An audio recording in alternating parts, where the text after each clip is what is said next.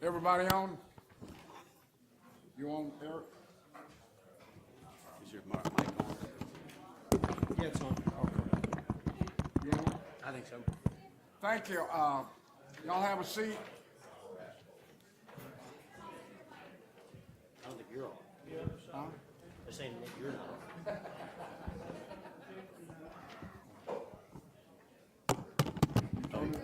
I think you're on.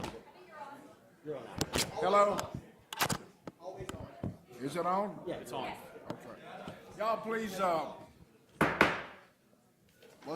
we got a lot of people today, and we don't have a lot of places for you to sit. I apologize. I don't know. What's the deal, Brandon? Commissioner, at the beginning of the year, there's a schedule, and when we scheduled this date, the room next to us is not our room. It's usually available every month, but there's something scheduled in that room as well, so that's why we've got the short room today. Well, I apologize for that. You probably don't have a business to the end of the agenda, so some of you will be leaving and people can sit down, but I do apologize. See if we can ever keep that from happening again. This is embarrassing that we spend billions of dollars on a building over here and there's no place for people to sit. Build our own building. Trying to do We're going to start off with a prayer and then a pledge. Mr. Lewis will say the prayer, and Mr. Green will say the pledge.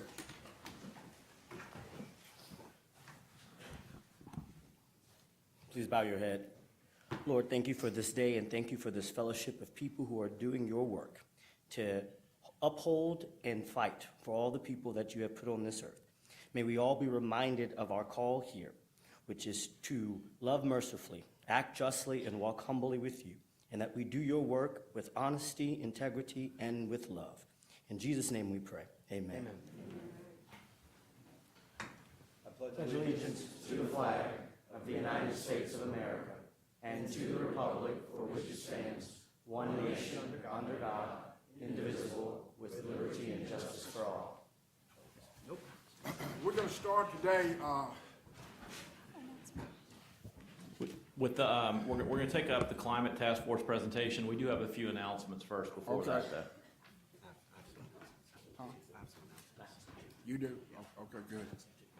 So, a staff announcement, if you notice that table over there, there's someone who's not sitting at it, and that's Arnold Chevier. He kind of surprisingly, since the last meeting, let us know he was going to retire after 47 years with the commission. So Arnold may be watching. I've seen him 5 times already since he's retired, so I'm sure we'll see him around. But we want to congratulate Arnold on his years of service, and we gave him a little plaque and commemorated his years with us. Wealth of knowledge. He's passed some of it on to some of us, but we know where to find him and know where to find it if we need it. So wanted to congratulate Arnold. And also want to pass on condolences to Jim Nickel, who most of us know, and the passing of his wife, Susan. I believe that was last month, earlier this month. Keep his family in your thoughts and prayers. And staff does have one other announcement. Ms. Evans. Good morning, commissioners. Not sure how many of y'all know this, but the entire legal division has one administrative assistant, Ms. Kim O'Brien. She's in charge of keeping all 7 of us in line, and when I'm telling you we all have different personalities, it's quite a feat. So the reason I'm bringing this up today is because it is her 30th birthday, and honestly, she deserves all the recognition in the world. So a big happy birthday, a big thank you.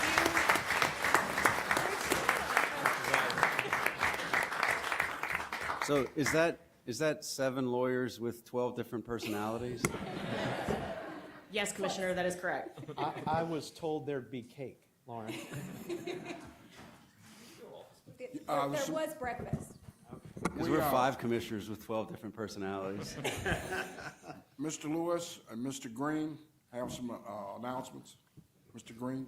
Yeah, I'd like to, many of you know David Zito, my chief of staff. He's had a new son, Bennett, so congratulations. What's his name? Ben.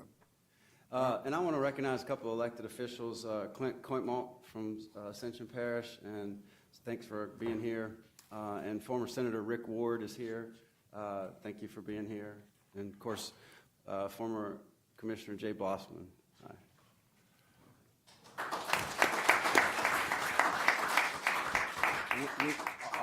Don Burkett's supposed to be here. Is he here? He's the district attorney in Sabine Parish, up there where we live. He's here today. Thank you for coming. He's with his wife. Listen, I'm troubled about something, and I'm talking to Cleco, Swepco, and Entergy. The price of natural gas is down, down, down, down, down.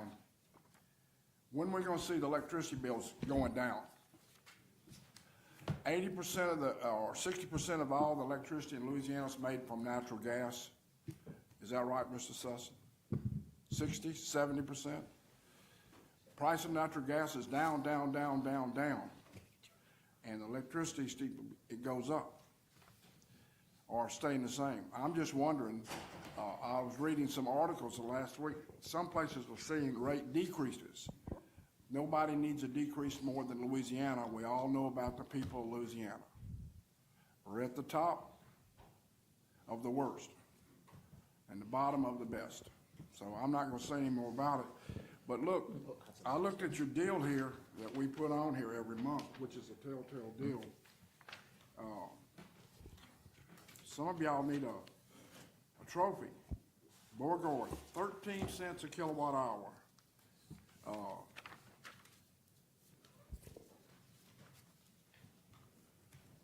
Hold on. Cleco, 13 cents. Point Capee, 13 cents. Jeff Davis, 13 cents.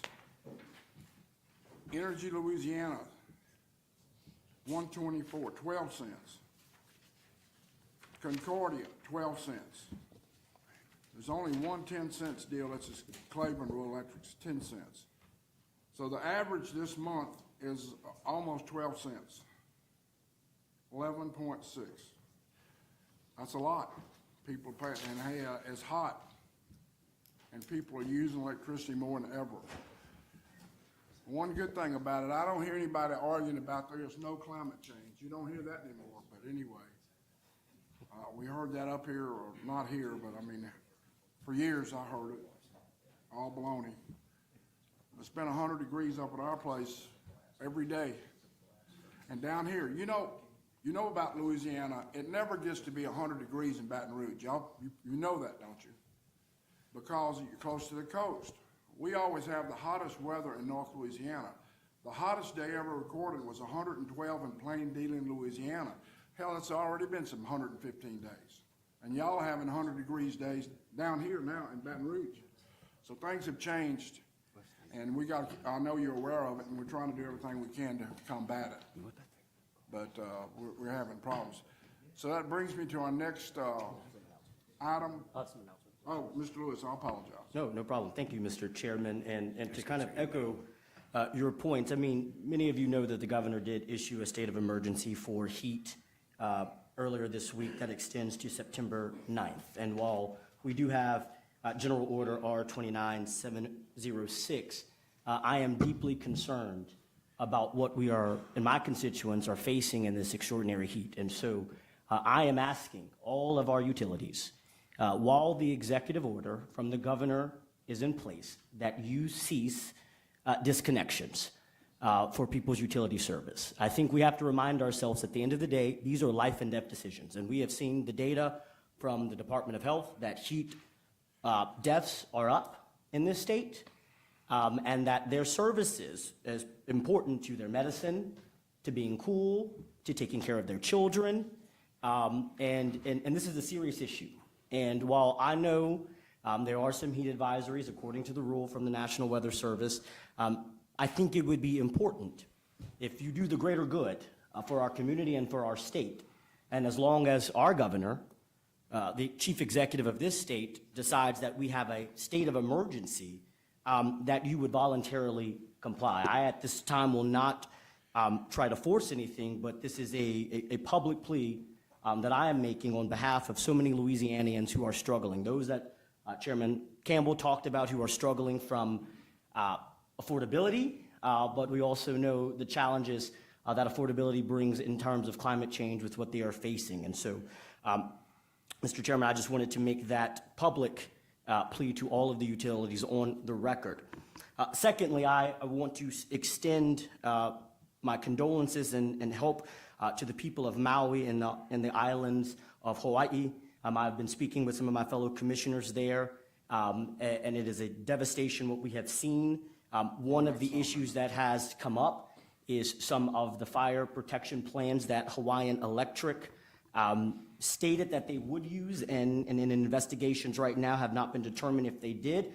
So another thing that I would like all of our utilities to do is please make sure that you have sufficient fire rules, as we have seen that there are some burn advisories that Commissioner Strain and the governor has issued.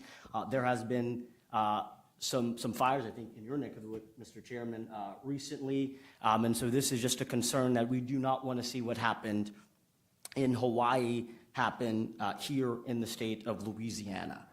And lastly, Mr. Chairman, this has been I think my 8th month here now on the job, and I am pleased that I have been able to work with everyone in a very much deliberative process and in a fair way where we communicate openly and honestly. I know there were some comments that were reported in the press that some of us may be socialist or communist, or another one of us is a populace, anathema. I just want to state on the record that I'm not going to go in any private rooms and talk about my colleagues and not say it directly to them. I don't believe in throwing a stone and hiding my hand. And so I would commit for the next 5.5 years that I'm on this commission that I will always bring any comments I have about my colleagues here in a professional manner. And I look forward to continue working with everyone. Thank you, Mr. Chairman. Mr. Lewis, I'm glad they call you a communist and a socialist because that's what they've been calling me for all my life. So I'm Glad to take the I'm title glad to from have a you. little company. I've been called a populist, which I am, since 1976 when I got elected. Communist, socialist, everything else, you know. But I'm in business and I like to make money. I made just a little bit, and I'm not either, but it doesn't matter what they call you. Just do the job for the people and let the hide go with the hair. Come on up, Mr. Robinson, and you're next. Bill Robinson is representing the governor's task force with another gentleman. We all know Bill. Bill worked for me for 20 years, and he's a fine guy, and he knows a lot about the environment, and he's been a spokesman. Good morning, and nice seeing you too. Yeah, so this is Exhibit 15, is the discussion, is the presentation regarding the Louisiana Climate Action Plan for members of the Governor's Climate Initiatives Task Force. And I ask just if each of you guys will state your name for the record before speaking. And then sign that roster up there too, so make sure we got the spelling right for the record. They got cards, okay, never mind, you don't have to sign the roster then. Can you hear me now? This thing. We got Thank you, Mr. Chairman, Ms. Burkett, thank you for coming too. They're from. members of the commission. Very nice to be back. Seen a lot of familiar faces, and everyone's been very welcoming, and I appreciate that. Bill, introduce yourself, please. I'm sorry. Bill Robertson from Shreveport, 214 Leo, 71105. That's how we do it in Shreveport, I'm sorry. I'm glad you answered, because look, we missed Bill on the calls, because Bill would always say, this is Bill from Shreveport, so I'm so glad you said that, Bill. You brought us There you back. go. There may be a couple others up there. Yes, sir. Next to me is Dr. Virginia Burkett. She's going to talk about the science of climate. And Harry Borhoff on the far right is from the governor's office, and he'll pick up whatever we don't. And I know you're under a lot of time pressure today, so we're going to respect that and do our best. Mr. Campbell, I want to thank you for nominating me to the Climate Task Force. It's been a very rewarding experience for me, and I want to thank Governor Edwards for accepting that nomination. Learned a lot about our state and its economy. And I think the people of the state can be very proud that we wrote this plan. We're one of 33 states and about 600 local governments that have written climate plans. And the numbers are growing there as well. As also our 3 electric companies have climate plans, and their goals are identical to ours. And the goal set by the governor is to come to a net zero position on carbon emissions by the year 2050. That's the plan, that's the goal, and the plan was written accordingly. So we have 23 members on the task force. We met for 15 months, and we're still meeting, and we had 49 public meetings. So we believe the process was very open and transparent, and we took comments from all sectors. I want to thank Brandon Fry and the rest of the PSC staff for the help that they provided. And I want to recognize a number of people that you will probably recognize as well from this community of folks from here and there who helped us write this plan. Some of them are past, some of them are present. Jonathan Berg with Entergy, Jeff Arnold with the co-ops, Logan Atkinson Burke with the Alliance for Affordable Energy, Brian Bond with Swepco, David Gary, Mid-Continent Independent System Operator, which I'll call MISO, Catherine King with Keen Miller, Robbie Laborde with Cleco, and Simon Mann with the Southern Renewable Energy Association. As I said, the goal is net zero in carbon emissions by 2050. That tracks the Paris Agreement, the federal government's goal, and the goals of 25 other states, and many private companies, Entergy, Cleco, and Swepco among them. They all have that goal. Our state's unique in this regard. Most states are targeting their electric companies for reducing carbon. In Louisiana, the burden is primarily on the heavy industry sector. We did the analysis of carbon emissions at the very outset of our process, and we uncovered the fact that 66% of overall state greenhouse gas emissions come from heavy industry. And that industry, sadly, is considered the most difficult to decarbonize. So that shows you the task at hand. The utilities, by the way, are at 13% of carbon emissions in Louisiana. So they don't have nearly as big a bullseye on them as does heavy industry. This commission, you'll be happy to know, is featured very prominently in the climate plan. As a matter of fact, more so than the legislature, more so than even the governor himself and his office. We're second only in terms of state agencies and their role in climate reduction to DEQ and the Department of Natural Resources.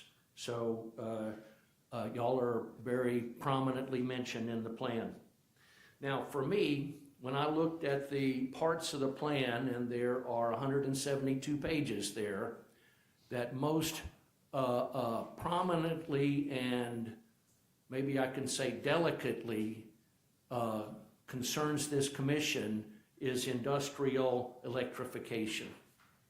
That is to replace the processes at heavy industry that now burn fossil fuels with electricity. And that's going to be a tall task, but we believe it's essential to meeting these goals. There are a couple of ways we think the commission can help there. Number one, promote more renewable generation. Number two, electrify processes that are easily switched, such as compressors, pumps, and low temperature boilers.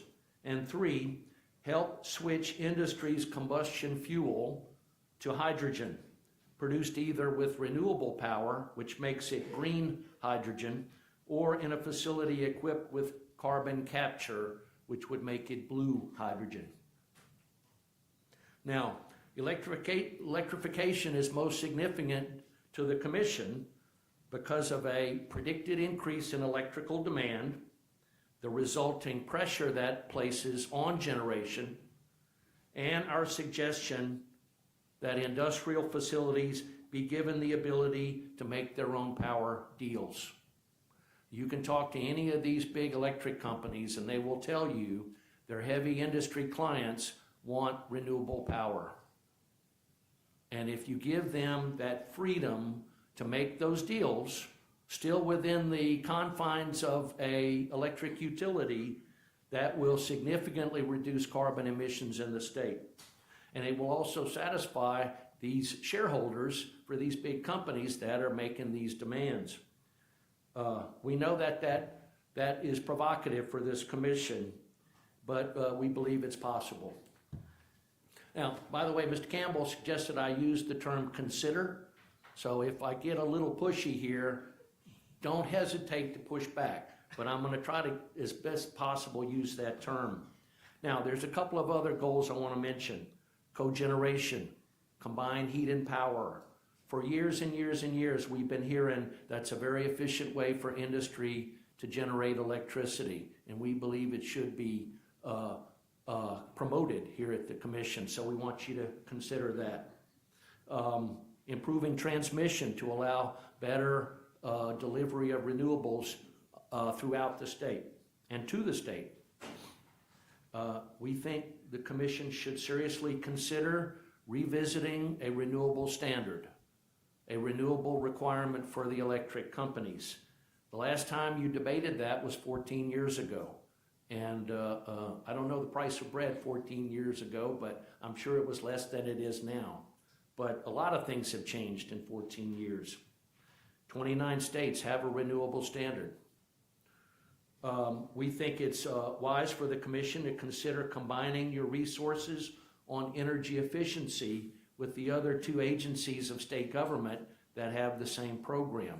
That would be the Louisiana Housing Corporation, which administers the Low-Income Home Energy Assistance Program, known as LIHEAP, and the Department of Natural Resources. There's got to be some efficiencies there with one effort for Louisiana consumers. We think it's wise for the commission to reconsider net metering. We know that's a hot topic for the electric companies, but we think a middle ground can be met there between full retail value for the solar power and the avoided cost which you generate today when you have a rooftop solar system. And by the way, rooftop solar helps with resiliency, and resiliency in our state is really necessary. My personal contribution to the climate plan was something that came from my background as a newspaper man, and that is giving the electric companies a ranking for their carbon emissions, like a letter ranking, like A, B, C, D, F. I think that's something the state needs to do. I made a really concerted effort at the last minute to do an analysis of the generation profiles of the three big investor-owned utilities. And I was checking with the representatives this morning, and some of my comparisons are apples to oranges, so I got to be very careful there. But let me just summarize. All three of these companies are planning significant increases in renewable power. You've seen the dockets, you've seen the cases before you. It's coming. The energy transition is underway, and I think that's a great thing for our state. Many years ago, when Mr. Campbell studied offshore wind at this agency, we were told that Louisiana could either be an oil and gas state or it can be an energy state, and I think it's clear which way we want to go there. So, that completes my remarks. I think at the end of our presentation, we'll be happy to take your questions, but I want to introduce today Virginia Burkett. You might recognize her as the former Secretary of Wildlife and Fisheries here in Baton Rouge, but her primary day job is Chief Scientist for Climate and Land Use Change at the U.S. Geological Survey. She co-chairs the Climate Task Force Science Advisory Committee. She's lead author of 3 U.S. National Climate Assessments and 4 assessment reports for the Intergovernmental Panel on Climate Change, what's called the IPCC. That's the gold standard for climate reports worldwide. She will discuss the science of climate change and its implications primarily for the energy sector of Louisiana, and I believe she has some slides.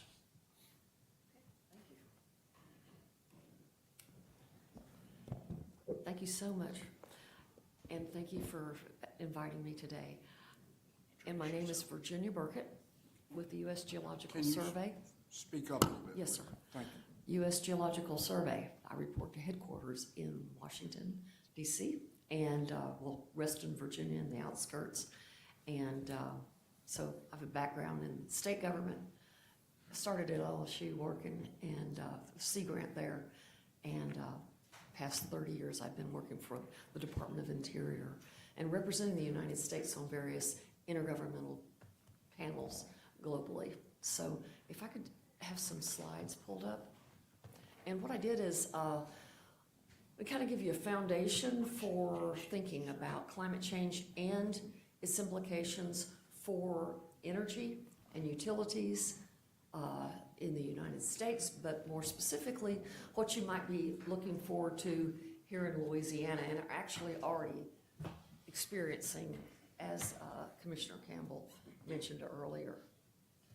So just to outline pretty quickly the unequivocal influence of human activity on the Earth's climate and the atmosphere. And this panel on the left with the blue shading, the blue shading is the reconstructed climate of of the planet for the past 2,000 years. And we use tree rings, we use sediments, we use ice cores to reconstruct with high accuracy what the temperature was over the 2,000 years. And then if you look at the black line, that's the actual observed temperature change globally using instrumental records.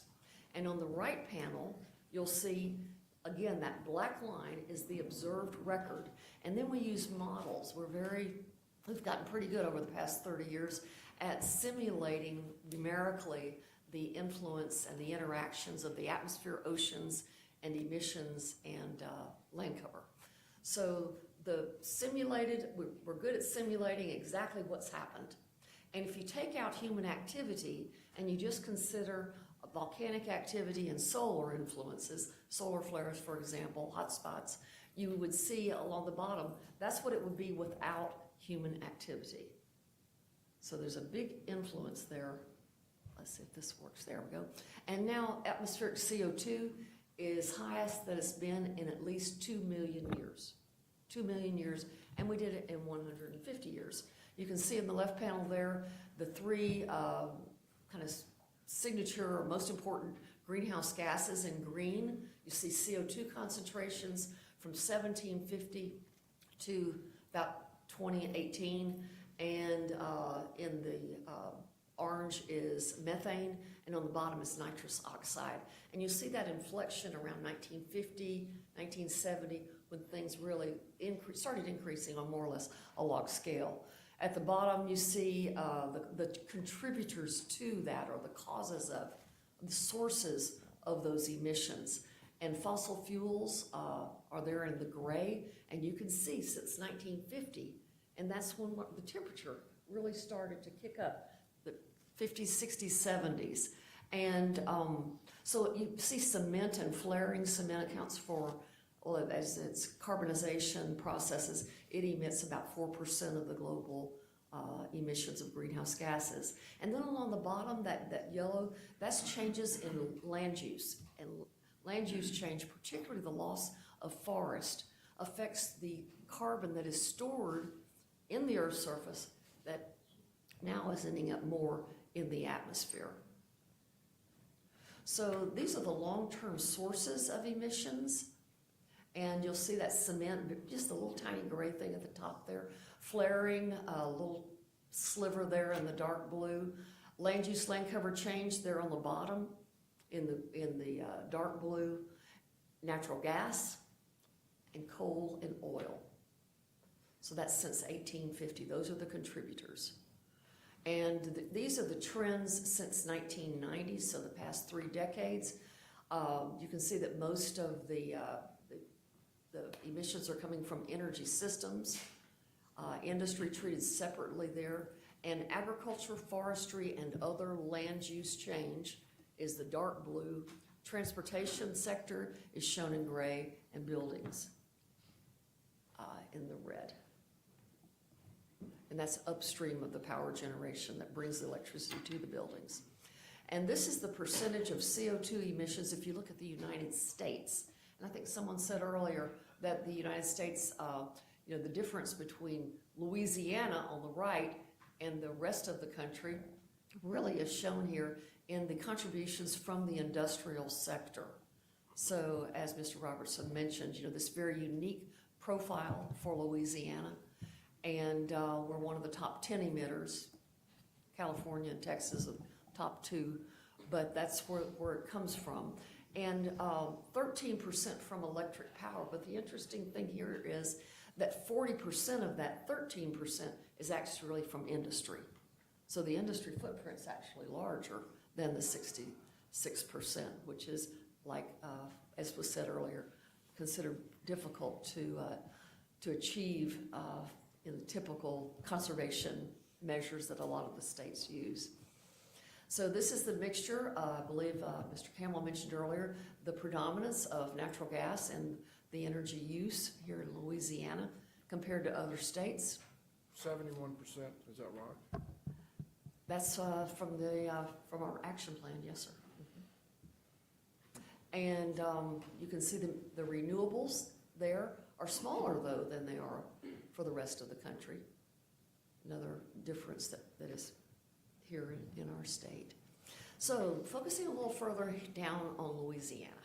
Okay, so there's a U.S. Global Change Research Program that includes NASA, NOAA, NSF, USGS, a lot of agencies, and I chaired that for many years. And so we found that most people don't want to know about the national average. They want to know about their backyard. They want to know about their state. So we started producing these state summaries.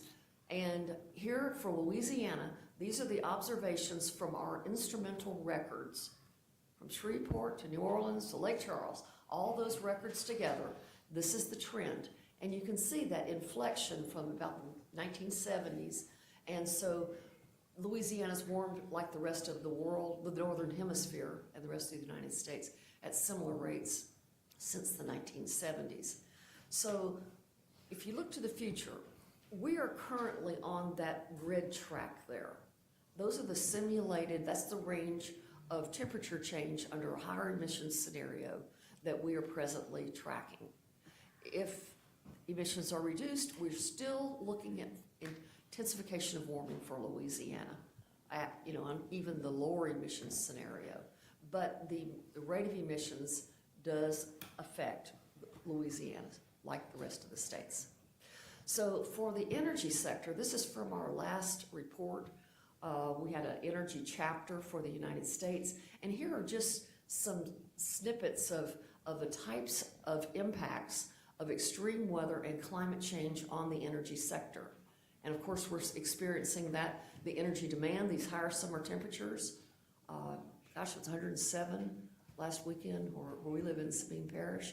Higher winter temperatures, changing the heating demands in the winter. The electric grid, the effects of wind, ice storms, wildfires, and so forth. The grid, the stress on the grid, and you were saying yesterday about the stress on the lines themselves, just from the increase in temperature. We saw 107 last weekend. Imagine you walk outside, it's 114. The mean is 112 for the future under that scenario. The extremes are even higher, okay? So that was the average that I showed you in that graphic. So effects on hydropower. For Toledo Bend, for example, the evaporation and the runoff that goes, we have more rainfall, but the timing of the rainfall is further apart. So it's not as efficient as in maintaining soil moisture and stream flow. So the effects on our surface water are evident. And I won't go through all these. You'll have these with you, and we'll leave this with the commission. But all of these different aspects, the refineries, y'all recall down in Plaquemines Parish after Hurricane Katrina, the refineries and the impacts on the tank batteries and so forth, and how long it took to get back up. Oil, gas, and coal, extreme weather affecting all of those. So here in Louisiana, just some graphic images. Remember Hurricane Ivan, INSCO platform. A friend of ours from Sabine Parish worked on that platform. Hurricane Lily, that BP platform off the Louisiana coast. I wrote a paper years ago about the effects on the offshore oil and gas industry in a journal called Energy Policy. And these are just some things that we anticipated happening. Hydropower at Toledo Bend. And this week, on Monday, a power line went down and ignited a fire that we have a tinderbox there. We were in a drought, and we've had maybe 1 inch of rain in our place since May. So it went up quick. 10 houses were destroyed. Fortunately, no one died, but that was from our Sabine Parish Police Department just 2 days ago. So these are just some graphic examples that illustrate all those possible outcomes and how they can and are affecting Louisiana. The projected change on our workforce in the summertime. This is from our last NCA, National Climate Assessment. Using that RCP 8.5, that's the higher red trajectory for the temperature, and the change in the loss in hours worked by 2090 in percent. The key messages from our energy chapter shown here, we're already being affected by extreme weather events, more frequent, longer power outages, critical infrastructure failures, and fuel availability and demand imbalances. Number two, changes in technologies are affecting the vulnerabilities. And like Mr. Robertson said earlier, this emphasis on resilience is truly important. And number three, actions are being taken to enhance energy security, reliability, and resilience with a lot of variability across the states.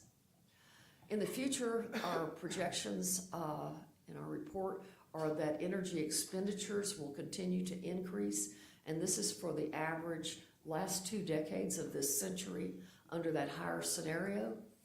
And this basically, everything in black outline, like Louisiana parishes, the models agreed 95% or better at the sign and the rate of change and the increase in the cost of energy. But we are not helpless. This is my last slide. Solutions are being deployed to enhance resilience, and in the right there are just some examples. And from Louisiana, you're familiar with these. You know, other states may not have had the experiences that we've had, but everything from storm readiness, modernization, drought protection, all of those are something that should be considered if your intent is to offset impacts on the utilities and our citizens and our energy sector in general. So I think that's my last slide. Thank you. Thank you. Well, let me ask a question, and I heard this, I don't know, and I'm not jumping on anybody, but I'm just for the fact, because we all live in Louisiana. Is it true or is it not true that climate change affects Louisiana, Texas, and Florida, these southern coastal, more than any other states? Is that true or not? For the Gulf Coast, Yeah. northern Gulf of Mexico coastline Yeah. is particularly vulnerable because of the elevation and the sinking that's present in coastal Louisiana, the subsidence Yeah. of the land surface. They have that in East Texas as well. But in terms of hot spots of vulnerability, you know, I can think of two. I think of the Alaska shoreline with the decline in permafrost, and the sediments are bound by ice. It's kind of like in Louisiana, sinking, calving into the ocean. Okay. And the other hot spots of vulnerability to me is coastal Louisiana. Absolutely. Thank you. Yes, sir. Good morning, Chairman Campbell, fellow commissioners. Harry Gorhoff, Deputy Director of Coastal Activities in the Governor's Office, and have had the privilege of serving as the chair of the Governor's Climate Initiatives Task Force for approaching 3 years now. And so I'm going to provide a quick update on an overview of the action plan, how we got there, how it was created, and then kind of the look forward, because there is a lot of opportunity in terms of implementation. There's some overlap with my presentation and Dr. Burkett's and Mr. Robertson, so I'll kind of breeze through some of these slides in the interest of time. But I'll start here and kind of picking up where Dr. Burkett left off of why does Louisiana need to address climate change. We just discussed how Louisiana is particularly vulnerable to climate change. Here are some examples. The climate science is saying that storms are becoming more intense. And so we had a record in 2020 with 6 named storms to hit Louisiana, with Hurricane Laura being the strongest to hit Louisiana, tied for the strongest in recorded history, only to be followed the following year by Hurricane Ida, which tied Hurricane Laura for strongest hurricane to hit Louisiana. And important to this commission, more than 1 million homes were without power for a prolonged period of time. This is a map showing outages, and the darker the red, dark red is 100% outage in that area, and you can see huge swath. I mean, all of western Louisiana for Hurricane Laura, all up to North Louisiana, all straight through the northern part of the state, and then Hurricane Ida, particularly concentrated in southwest Louisiana. But just to demonstrate that and show that the impacts of climate change with more intense storm events leads to less reliability and impacts reliability and resilience, which is certainly the jurisdiction of the Public Service Commission. We also, if you live in South Louisiana, you know we have a coastal land loss crisis. And this map shows, this is from our 2023 Coastal Master Plan, and it shows in blue the coastal land loss expected over 50 years under the low projection scenario. So if we do our best to curb greenhouse gas emissions and minimize sea level rise, this is what it looks like. We still have coastal land loss. We have some land gain, but that's spending $50 billion over the next 50 years through our Coastal Protection and Restoration Authority, and we still have land loss. This is what the high scenario looks like. So low scenario, high scenario. So addressing the root cause of climate change and reducing greenhouse gas emissions, minimizing sea level rise, minimizing the intensity of storm events has a direct impact on our coastal protection and restoration efforts, which is in part why this effort, the Governor's Climate Initiative Task Force, was led out of the Governor's Coastal Office. And so I'll disclaim that I'm not an energy regulation expert. There's an army of people behind me and yourselves that are the experts. But through this task force process, it was a stakeholder engagement process. And we listened and we spoke with the experts, some of who are in this room, to put forward ideas and try to coalesce around consensus approaches.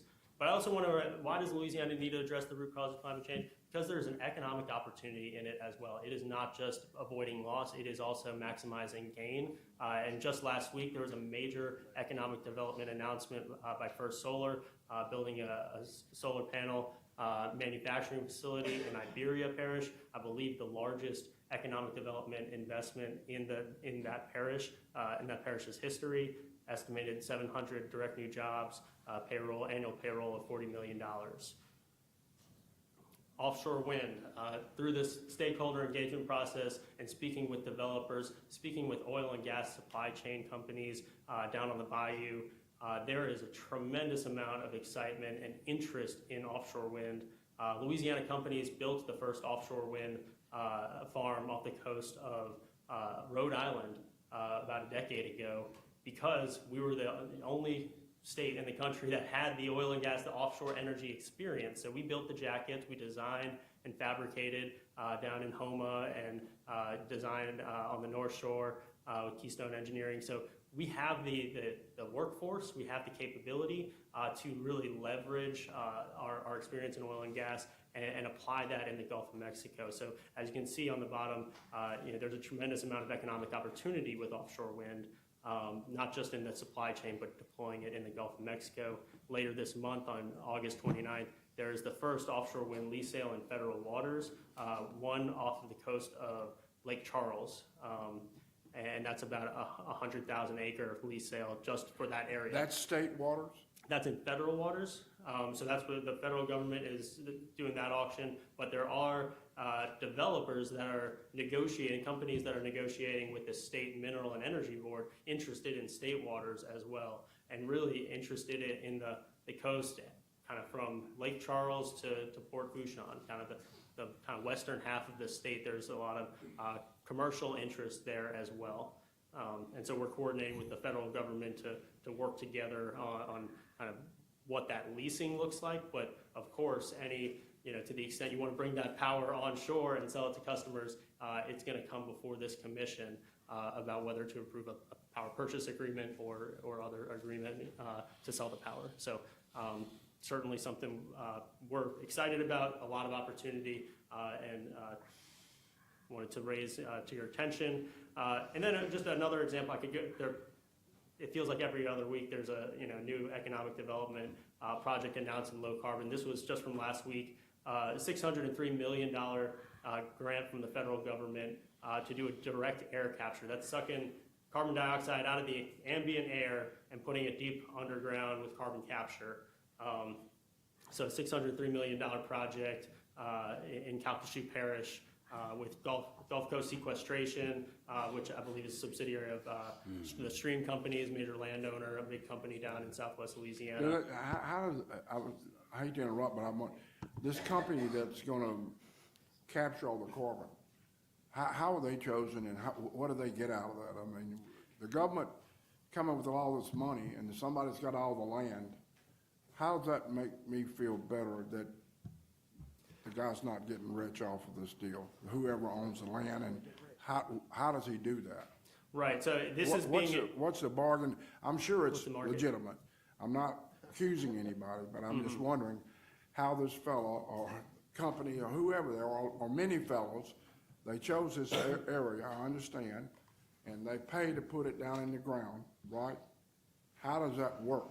So there are two major federal laws, the Bipartisan Infrastructure Law and the Inflation Reduction Act, that are directing a tremendous amount of money, billions of dollars, to decarbonize the nation. And so this is a $603 million Department of Energy grant To build the facility and operate it. And then on there's- whose property is it? So I believe it is on private property. So they built $600 million on private property. That is the plan. Okay. And then there are tax credits, new tax credits to basically, to help finance operations and the project as well. Does where you build the plant, is that the same place they're gonna capture the carbon? I believe so, and I think that's one of the kind of differences between direct air capture, where you can kind of site potentially right over the wellhead where you're going to inject the carbon, as opposed to the industrial carbon capture, where you attach the carbon capture Would you do me a favor? I'm just wondering, I don't care who it is. If somebody's got the land, the government builds a $600 million facility. And then they pour all this carbon in the hole that they built. And they pay to do that. How does that work? I mean, it's grant money, so that's, it's trying to get this. No, I'm asking for the taxpayers. How does that work for everybody? You got a big place to spend $600 million, you said? 600 million, right, To from build federal it. government. To build it. And then they put billions of dollars worth of carbon in it, right? Pay to put it in. Correct. We build it, we pay to put it in on somebody's land. Correct. Is that right? That's right. Somebody wanted to, do the project on their land. Yeah, well, somebody help me out with that a little bit. Can you, All right. tell me how that works? And how it finances? Just first blush, it doesn't look good to me. Gotcha. I mean, somebody's getting very, very wealthy after they built the facility. I understand, and I'm all for carbon capture and all that. I don't want to stop it. But somebody builds a big facility on your property. And then they give you all the carbon capture, and you get paid 2 times on private property. How does, help me with that. It's a demonstration project. It is trying to do research, development, and deployment. As you can see here, this project would capture 1 million tons of CO2. That's 250 times bigger than any other direct air capture project that's in operation right now. I'm for it, but Right. I want to know about who's getting all the money for the procedure. That's all I want to know. I think a lot of that 600 million is going into the technology and developing the technology, because Well, it's, then when you put it in there, they pay to put it in there, right? they are, I believe, are going to be able to avail themselves of some tax credits as well. Yeah, no, I'm talking about whoever owns the land gets the money Right. when they put the carbon in his land. Right. Well, I'd like to know about that. I'm all for it. I think And that's it's a great similar idea to- to make sure that taxpayers are protected. Yep. Because that's lots and lots of money, and, if you build, if you build something, the government builds something. And then they build it on your land. And then you get lots of money to put the carbon on your land that the government built the facilities. I'm wondering about that. Yeah, and I think I have not seen their balance sheet or the budget proposal, but I think Do me a it's, favor, find out about that. And I can let me know report how that back. works. Yes. I just wanna, I'm sure it's fine. Yeah. I'd just like to know how that works. and I believe it is the capital investment is the 600, and then the tax credit is going to help pay for operations. And I mainly raised it because they expressed interest in procuring clean power to run the project to help, an example of many of the, there are many carbon capture projects that are being announced, many, solar projects as well. But this is all kind of leading to the impetus of the governor signing an executive order in 2020 to proactively reduce greenhouse gas emissions. He identified these targets as Mr. Robertson noted. Net zero is a goal not only by of the governors of the Paris Climate Accords, but also of 3 of the investor-owned utilities. This is from their websites. They all have net zero commitments, aspirations, goals, or even better for Swepco. Created a task force through this executive order, 2 primary goals of updating the greenhouse gas inventory for the state, and then putting together a climate action plan, which includes kind of steps, policies, projects to get to net zero by 2050. Breeze over this relatively quickly, but we took a big tent approach in terms of getting input. So we have, on the left, you have state government, including representation from the PSC. You had Louisiana Mid-Continent Oil and Gas Association, Chemical Association, Entergy at the table, Dr. Burkett on behalf of USGS, academics, and then you had community groups and advocates as well. And we were supported by a lot of experts, over 150 experts, and as Mr. Robertson mentioned, a lot of some of the folks that are in this room have come before this commission relative to power production, distribution, and use. 49 public meetings in 15 months. It's a lot of meetings, a lot of discussion, a lot of input went into this plan. And I'll skip over this. It was important for data-informed decisions, or for the plan to be informed by data. And it won't go over this too much, but I did want to highlight that our power production emissions have actually gone down significantly over the last decade. That's in part from building new, very efficient natural gas turbines. This I don't believe actually includes the decommissioning of Dolly Hills, which is a big coal plant. So the power sector is in one area where we're leading the way in many ways, but have a long way to go as well. Here we rank top 10 in terms of power generation emissions per megawatt hour. So very efficient natural gas turbines compared to the rest of the country. Here's that comparison of fuel mix from 2019.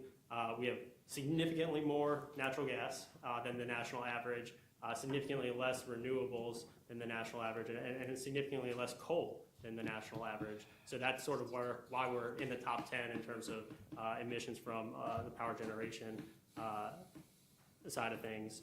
But it demonstrates there's a lot of solar coming online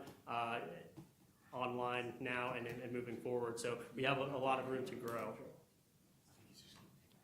And Dr. Burkett mentioned these, so I'll just kind of slide through and kind of get into the plan and what's in the plan. So the upshot is that net zero is attainable by 2050 if we're aggressive and we take an all of the above approach. And that includes carbon capture, that includes solar, wind. Really, we need everything if we're going to get there.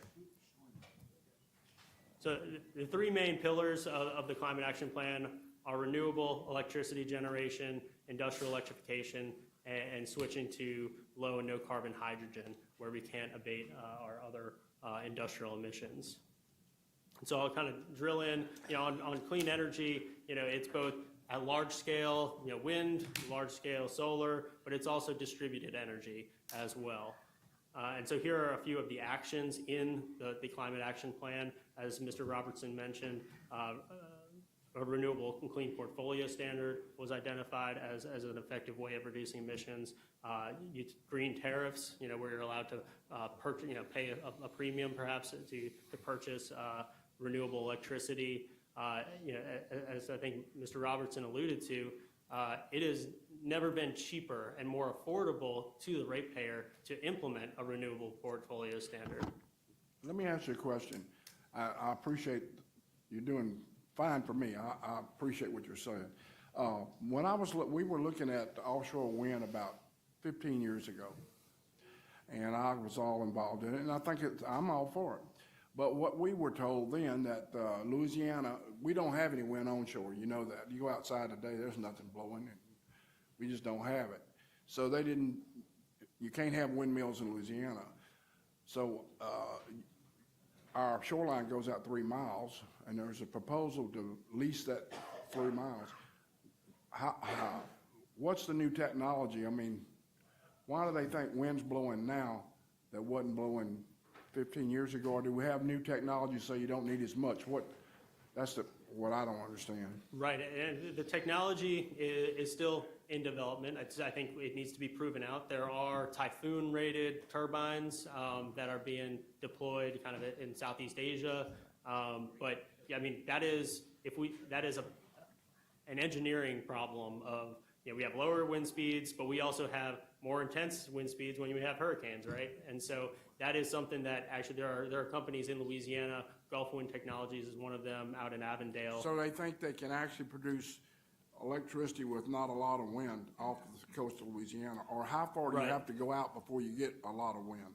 Well, I'm not the technical expert, but it seems to me that these offshore wind developers are wasting a lot of their time if they're coming to meet and talk about their interest in offshore wind if they don't think they could actually do it. So I'm anticipating that they're serious when they come to meet and discuss their interests. Well, I'm glad to hear that, because that was always a stumbling block, was that we don't have the wind.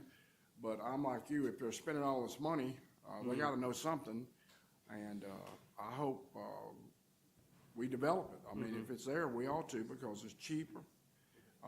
You don't have to pay for any natural gas. It's free if it blows. Right. But And offshore wind can complement solar. Typically, the wind picks up at night, which is when the sun is down and the solar panels aren't operating. And so, the cost of offshore wind is, likely it's going to be more expensive than solar, but there's greater opportunity to bring those costs down as supply chains firm up.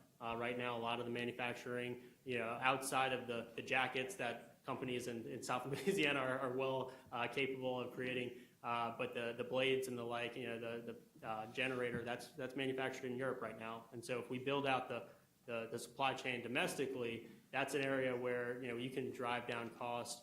The UK, which is a world leader in offshore wind, 20 years ago they started out. It is now the lowest levelized cost of energy in the UK, and because you get those margins from scaling and just learning as you go, you can reduce cost, and there's a cost curve reduction there. I'm glad to hear that.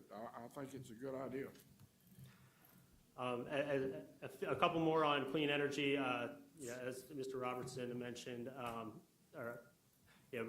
there's an action to improve electric generation resource planning and procurement to streamline retirement and replacement of energy resources. And this is really brought on by, these assets, these power generation assets have 30, 50-year lifespans if you maintain them well enough. And it came up in discussion at the task force level that it's important that we're thinking ahead, for to protect the ratepayer, that if that, for example, natural gas turbine is going to be operating 50 years into the future, there is a good likelihood, it's not a certainty, but there's a good likelihood that there is going to be federal regulation to require, that they capture their carbon, for example. So is that, carbon capture, for example, or switching to hydrogen as a fuel source to reduce, that plant's emissions being considered on the front end, so there are no hidden costs kind of later on for the ratepayer, and thinking about that as you're doing your resource planning.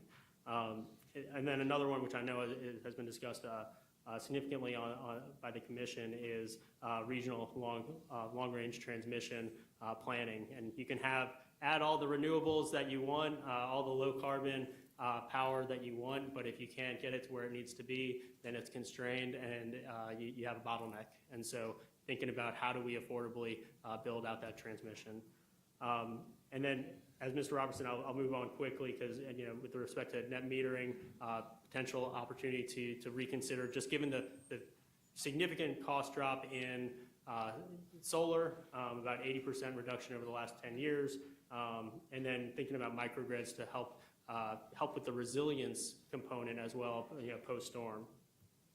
And then with respect to industrial decarbonization, electrification only gets you so far if you have clean or renewable power to power those electric turbines, to power those electric boilers. And so this is a very recent study just that starts to chart out at a facility level scale of what can be electrified. And this study found that 14 million metric tons of CO2 can be offset. That's approximately 49 million megawatt hours for scaling. And that study said, there's 40 million metric tons of CO2 from industrial facilities that the data wasn't clear enough. We need to do some further analysis. So that number could be significantly higher. Please. Point out that I think this is extremely important when you think about the people that I represent. I'm sorry. No. The people that I represent, when we look at this slide, where you see the biggest bubbles is my entire district. And this is why I think this plan is extremely important, and the action that we have to take about this plan is extremely important, and why part of the reason I ran is because this is very detrimental to the people in the river parishes, the people that I represent, and you can see the potential of how we can improve their lives and eliminate what we have known so much as Cancer Alley if we take very seriously a lot of these recommendations. So I couldn't let this slide go by without making comment about that, simply when I think about all the people that I represent, what industrial electrification actually means and the power that it has to their health and their prosperity. Right. That's a great point. And there's actually a new federal grant through the EPA that we're starting to work on to plan out what are opportunities to reduce greenhouse gas emissions, but also reduce co-pollutants at the same time. And that industrial corridor kind of in the river parishes is, seems to be kind of an ideal example of what I think the EPA is looking to fund. And they're looking to fund as soon as next year projects that are in the $200 to $500 million range. And so there's a lot of potential there for something like an industrial electrification project. So implementation, I mentioned already the bipartisan infrastructure law. $28 billion for clean energy transition, $68 billion for industrial decarbonization. So there are, and then that was followed on last year, I believe today or yesterday, Inflation Reduction Act was passed, which had significant, billions of dollars for clean energy manufacturing, for clean energy generation. Looking at that $125 billion from clean energy generation, here's a breakdown of what it looks like. It includes a greenhouse, a revolving loan fund, clean hydrogen hubs, nuclear credits, really all of the above approach to decarbonizing our energy and our heavy industry. And that is really the same approach that the task force has taken, is all of the above approach to technology. And then, as I mentioned, it feels like every week there's a new notice of funding, deadline for grant applications, and so it was critical last year that an interagency grid working group was stood up with the Governor's Office, the Division of Administration, Department of Natural Resources, Governor's Office of Homeland Security, and Louisiana Public Service Commission, and with the goal of coordinating, sharing best practices, discussing upcoming grant opportunities to make sure that Louisiana is competing for this federal money that is out there, that is flowing, and making sure that we're doing our best to make Louisiana as resilient as it can be, and reducing costs to the ratepayer at the same time. And so really want to give a shout out to Executive Secretary Fry and his staff for being very collegial, really coming with great ideas and cooperation. And so I think we're going to do right by the state of Louisiana. Some of those efforts that we've been discussing or intend to discuss and work on, there's a $40 million grant program over the next 5 years for grid resilience and modernization. We just put in a $500 million application for this HERO project, Louisiana Hubs for Energy Resilient Operations. Where's this money coming from? So this is all federal money. Most of it is through the Department of Energy, and that's through these two, the Inflation Reduction Act, which was passed a year ago by Congress, and then the Bipartisan Infrastructure, which was a little over that about 2 years ago. And so there is federal money out there, and How much money is coming from that Reduction Act? How much money is coming for this project? the Inflation Reduction Act, I mean, right here I have kind of the high level broken. I mean, these $65 billion for clean energy manufacturing, $125 billion for clean energy generation, $30 billion for energy cost reduction, so energy efficiency, tax credits and rebates. And that's nationally. And so, some of these are formula funds that the state's definitely gonna get. Some of these are, but a lot of it is Hey, look, competitive. I'm just amazed at how nobody supported it, and we're getting all this money, but we're gonna take all the money and nobody can support it. I got the picture. They give us all the money, but hey, don't ask us to vote for any of this stuff, because it's liberal, or it's budget busting. And here we are, we'll take it, we're just like we like a bird. Got their mouth wide open, we'll take all the worms. And that's it. Don't want to be Incredible. hungry. Well, no, we need it. We need it. But it didn't make any damn difference. Mm-hmm. But we'll take it. We will. Now it's passed. And Harry, some of these are competitive grants, correct? Correct. And so some of the action that either we are taking or not taking could deter Louisiana from benefiting. I mean, I think I'm particularly worried I know we are applying for solar for all, and I think sadly our net metering rules may make our application less desirable to the Department of Energy, because we have not incentivized enough people in Louisiana to benefit from solar panels. We took away the tax credit. And so I just wanted to emphasize that we have some of the work that we're talking about here at the commission deeply depends on Louisiana's success rate at receiving some of these federal funds. And I think that's very important for us to remember and think about as we are talking about a bunch of different issues. And I think a point that you really made that I appreciated is the fact that we have to take an all of the above approach. That we are hearing you all, sustainability experts, talk about the need for private investment. We are hearing industry say private investment, and that we don't need to kind of go into these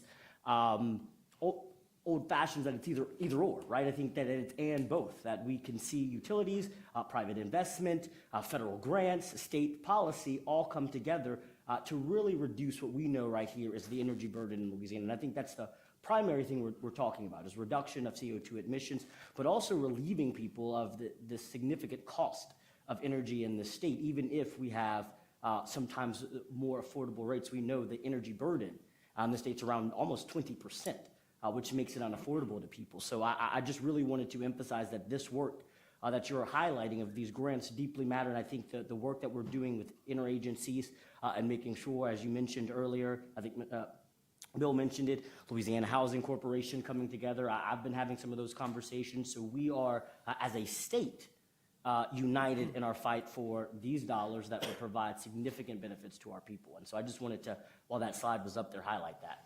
Thank you, Commissioner, 100%. Coming, and we need to move on. Okay. Hey, Bill, how you doing, man? Commissioner, Thank y'all for coming. Thank you. you need to turn your mic on, Commissioner, Okay.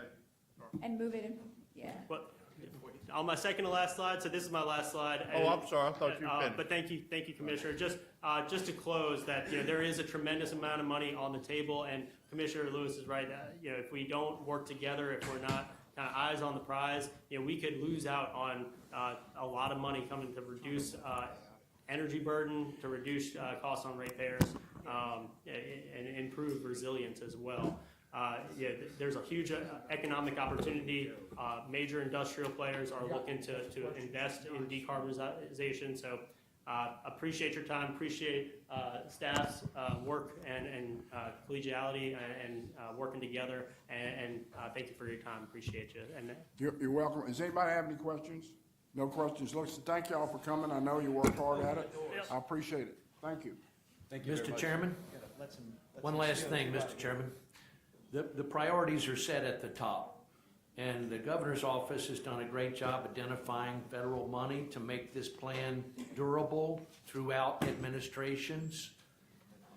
So we just simply ask you make it a priority for your agency. And thanks again for the time. See ya. Thank y'all very much. And the presentations, just like any, will be on the website available if anyone's interested in them.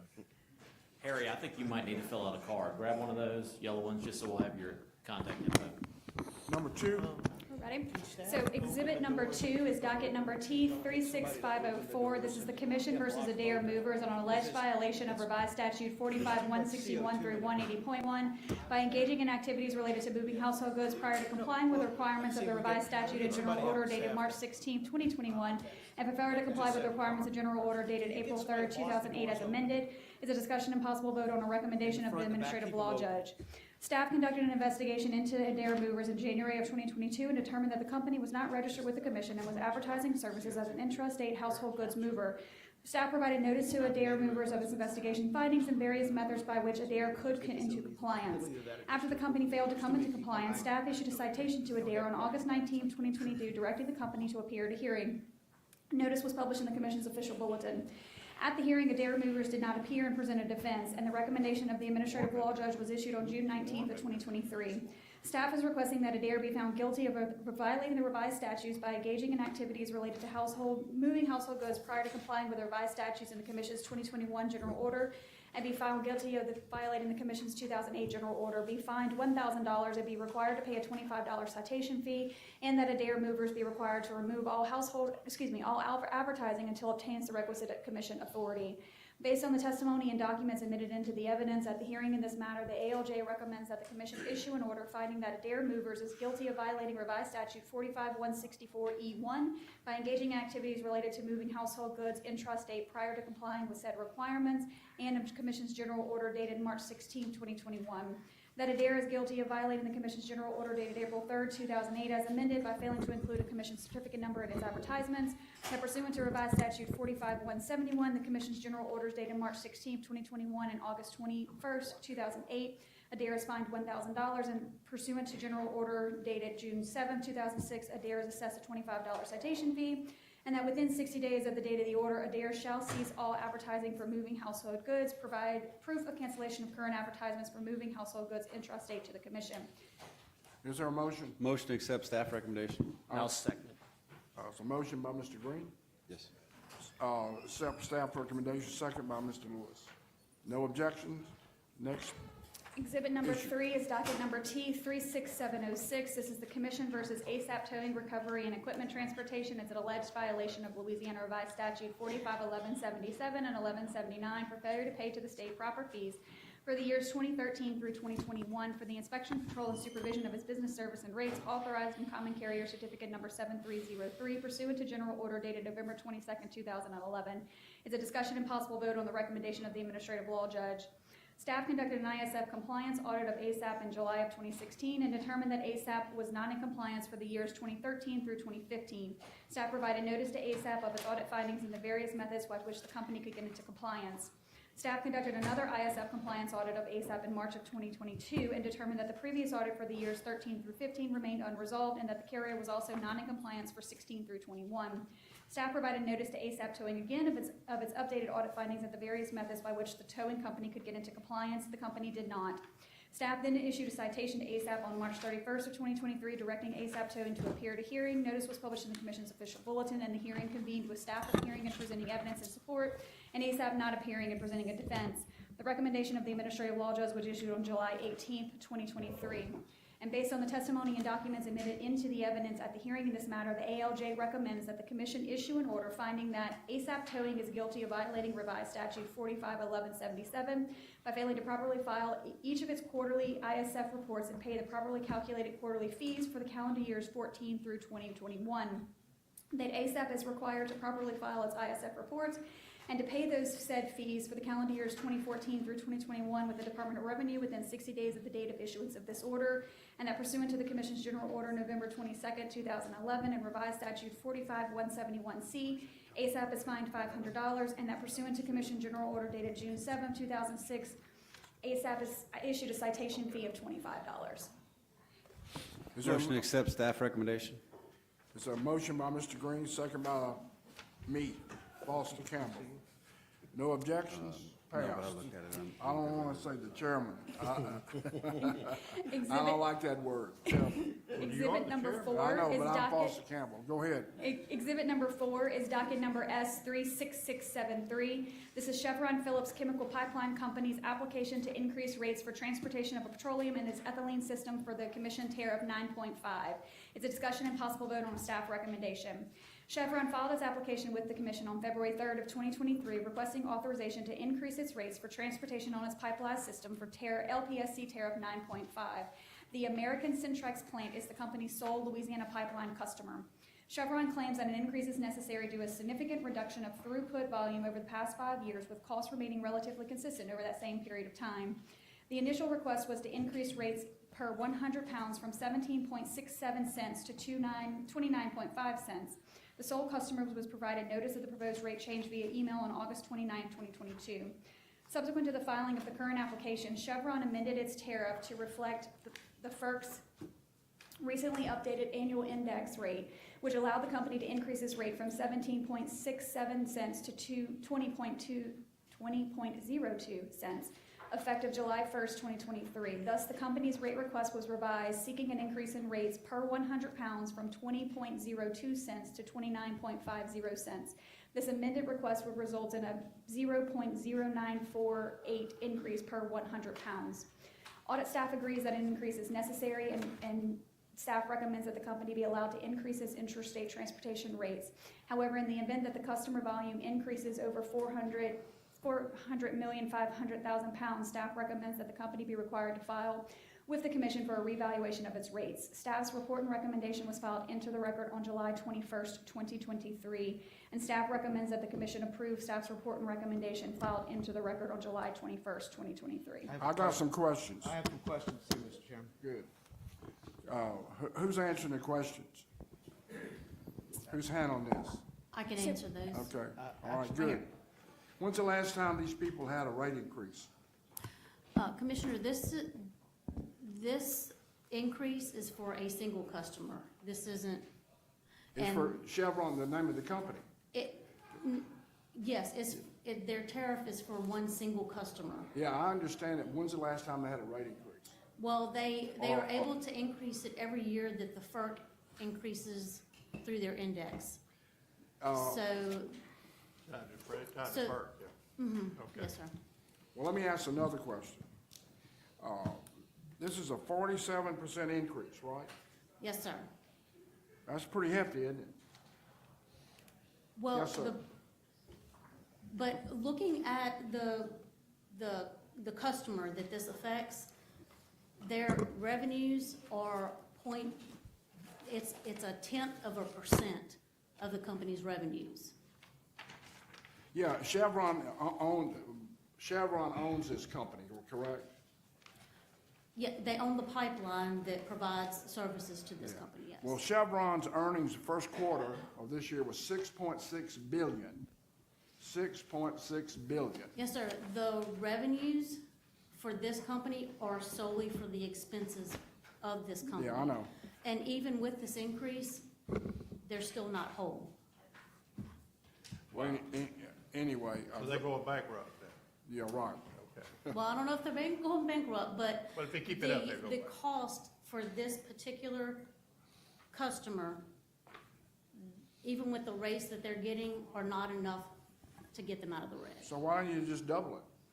Why Well, don't you they just give didn't them- ask for that. Oh, yeah. Well, I'm not surprised. Mr. Schemata, you Yeah, got your question? Is anybody here representing Chevron? I'm here. Yeah,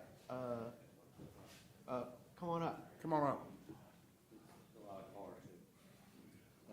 So this FERC is involved in this, which we're tracking with, FERC has a say in this also, right? Yes, Commissioner. All right. You know you love the oil companies, man. Don't make excuses. Just And come please on with it. introduce yourself for the record before, know and all look, come press the guy. Yeah, press the button. yeah. There you go. Yeah, good morning. This is Gary Garverick. I'm with Chevron Phillips Chemical. I'm a commercial manager for the Pipeline Terminal Group. Yeah, I just had one question. made requests for y'all to come see us and kept getting non-agreement responses on that. Kept wanting to get somebody to come in the office to explain sort of the elements of this and some other issues too, but really. Commissioner, I'm sorry, thank you. Sorry, not close enough? Not close Okay. enough. See, everybody else was telling me that they could pick up conversations from a distance. So it's like bird watching and catching calls. Yeah, and I got a general rule about not voting for people who don't come and talk to us about things, even on the phone. So I don't feel comfortable about voting on this one way or the other. My position on oil companies is I'm agnostic, but my position on not having a discussion about this in detail is not. So I'm not going to vote for it until, I'm okay to move this off a month and have a real discussion about it, but I'm not going to vote for it because you didn't come and talk to us. And I'm not treating you any different than I haven't treated other people in this room who have picked up on the rules of, this commissioner, and I hope other commissioners that get the value of, personal interaction on discussing these things in person, because, having complicated issues like this come up and just kind of flop on the desk just doesn't work for me. So I'm just going to vote. I'll abstain or vote no if they go to a vote, or I'm okay to move this off until we have better discussions about it. I'll second moving it off, postponing a month. Yeah, I'm okay to postpone this a month.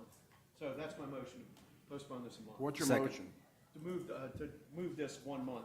for an That's fine. opportunity to By discuss. the way, I haven't heard from either, but that's okay. That's okay. I hadn't heard a word from you. But I got a few questions, okay? What company do you work for? I work for Chevron Phillips Chemical. Chevron Phillips Chemical is a joint venture between Chevron and Phillips 66, Yeah. 50/50. So this is one of their companies, correct? Yeah, we're Chevron Phillips. Does this company make money, this company here? Your mic's not on, I'm sorry. There you go. Yes, we generate revenue. Yes. Or did you do good last year, or this is a 47% increase? Correct, but on this particular pipeline, we're not making any money to cover our maintenance costs. We have several meter stations that we have to calibrate every month. I'm gonna We ask you a have question gas I ask analyzers. everybody that tells me that. Is that pipeline for sale? This is Would you sell this that doesn't make any money? That's what I'm asking you. You say it doesn't make any money. It is, we're evaluating our options because we are not making any money on this pipeline. You know, it just, and I'm not picking on you, but it's amazing when people come up and tell you they gotta have a rate increase because we're not making money, and you ask them if it's for sale, and say, oh, no, it's not for sale. So, I mean, if it's in trouble, you'd sell it. So you're thinking about selling it? Yes, sir. Well, it makes a little sense, okay. Is a motion to put this off till next meeting, which would be in September? No, I'm for it too. Anybody object? No objections, it's put off to September. Okay. Chairman, I got a question. Foster. Foster Chairman, I got a question All right, go ahead. for Secretary. Where's our clock? The time was off, so it's been removed. You know, Republicans stay on time, and we don't have a clock to watch, so 15 to 11. The battery was dead, and so it was not working, and we thought that you would appreciate it not being on the wall versus being on the wall and not being accurate. okay. batteries never failed. I would like to motion for electrification of the clock. It'll be fixed next month. Unfortunately, it'll probably be set up with the same system as the AC, so I don't know if we want to Is that battery go to that provide chance. power? Need a battery for the AC. So moving on to exhibit number 5, it's docket number U35324. This is Southwestern Electric Power Company's application for certification of approval of the acquisition of certain renewable resources. This is a discussion and possible vote on a budget increase for United Professionals Company due to a scope expansion. UPC was retained at the Commission's November 2018 B&E to assist in docket number X35085 and the certification of any resources selected through that docket. Docket number X35085 was a request for proposals for competitively priced wind energy resources on a turnkey basis through acquisition of the ownership interest in one or more wind projects totaling up to 1,200 megawatts. Upon completion of that RFP process, Swepco filed for certification of the same, which was docketed as docket number U35324. Order U35324 approved Swepco's request in June 2020, with the order also requiring Swepco to provide a net benefit guarantee, including an update on said guarantee, once the certified facilities were placed into service. As the facilities are now in service, Swepco has submitted its updated net benefit guarantee for staff's review. Given UPC's knowledge and experience with the required net benefit calculation required in order number U35324, it's staff's opinion that the expansion of scope is necessary to allow UPC to assess the compliance filings made by Swepco, as said filings were not contemplated in UPC's original scope of work. Therefore, staff solicited UPC under the Commission's contract order dated November 14, 2014, as the current assessment is related by common factual, legal, and regulatory matters. Based on that solicitation, UPC submitted a proposed budget increase of $18,500, and staff recommends that the Commission approve the budget increase of UPC of $18,500 in fees due to a scope expansion. Is there a motion? Move to accept the staff recommendation to approve budget increase for UPC. There's a motion by Mr. Scametta, second by Mr. Green. Is there any objections? No objections. Next issue, next Exhibit number item. six. Yes, Six. sir. It's docket number U35441. This is Southwestern Electric Power Company's application for approval of a change in rates, extension of formula rate plan, and other related relief. It's a discussion and possible vote on a final recommendation of the administrative law judge and draft order. On December 13th of 2019, Swepco filed its application with several parties intervening, and after numerous rounds of testimony and parties began settlement negotiations, and in January of 2023, the parties reached a partial settlement of the case. The Commission adopted partial settlement in its January 2023 open session. The one issue remaining before the administrative law judge this matter can be found in paragraph 15 of the settlement agreement, which provides that the parties agree to settle and resolve all issues in this proceeding except for the net operating loss carry forward and ADIT issues. The net operating loss carry forward and ADIT issues shall be addressed in docket number U35441 and considered at a hearing with the administrative law judge. Following the Commission's consideration of the partial settlement, a procedural schedule was set establishing the hearing for the remaining contested issues, with the interveners taking no position on the remaining contested issues and waiving their appearance at the hearing. The hearing commenced with Swepco and staff appearing and presenting testimony, and the ALJ issued a proposed recommendation on June 15, 2023. Swepco filed 2 technical exceptions resulting in changes to findings of facts numbers 2 and 7, and those were incorporated into the ALJ's final recommendation, which was issued July 19th of 2023. Finding no justification for the inclusion in rate base of the NOL ADIT other than the potential normalization violation, the ALJ recommended that Swepco be allowed to seek a private letter ruling from the IRS to inform whether it indeed committed the normalization violation. However, consistent with staff's recommendation, Swepco should work with the staff in drafting that request. Based on the evidence and testimony presented in the proceeding, the administrative law judge recommends that the Commission adopt the final recommendation of the ALJ and draft order issued July 19, 2023. Mr. Gillum, who's handling this for us? Who? Good morning, Commissioners. Arvind Vishwanathan on behalf of staff. Okay, tell us about it. Tell us about this. Commissioner, the last outstanding issue between staff and Swepco was relating to the net operating loss carry forward and the accumulated deferred income tax issue. Staff's position was that we believe that it arose to a double recovery by Swepco, and Swepco took the position that a failure to include these deferred income taxes in rate base would be a normalization violation. After a hearing with a ALJ, what the ALJ ruled was that both parties would go to the IRS together to receive a private letter of ruling. That private level ruling would give us guidance as to whether this issue would be a normalization violation, and should it be a normalization violation, Swepco and staff would work together to try to incorporate that back into rate base and figure out how to handle that. Swepco agreed to this. Judge, I'm sorry, Commissioner, it was a judge ruling, and upon the preliminary judgment, Swepco did not file any objections to the judge's ruling other than technical clarifications. Bobby, you have anything you want to add to that? No, Commissioner, I think Bobby just stated it correctly.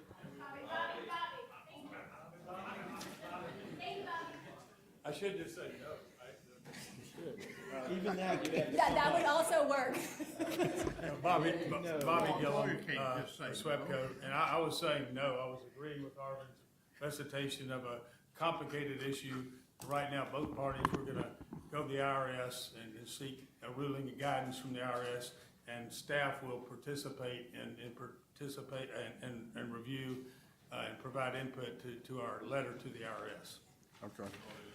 All right, Thank you. is there a motion? You just repeated what he already said. Is there a motion? Yeah, move to accept the staff the ALJ recommendation. Second.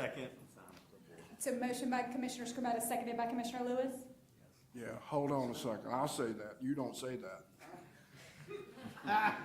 That's the chairman talking. That's Foster talking. Ms. Foster? There's a motion by Mr. Scarpetta, second by Mr. Lewis. Now, is there any objections? No, hearing none. May I move on to Exhibit 7? How you treat your husband like that? I actually do. We'd have real problems at my house. All right, number 7. Exhibit number 7 is docket number U36174. This is Swepco's application for recovery of certain storm damage costs incurred as a result of Hurricane Laura and Delta and the February 2021 winter storm event. It's a discussion and possible vote to retain a securitization consultant. Staff issued an RFP seeking that consultant to assist in the process, and one bid was received. It was from Estrada Hinoza and Company for $270,000 in fees and $15,000 in expenses for a total budget not to exceed of $285,000. And staff makes no recommendation as the sole bidder is qualified. Move to accept the sole bid of I'll second, but I got something to say, but I'll second this motion by Mr. Scarpetta. We're gonna hire a securitization consult for recovery. I wanna let everybody know that I've been checking all these rates about how these companies have been keeping the lights on, and some of them are not doing too well. What do you call it, script? SADI and SADI. SAFE, SWIP is their program for distribution, but it's. Yeah, I got it. SADI, which means how long duration outages occur. Swepco's rate is not the best in the world. That's all I gotta say. It's gotta be improved, and before we start refunding all this money, I think we need to take that into consideration on all the companies. You ought to look about Cleco and the co-ops. They got it for the co-ops too. See how long the lights are off? And everybody, that's the business we're in. This morning, I got a group of people up in Shreveport that sent me a letter. In a certain area, they're having trouble. And so before I start giving out all this money, or before we do, I'd like to check everybody and see how long the lights are on and off. And there's a comparison with the national average. You can compare them and you can see who's doing good and who's not doing too good. So I just want to say that before we give all this money back to these companies for storm damages, we ought to take a little look at that and see if they're up to snuff. If they're not, maybe they ought to give up some money to get themselves that way. I have voted for tree trimming. I have voted for it ever since, for the last 10 years. My good friend, that's what he talked about all the time, and I never turned him down. I do know the excuse that they bought Valley Rural Electric, and Valley, I know all about Valley, they're all about the country, and they had a lot of trees. I got it. But I have voted for everything they've asked for, and some more. But before I give you all your money back for storm damages, I want to take a close look at comparison to the United States about the duration, how long lights were off. And I think we ought to do that for Cleco and Entergy. When you want all these rate increases, let's grade your papers a little bit. I never have been doing that, and I missed the boat. I apologize, it's my fault. It's not gonna happen again. Before I give you rate increases and all, Mr. Sisson, you hear me? I'm real interested in that. You work for us. So I would like for you to point that out. Nobody had ever pointed that out to me. Nobody. Just for the record now, all y'all listening, I never knew about this. How long you been here? Did you know about it? No, oh, sure you did. I'm sure you did. Nobody knows about it because y'all don't point it out. But Lane, you need to start saying, hey, look at these reliability deals. They're bad. Look at Entergy. They're bad or they're good. Before we start giving them everything they want, we don't ask any hard questions. We don't represent Swepco, Cleco, and Entergy. They got people that make millions of dollars representing them. We make $45,000 a year. That's what we make. So we ought to be doing a better job. That's just me. So anyway, Trevor? yes, sir. Okay, I want to point out something that I think is favorable to all of our utilities is, I don't know if you've mentioned this yet, where we're rating is. No, I passed it out before. but Okay, I mean, didn't we've see it. had a lot of bad weather blowing down our trees and taking down our lines, and so I sure feel for all those bucket truck guys and the utilities out there.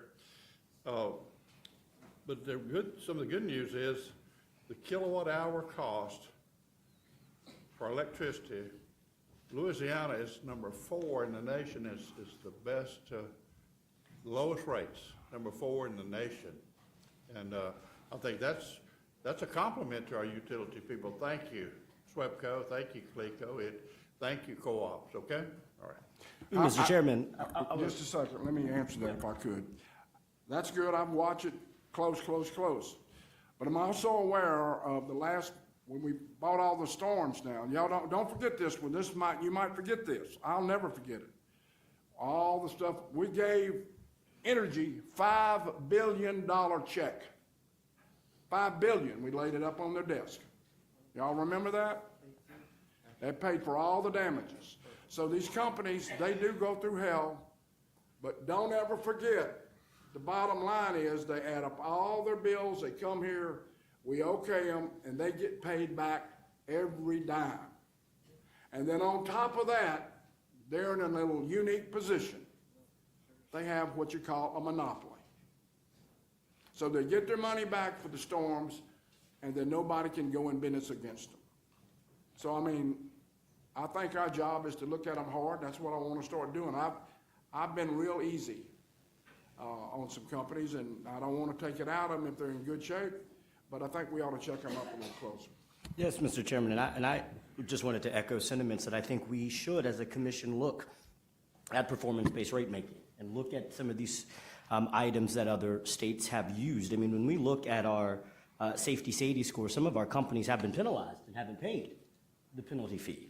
And I think we have to be a lot stronger on that. And I would also point out that while our rates are low, I think we hide the fact that rates are not what people pay. They pay an energy cost.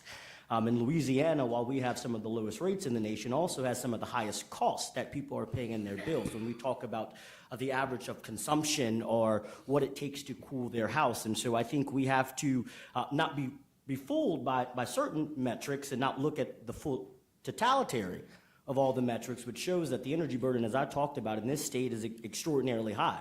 So while our rates are low, the costs they pay are high, and we have to remind ourselves we're in the second poorest state in the nation. 23% of all of our children are born into poverty in this state. And so I don't think we should divorce the fact of the people who live in the state of Louisiana and what this actually means to their pocketbooks and their ability to survive. And so I just wanted to echo and put some of the data in context of what is being presented to us. Any other comments? We have a motion by Mr. Scametta, is that correct? Yes. Yes. Okay. I'll second it. Any objections? Hearing no objections, motion passes. Number 7, is that right? 8, thank you. Exhibit number 8 is docket number U36264. This is Booth Environmental Services application for an increase in water and sewer rates at the Oak Meadow subdivision in Calcasieu Parish. It's a discussion and possible vote on uncontested stipulated settlement. On February 2nd of 2022, Booth filed a petition for increase of its water and sewer rates, and after consultation with staff, filed an amended application, which was published in the Commission's official bulletin, and no interventions were received. Following discovery on Booth's amended application, staff filed its report and recommendation on May 4th, 2023, and on June 6th, 2023, Booth filed correspondence accepting the Commission staff report and recommendation. The parties also filed a joint motion for schedule of Rule 6 hearing on an uncontested stipulated settlement on July 5th, 2023. The major terms of the settlement are as follows. Booth is authorized to alter their rates as recommended in the staff report of an approximate $6.10 increase, along with staff standard conditions regarding filing an updated tariff notice to customers in compliance with other regulatory authorities. Further, staff recommended that Booth file a new rate case within 3 to 5 years of filing of an order in this proceeding. As there are no unresolved issues, staff recommends that the commission approve the uncontested stipulated settlement filed into the record of July 5th, 2023. Move to accept the staff recommended uncontested stipulated settlement. Second. There's a motion by Mr. Scametta, second by Mr. Green. Is there any objection? Hearing no objections, it's passed. Number 9, Exhibit number 9 is docket number U36331. This is Atmos Energy Corporation's test year 2021 rate stabilization clause filing for the Louisiana Rate Division. It's a discussion and possible vote on a joint report and draft order. In compliance with the requirements of Commission Order number U35535, Atmos submitted the RSC filing for the 12 months ending December 31st, 2021 for the Consolidated Division of March 31st, 2022. In that filing, Atmos reported that the Louisiana Division required a revenue increase of $32,439,537 prior to the company's proposed amortization of EDIT of a negative $14,789,963. The company's proposed amortization of EDIT reduces the gross revenue increase to a net revenue increase of $17,649,574. As part of its filing, Atmos also proposed a series of benchmark exceptions that would be applicable in determining the amount of the not-to-exceed O&M expense benchmark adjustment for the 2021 test year. These exceptions effectively eliminated the decrease in the test year O&M expenses that would otherwise be required by the prescribed RSC adjustment ordered in order number U35535. Staff reviewed the documentation provided in support of the filing, and as a result of the review, recommended 2 additional adjustments.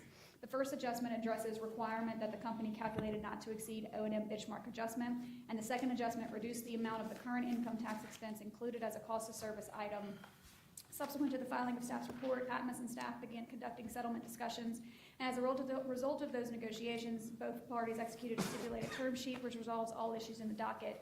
The major terms of which is that Atmos agrees to reflect in its rates a credit to the O&M expenses of $945,424 plus interest as part of its 2022 RSC filing from the effective date of the 21 filing rates through the effective date of 2022 filing rates.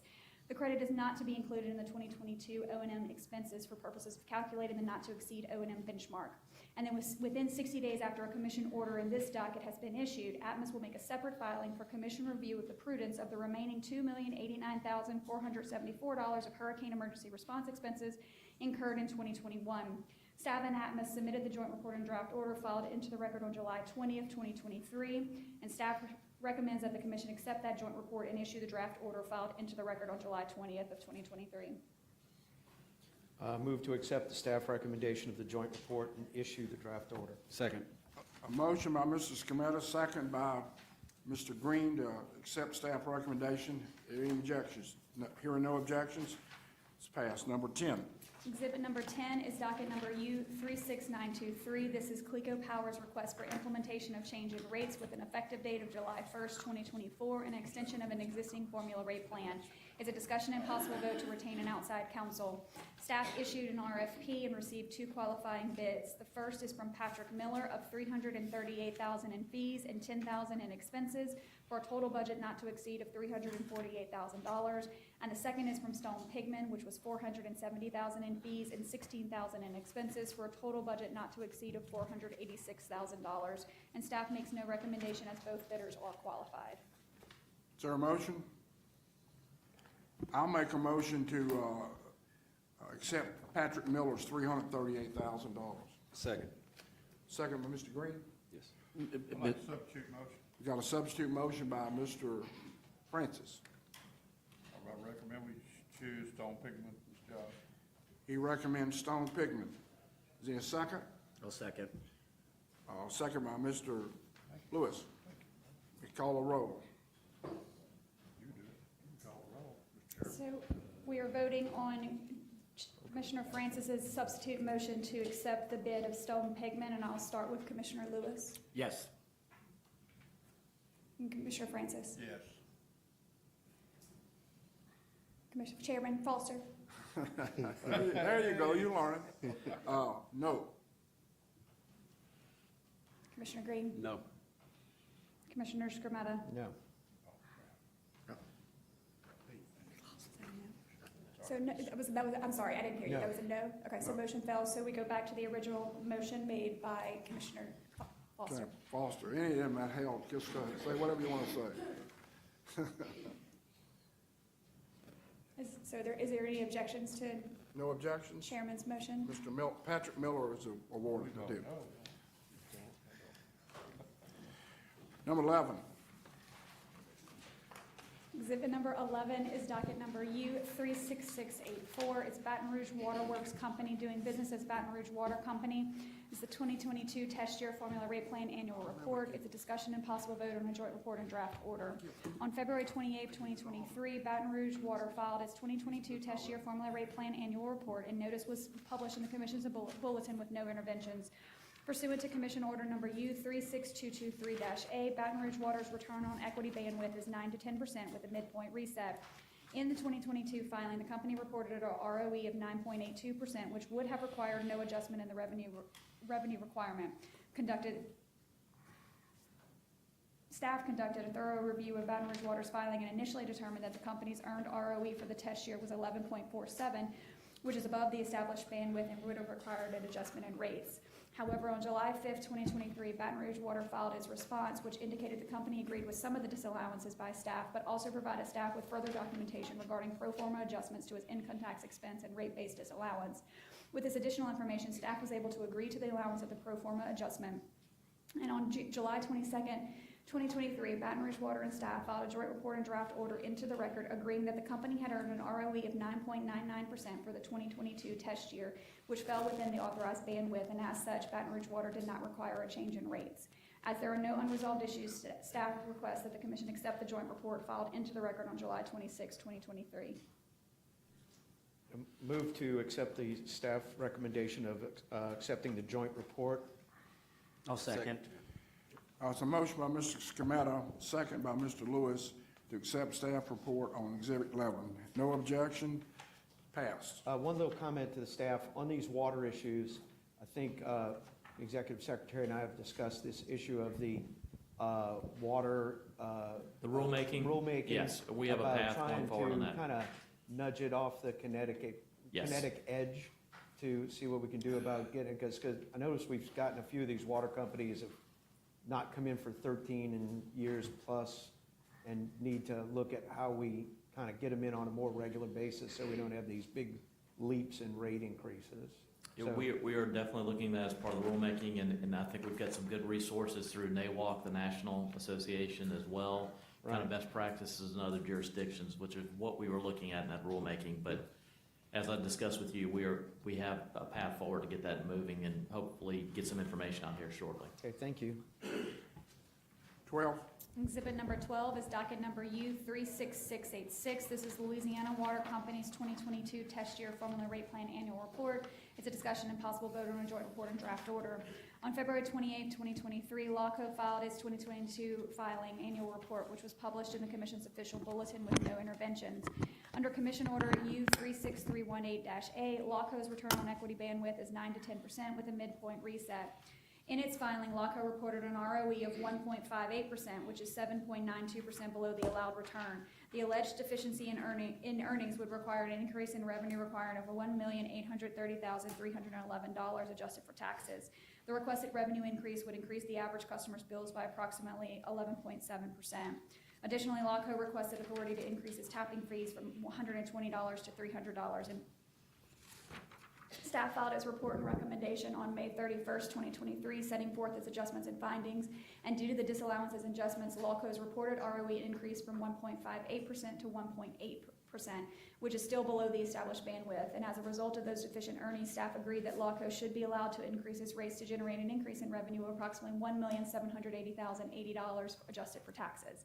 The company accepted staff's recommendation and filed its standard terms and conditions and revised rate into the record. And on June 21st, Lawco and staff filed a joint report and draft order into the record, acknowledging the terms specified.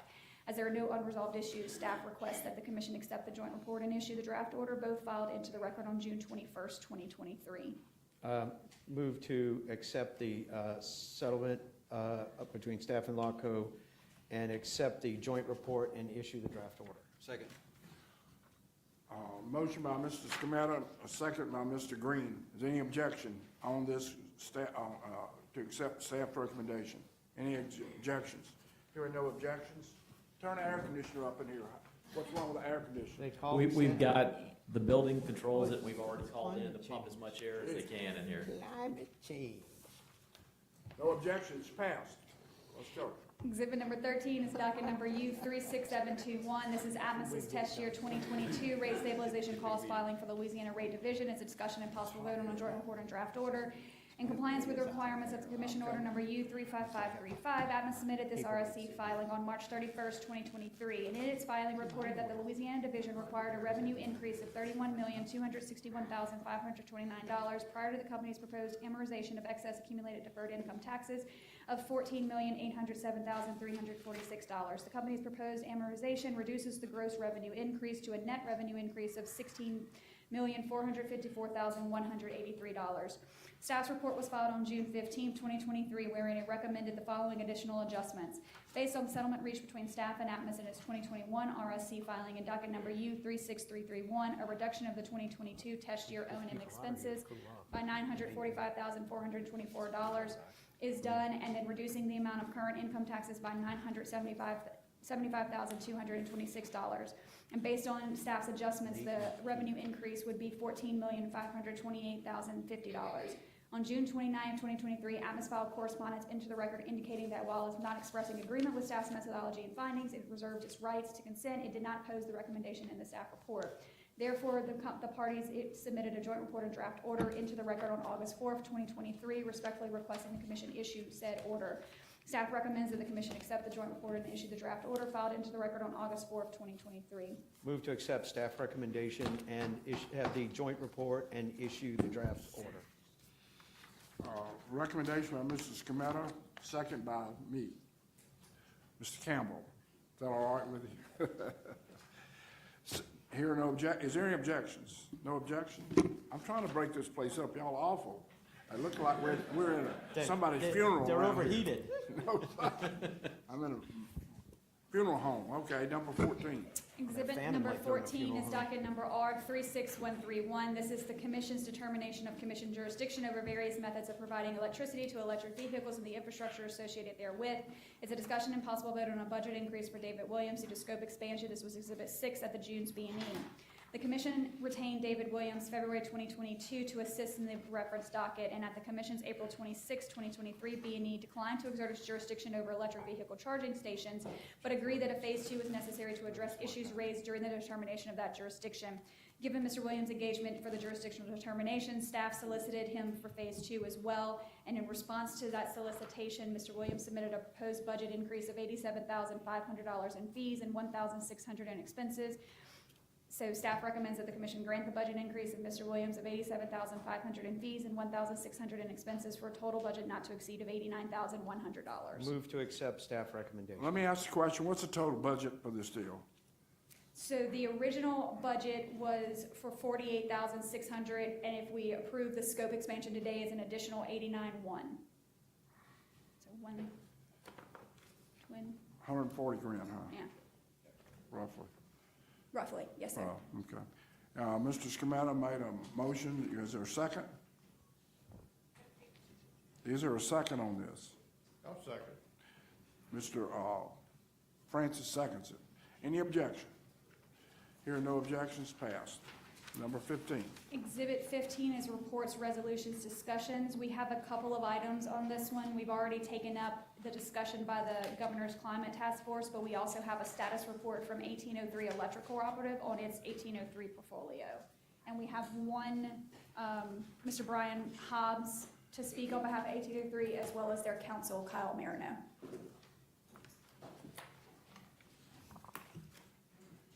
I just added that.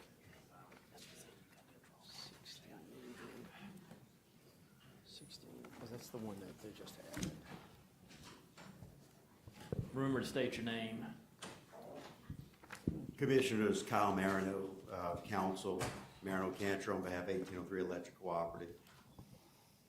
Brian Hobbs, CEO for 1803 Electric Cooperative. Before we get started, I'm going to ask you a question or two. Several co-ops are asking for rate increases, okay? Now, 5 of us vote, I don't know how many, No. four Four of y'all. Four 4 of us voted for y'all's proposal, with the understanding that your rates were going down substantially. That was the whole deal, rates were going down. Now, don't go up by 30% to go down by 30%, because that, I'm looking at that real close. People want a big rate increase, but what you promised was a rate decrease. So if you go up 30 and then you come down 20, that's not good, that's bad math. And if you come down 30, that's not good either. Tell me about what y'all's plan. The price of natural gas is going down. So can y'all still do what you promised? I believe we can. Wait a minute now. Hold up. You making me nervous. Telling me you believe you can. Well, I took a lot of heat. Not what, it didn't bother me anyway, hell, but I was a lot of controversy from all the big companies. They didn't want y'all to do it, you know. Entergy was against it, and then Swepco was against it, and everybody was against it, saying y'all can't produce. Don't tell me you believe you can. I believed in you, so what you need to tell me, yeah, we can. Or can you tell me that? we can. There you go, that makes me feel better. The comment that, I guess informed the previous way I phrased it is, everybody's costs have increased. We're gonna talk a little bit about that. Relatively speaking, though, we still believe that our wholesale cost will be about 20% lower Than what it was? than what it would be from the other alternatives. Okay. And that's the wholesale cost Yeah, I got it. of energy. Which means you're gonna be fair. If you're buying it cheaper, you're gonna sell it cheaper. Absolutely. We pass through costs with a very, very slim margin. If I may, we sent the presentation ahead of time in interest of your time today. I'll try to move through it fairly quickly. But I do want to start out by putting it into context, especially in light of what we've already heard today. The mission of 1803 and our member co-ops is very, very clear. The goals are reliability, affordability, and environmental stewardship. When those goals align, life's pretty good, but often they conflict with each other. And the challenge is, how do you balance those three goals? We're going to talk a little bit about that today. We are moving forward and progressing well in our plans to become the power supply for the 5 member co-ops during the first quarter of 2025. We had 4 new build projects that were part of the portfolio that this commission approved. The anchor to our power supply is the Magnolia Power Plant that's being built down near Plaquemine on the river. It is progressing well. It is the latest power generation technology fueled by natural gas. It's going to be one of the most efficient units available. And when I say efficiency, I mean it's efficient in converting gas to electricity, and it's efficient from an emission standpoint as well, which fits in with what we're talking about today. 1803 has a need for additional capacity, and that's driven by a couple of things. The first one is MISO's rules around how they calculate capacity and what's required changed significantly at this time last year. Before, we looked at our summer load, and we had to supply capacity to meet that load and about an 11% margin above that. MISO moved to a seasonal construct, and now for the winter capacity, we have to look at our winter load. We are a winter peaker, so our obligation increased because of that. And the reserve margin is up to almost 26% in the winter. So those things together, with or without solar in the portfolio, means that we have a significant need of winter capacity, about 434 megawatts. And we had already identified a need for capacity of about 100 megawatts in our previous certification, so that still exists as well. We have issued an RFP. We're looking for supply resources to meet those needs. We're desiring a robust process. We've had the first bidders conference. The bids for that Supply is not due until November. If we could go to slide, I can't read my own numbers here, 4, I believe it is. Yeah, go to the next one, please, thank you. I'm going to talk about this just very briefly, but there's a lot going on with this chart. The bars, the colored bars, are our supply resources on a capacity basis. The black solid line is our load obligation. So the first thing you'll notice is if you look in the winter months, November, December, January timeframe, there is no solar capacity now in the portfolio. Solar essentially gets accredited 0 capacity for the winter months. That's the yellow box in each area. That capacity went away due to the MISO construct changes. The dashed line up above that is our MISO obligation to meet load plus reserves. So that's the shortage that we're going to be trying to fill. Now, specifically about the solar, we terminated a solar contract. We came forward with our portfolio and had probably the highest mix of renewables of any utility in Louisiana at that time. Had 3 solar contracts for about 350 megawatts, or about a third of our obligation. One of those terminated. I'm not going to get into that again, but that raised questions by the commission about the remaining 2 solar projects. So I want to talk about those. The 2 remaining projects are both the same developer, IBV Energy. One is called Bayou Chico. It's about 150 megawatts. The other one is Bayou Teche, which is about 95 megawatts. I stress again, whether those contracts are in force or not doesn't change our capacity needs for the winter. We're short. Like every solar developer I've talked with around the country, which has been quite a few, and utilities around the country that are either developing or buying solar, solar has seen significant run up in cost. Our projects are no different. The way the 2 solar PPAs that are still in the portfolio work, they were not scheduled to start construction until later this year. They won't go get financing until then. If they are not able to get financing, then they have no obligation to go forward with the contract. What we expect will happen is they'll tell us a price that they have to be able to make the project's financing. Then we'll either accept it or not. If we do accept it, we will bring the price forward to this commission, and you'll have to make a determination as well whether or not that's prudent and in the public interest. We'll be doing the same thing. Again,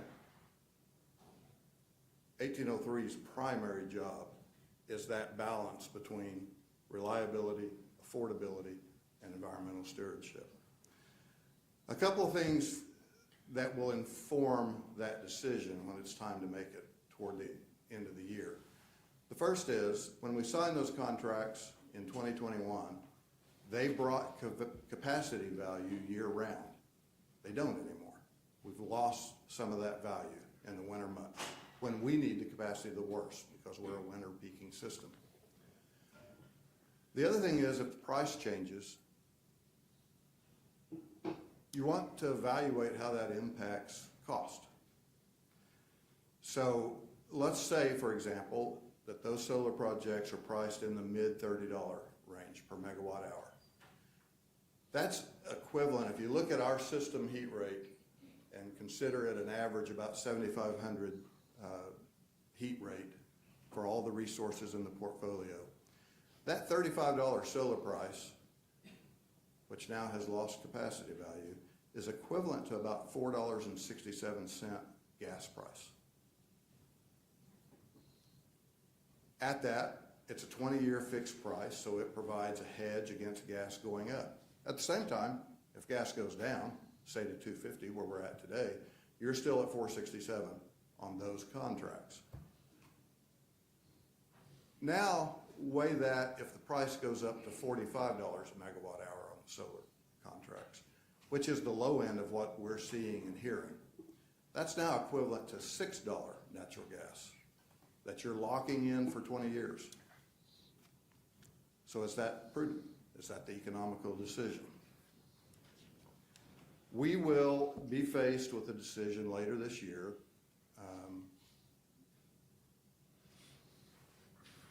When IBV needs to go for financing on these projects, the determination for financing is, does the contract provide adequate revenue recovery to pay the debt service, O&M expenses, all the things that go into operating those facilities. Again, there's a lot of reasons the costs have increased. One of the big ones is interest rates have changed dramatically since we were negotiating and signing these contracts in the very early in 2021. Labor costs have increased. The supply of the solar panels coming through customs has decreased. We're starting to see a little turnaround in that, and maybe prices starting to move back down. We're seeing more supply getting through customs of the panels. You saw today, we're starting to see infrastructure added here in the United States to produce panels domestically. I believe those things ultimately will have, positive impact on costs going forward. So the specific question at previous B&Es were, what are the things that could terminate these contracts? And the single largest thing is whether they can obtain financing or not. Again, we signed these in March of 2021 to protect the developer who wasn't going to start construction until 2023 or 2024. One of the conditions precedent to their obligation to perform is that they get the projects financed. They will be going for that financing later this year. The other things that could terminate the contracts are very typical contract provisions around events of default, long extended force majeure, again, very typical contracts. The biggest risk is, can they finance those projects at their current revenue based on what we're going to pay them for the energy out of it? So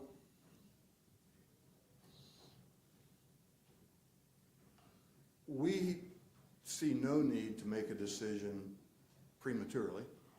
We want to wait until it's time and we have to make a decision about whether to move forward or not.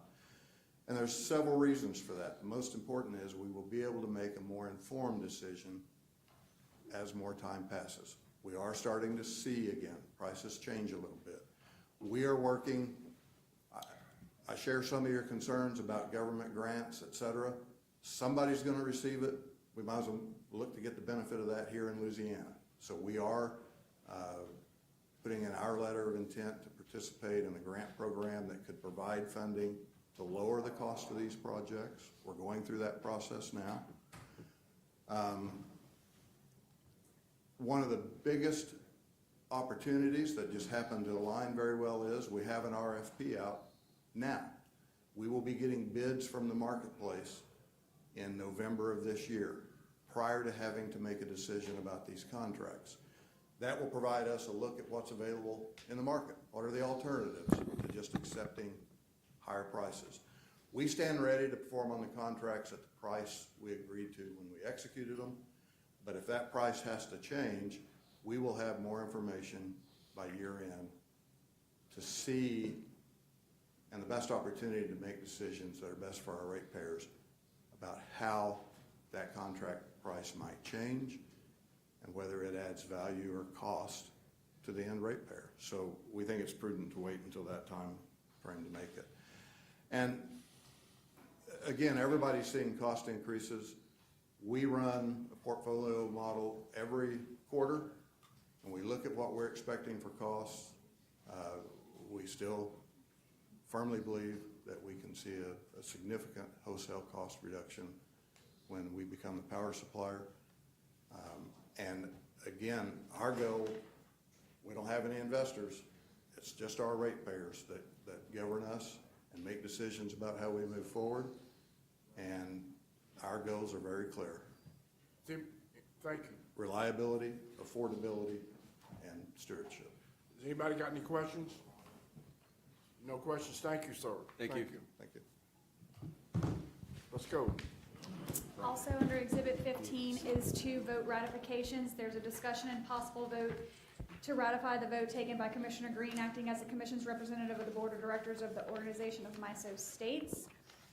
And this is for a vote taken on June 8th, 2023. OMS sought approval to file comments in FERC docket number RM22-7, which is a rulemaking docket to implement FERC backstop siting authority. The OMS comments asked FERC to clarify how it planned to conduct concurrent certification reviews and clarify that certification criteria.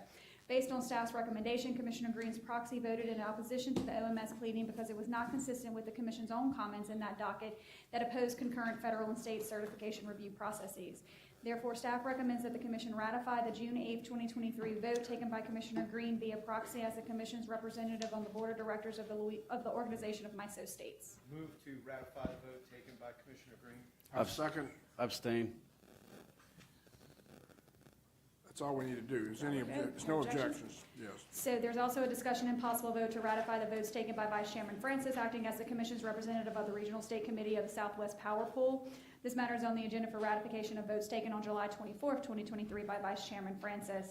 There were 2 substantive voting items before the RSC. The first addressed a proposal to revise the SPP tariff to apply a resource adequacy requirement to the winter season, and the second addressed a proposal package of 9 items to approve the distribution of long-term congestion rights among transmission users. Based on staff's recommendation, Vice Chairman Francis's proxy voted in favor of the 2 voting items, and staff recommends that the Commission ratify the July 24th, 2023 votes taken by Vice Chairman Francis's proxy as the Commission's representative to the SPP RSC. Move to ratify the vote taken by Vice Chairman Francis proxy. I'll second it. And Commissioner Francis abstains. Before we move on, I just had one request. Your mic, please. I'm sorry, I have one request of the staff. Yes, sir. Is at the next meeting, if we could get an update on and report on the status of the RDOF funding on broadband issues, kind of status and where we're at on that. Yeah, I know we've got quarterly reports may have come in, but I'll see where we're on that. We'll give an update on that. Okay, thank you.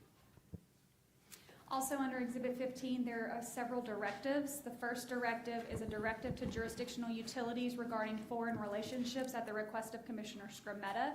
And the directive reads, there are reasonable... Wait a minute. Is this 16? No, sir, it's still under 15.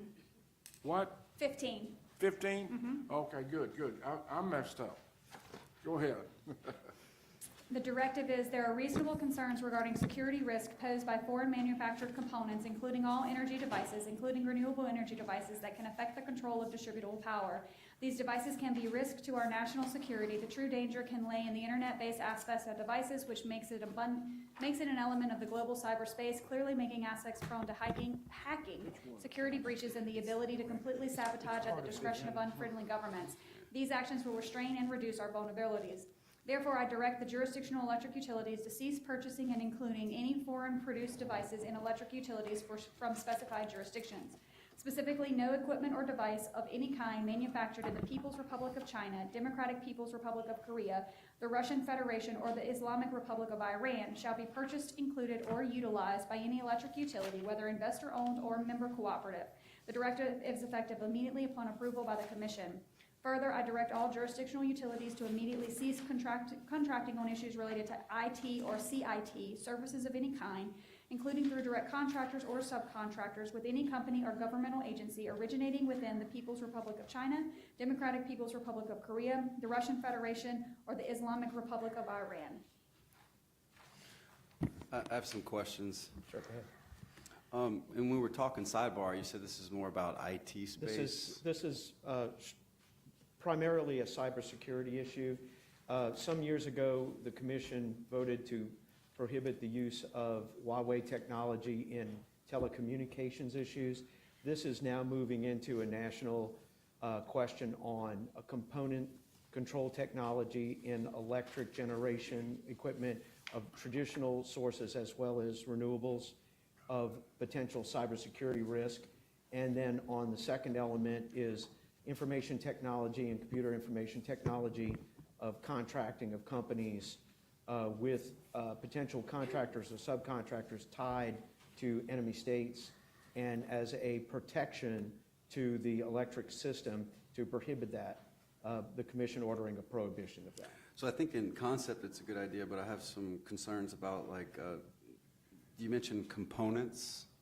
So like an iPhone is, part of that comes from China. If they're using it in conjunction with the actual electric system or the CIT or IT, it would be prohibited for use in that system, which is already, they don't use iPhones in the control of the electric grid or the electric generation system. But it's the actual components or use in the production and distribution of electricity. Do we know if any other states are doing this? I'm not worried about other states. I'm worried about how we control. But I do know there was a national ban on Huawei technology, and there's a movement to prohibit, particularly on the IT and CIT, as well as prohibit on control technology, particularly on the renewable control units. But I think that there's a better expansion for the other control units that are coming forth. And if there is a question on anything, the companies can come to us under camera and ask us particular things that are not relevant our control unit. But I think to err on the side of protection of the grid and protection of the system, that this is a good thing for us to move forward. So do we know what impact this will have on utilities? It should not have any impact on utilities, except that will protect the ratepayers completely from potential cyber risk. That's the goal, is to layer ourselves for increased cyber protection.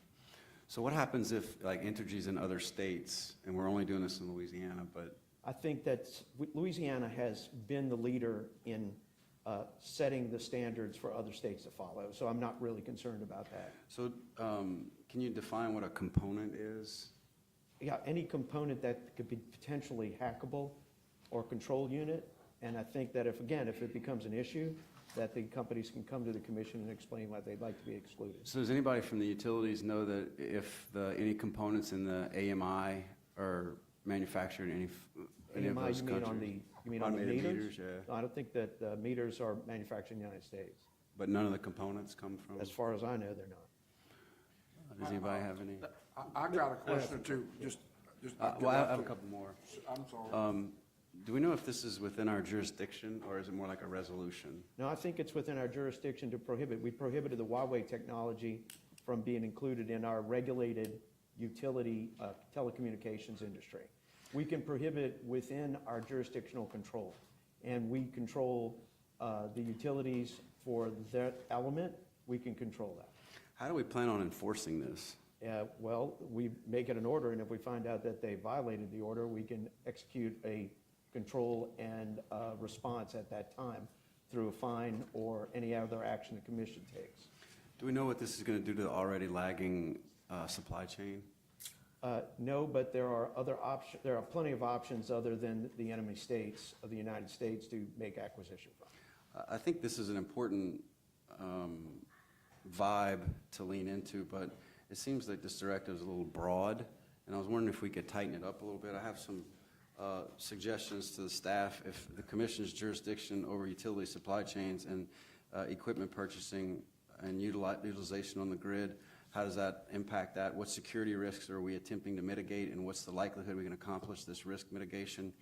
Is there an active concern about these security risks among our utilities presently? How far should this go? Can we define the equipment, the components, and the subcomponents? What will the impact of this type of order be on our utilities? And what would it look like for the commission to actually enforce this? Yeah. Additionally, what is the cost for our customers? Right. Number one is, I don't think there's any problem moving forward on the directive, and if there are found elements in the directive, the utilities can come back and ask for relief on this issue. But I think it is important for the commission to show that we're not in the business of supporting the potential risk of enemy states against the United States. I think this is a good idea, but I'd like to ask if we could put it off 1 month and sharpen it a I little don't see bit. any reason to put this one off, but it's pretty straightforward. I motion that we postpone for 1 month to sharpen it up a little bit. How would you want to sharpen it up? We can correct it here. To define and answer the things I just stated, in writing. Define what? Jurisdictional components, what security risks are we trying to mitigate, the cost considerations for customers, and define components, subcomponents, and equipment. I think jurisdictionally, the commission has constitutional authority, so that's completely already taken care of.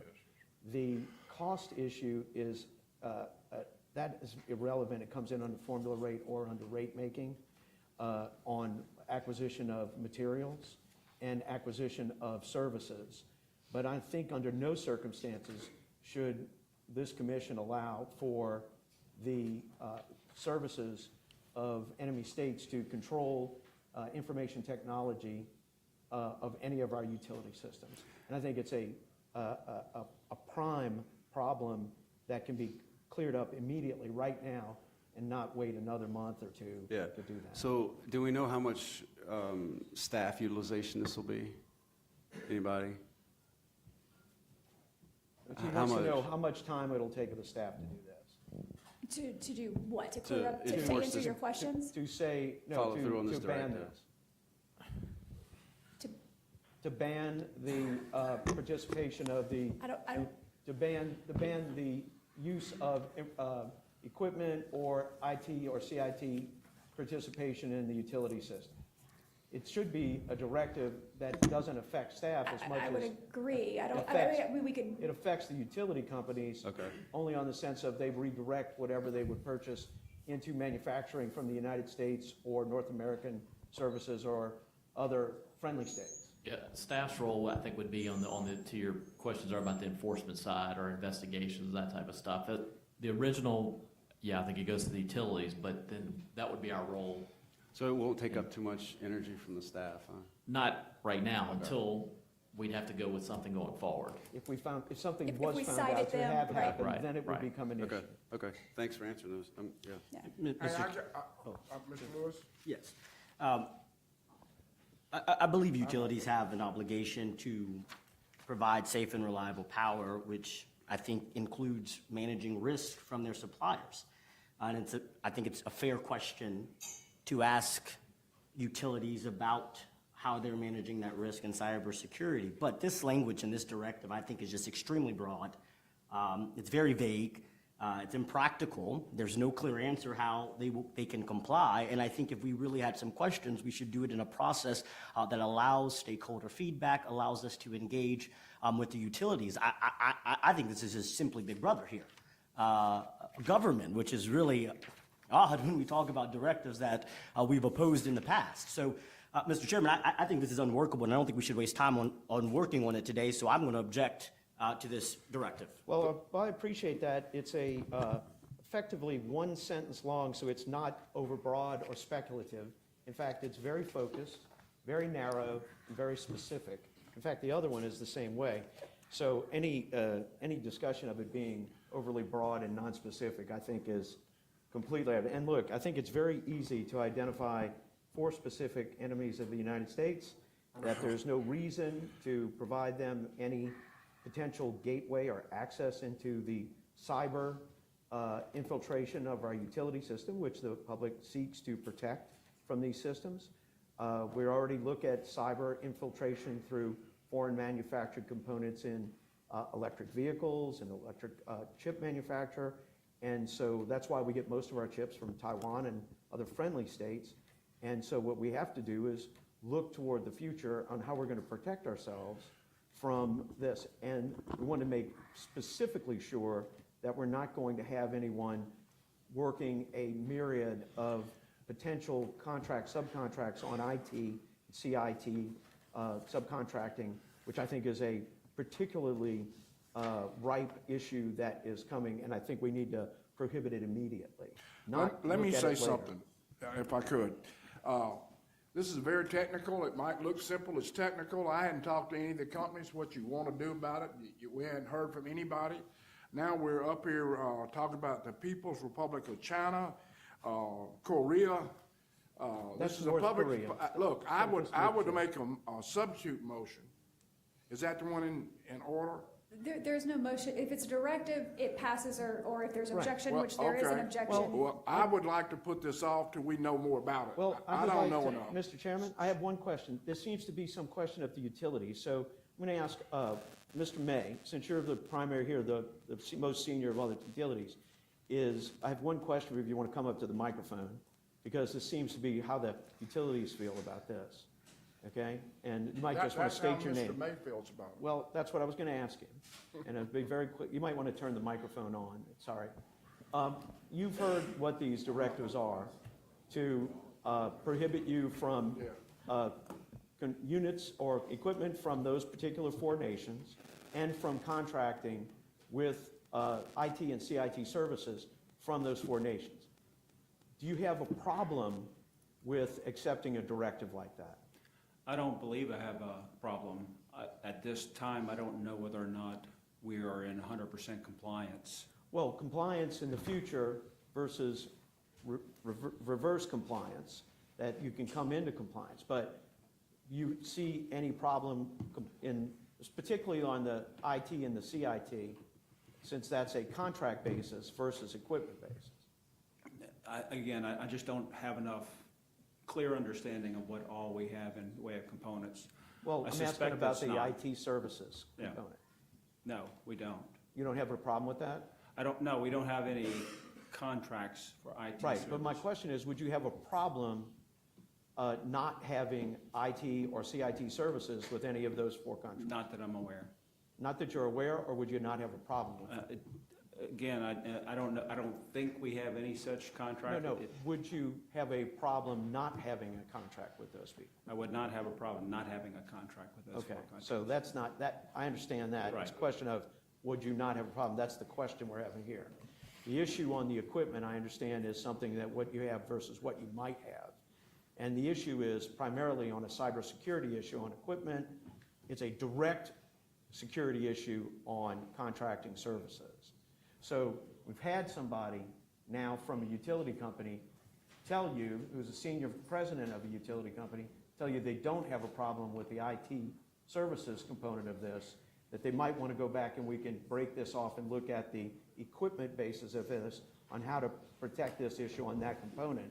But there is no opposition on this as far as the IT services provision. Well, would you be opposed to next month letting us know what the component makeup is and how much that might cost to fix? For the Yeah, future? just- Well, not to fix, it's for the future. I understand where we are now, but we have to really protect ourselves on the future components. This is, Yeah, I sounds have like no a, issue providing that information at the next meeting. I don't have it, and I'm not aware of it today. Yeah, because these are 2 separate directives that were read under one heading. So if you want to break them in half and do the equipment for a future meeting, and you want to do the IT services, which I think is critically important to issue a ban on it right now, then we have to do that, then we have to do Can we do that? And then Commissioner Larry Hand on behalf of Entergy, could I ask a clarifying question? These types of efforts are things that we have focused on, obviously with the bulk electric system, thinking about the generation, transmission, who are the contractors, who are the vendors we work with, so this is part of the process. Is the directive focused on the bulk electric system, or could it include everything we use, even on the distribution level, which doesn't have the same widespread? Well, without getting into the gruesome details of cybersecurity and risk, that these 4 nations are constantly at war against our system and are working through various sub-mechanisms to infiltrate, and we want to make particularly good efforts to prohibit it. And so we put that on you, and we want to make sure that you're aware of it, and that's why the directive's here. I would like to separate the services and the components, but I have a question for Catherine. Catherine, can you comment on jurisdiction, and does NERC already do some of this? So from a NERC perspective, I'm gonna look, actually, well, Ms. It's Evans more is here, but FBI. where's Mr. McQuaig? Is Scott still here? He Scott was here, he who might have stepped is out. on our cybersecurity docket, so he would be probably the most educated to It's speak to it. just so you know, it's NERC and FBI. So They'll it's- both do it. yeah. So do we already have a vehicle to already do this? We regulate everything inside the state on intrastate transmission and all generation of electricity. The FBI and the NERC regulate intrastate transmission. So there is a different and a separation of authority over the 2 different elements. So that's why we have to do our thing and they have to do their thing. can I say something? I'd like to say something. I've been in politics 50 years, and I made a few rules that for me, that usually work. Never vote for something you really don't understand. Well, I've Never seen do that that, because it comes back and it will bite you. Now, this is complicated stuff, and we're starting dealing with China, North Korea here at the Public Service Commission. Maybe I don't get it, but this sounds like this is a political issue an international political issue. All I'm saying is, let's put this off till next week where we could study this and get some expertise. We don't need to be doing things like that. I can't vote for this, and it might be wonderful, but I don't vote for things I don't understand. Now, this is heavy lifting here. This is not something about a water company in Gonzales, Louisiana. We're talking about North Korea, China, and I don't know. I haven't talked to my utility companies. You're saying it's okay. You think it's okay. But what putting it off a month, that can't hurt anything. I mean, the world's not going to be blown up in a month. So I'm not for this, to further study. I think we need to study. Can we motion to put it off a month? I would motion to put it off a month. He makes a motion to put it off a week, a month. A month. A month. Yeah, both components. Okay. Yeah. So motion to defer this directive to September. Yeah, I think it's a good idea. We just need Yeah, more me too. understanding around it. And then, Is that then a you want the second? staff Yeah. to investigate it? Or what? Well, we're just gonna learn more about it, so. Okay. I think it's a good idea. We just need more.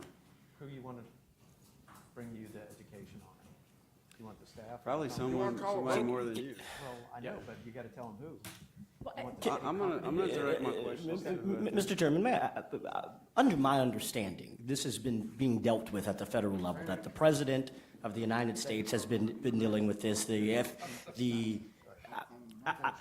I'm going to object to putting off a month. I think this is overly broad. It should have been put in a better situation. The utility companies have not seen this language until it was read, and so I'm going to object to putting it off a month. I think we should just let this die. Commissioner Lewis, so you understand, we're just talking that the state of Louisiana is responsible for cybersecurity. I understand that, yes, sir. I understand that. Over issues of our generation system and intrastate transmission. The federal government is in charge of cybersecurity issues over interstate transmission. We have our own set of responsibilities over cybersecurity. The federal government does not, jurisdiction does not enter into our jurisdiction. So we do have a responsibility on it. I get that, Commissioner. I don't need to be educated by you. Well, We have a cybersecurity I docket. If understand, you want this, we and should have put it in the but- cybersecurity docket where it should be, where it's a I valuable understand. question. Well, I'm clarifying, when you say And the federal government has the responsibility of this, you're absolutely incorrect. You can have your opinion. I mean, you say a lot of things, so I think you're incorrect on many that's things. Can So you, we'll go there. Hold on. It's been a motion by Mr. Green. I second it. We put it off next month. Anybody objecting? I object to Well, it. Commissioner No, Lewis you're for it. No, I'm objecting. You objected putting it off a month? Yeah, I think it should just die. Okay, well, vote with us to put it off a month and get it off. Yeah, you better listen. He's against it, and I understand that, but we need your help here a little bit. I'll throw you a bone. I'll throw you a bone. Okay. Is anybody, Mr. Skemetta's against it? Well, no, if you're going to go ahead and put it off a month, I know you got the votes, I can count. Okay, good deal. Put it off I'll a month. withdraw my Let's- objection to that What's your motion. next one, Mr. Skemetta? That's up to the staff attorney. So the next directive is a directive to staff to conduct a cost-benefit analysis of implementation of privately funded fuel stations for liquid hydrogen at the request of Commissioner Skrmetta.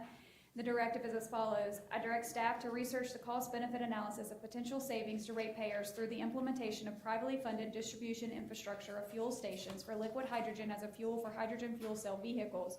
The purpose of this analysis is to determine whether such infrastructure will reduce impact and demand on expanding the electric grid and generation systems estimated to be required to serve the future battery-powered electric vehicle fleet.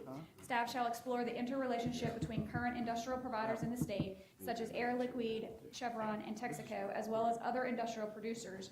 Further, staff shall report on the current and future plans for placement of industry-funded consumer fueling stations within the state.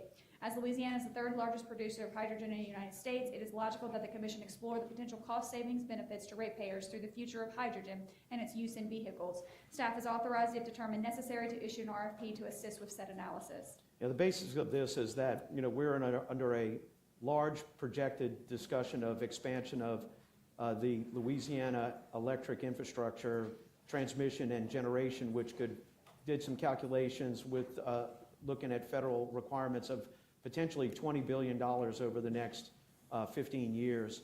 And the question is it completely necessary if Louisiana utilizes its position as the third largest producer of hydrogen to look at how we can balance off, what percentage of those electric vehicles would be on hydrogen fuel cells. So it's more of compact study on looking at what the real value of that. California, Texas, and Louisiana are the primary states of the largest producers of hydrogen, and since we're going to be looking at it as a power plant fuel, we might as well look at it as an automobile fuel to see what our real approval of would be for expansion of the electric grid and how we can save money for the ratepayers. I got something to say. You talk about California, Texas, and Louisiana. Los Angeles has more people in Los Angeles than 5 states or 8 states in the state of Louisiana, in the country. It's huge. Texas is huge. We just now started talking about electric cars, and now we're already jumped to hydrogen. What's the deal here? I mean, you know, are we that far advanced that we don't even have stations for electric cars? And we got studies going on right here in this commission about electric cars, where to put them, and now we're jumping to hydrogen.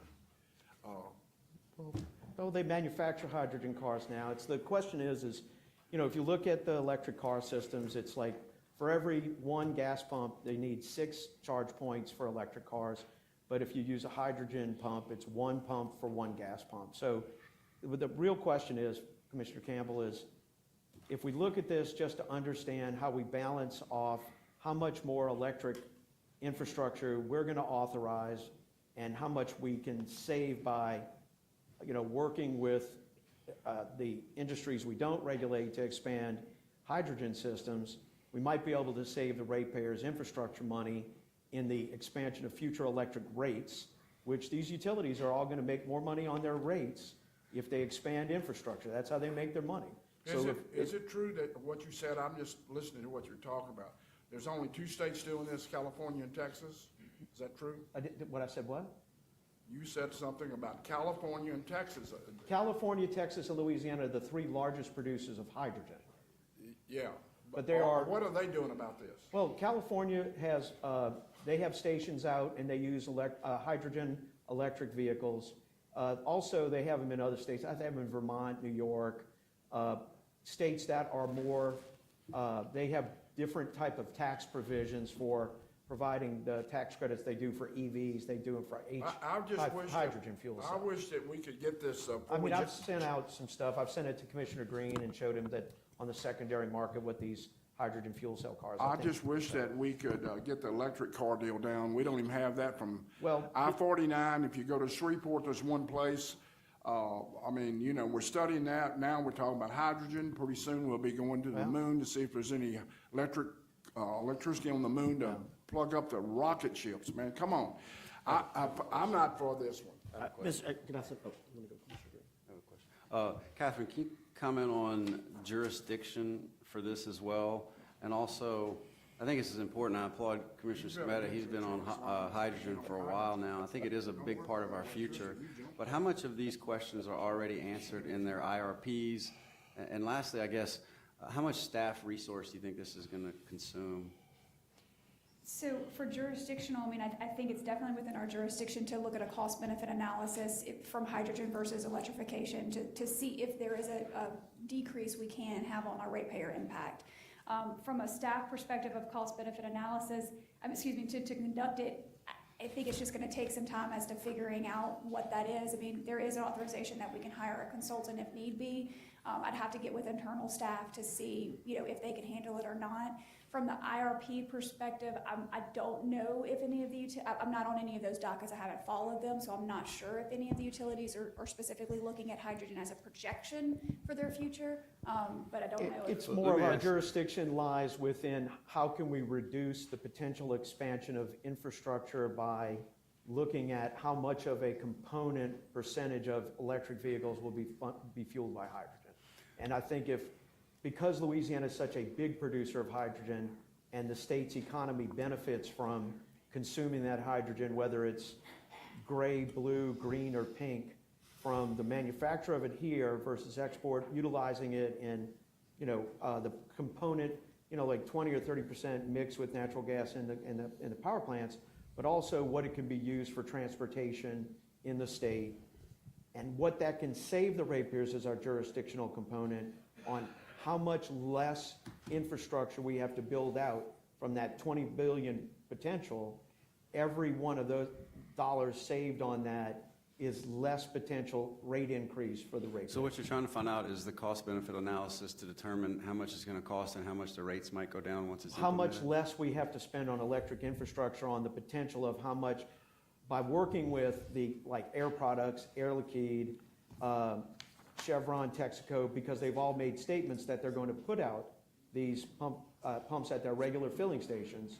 What can be the differential on how much less we have to build out? Or So- how much less we have to authorize utilities on build out? So it's just to quantify this potential savings? That's it. It's Okay. just to trying to And- figure out how much we can save. Commissioner Green, to follow up on your question about the RRP, I think maybe part of that, of your question might be there, that the utilities are building into their expansion plans and their generation needs based on what electrification. So you should have some component of that in RRP, I guess, which would be the first part of the question. The second part I don't think would be in there, though, Well, about the the other- hydrogen offset. The other question is, I wonder if Dr. Dismukes would have the answer to this.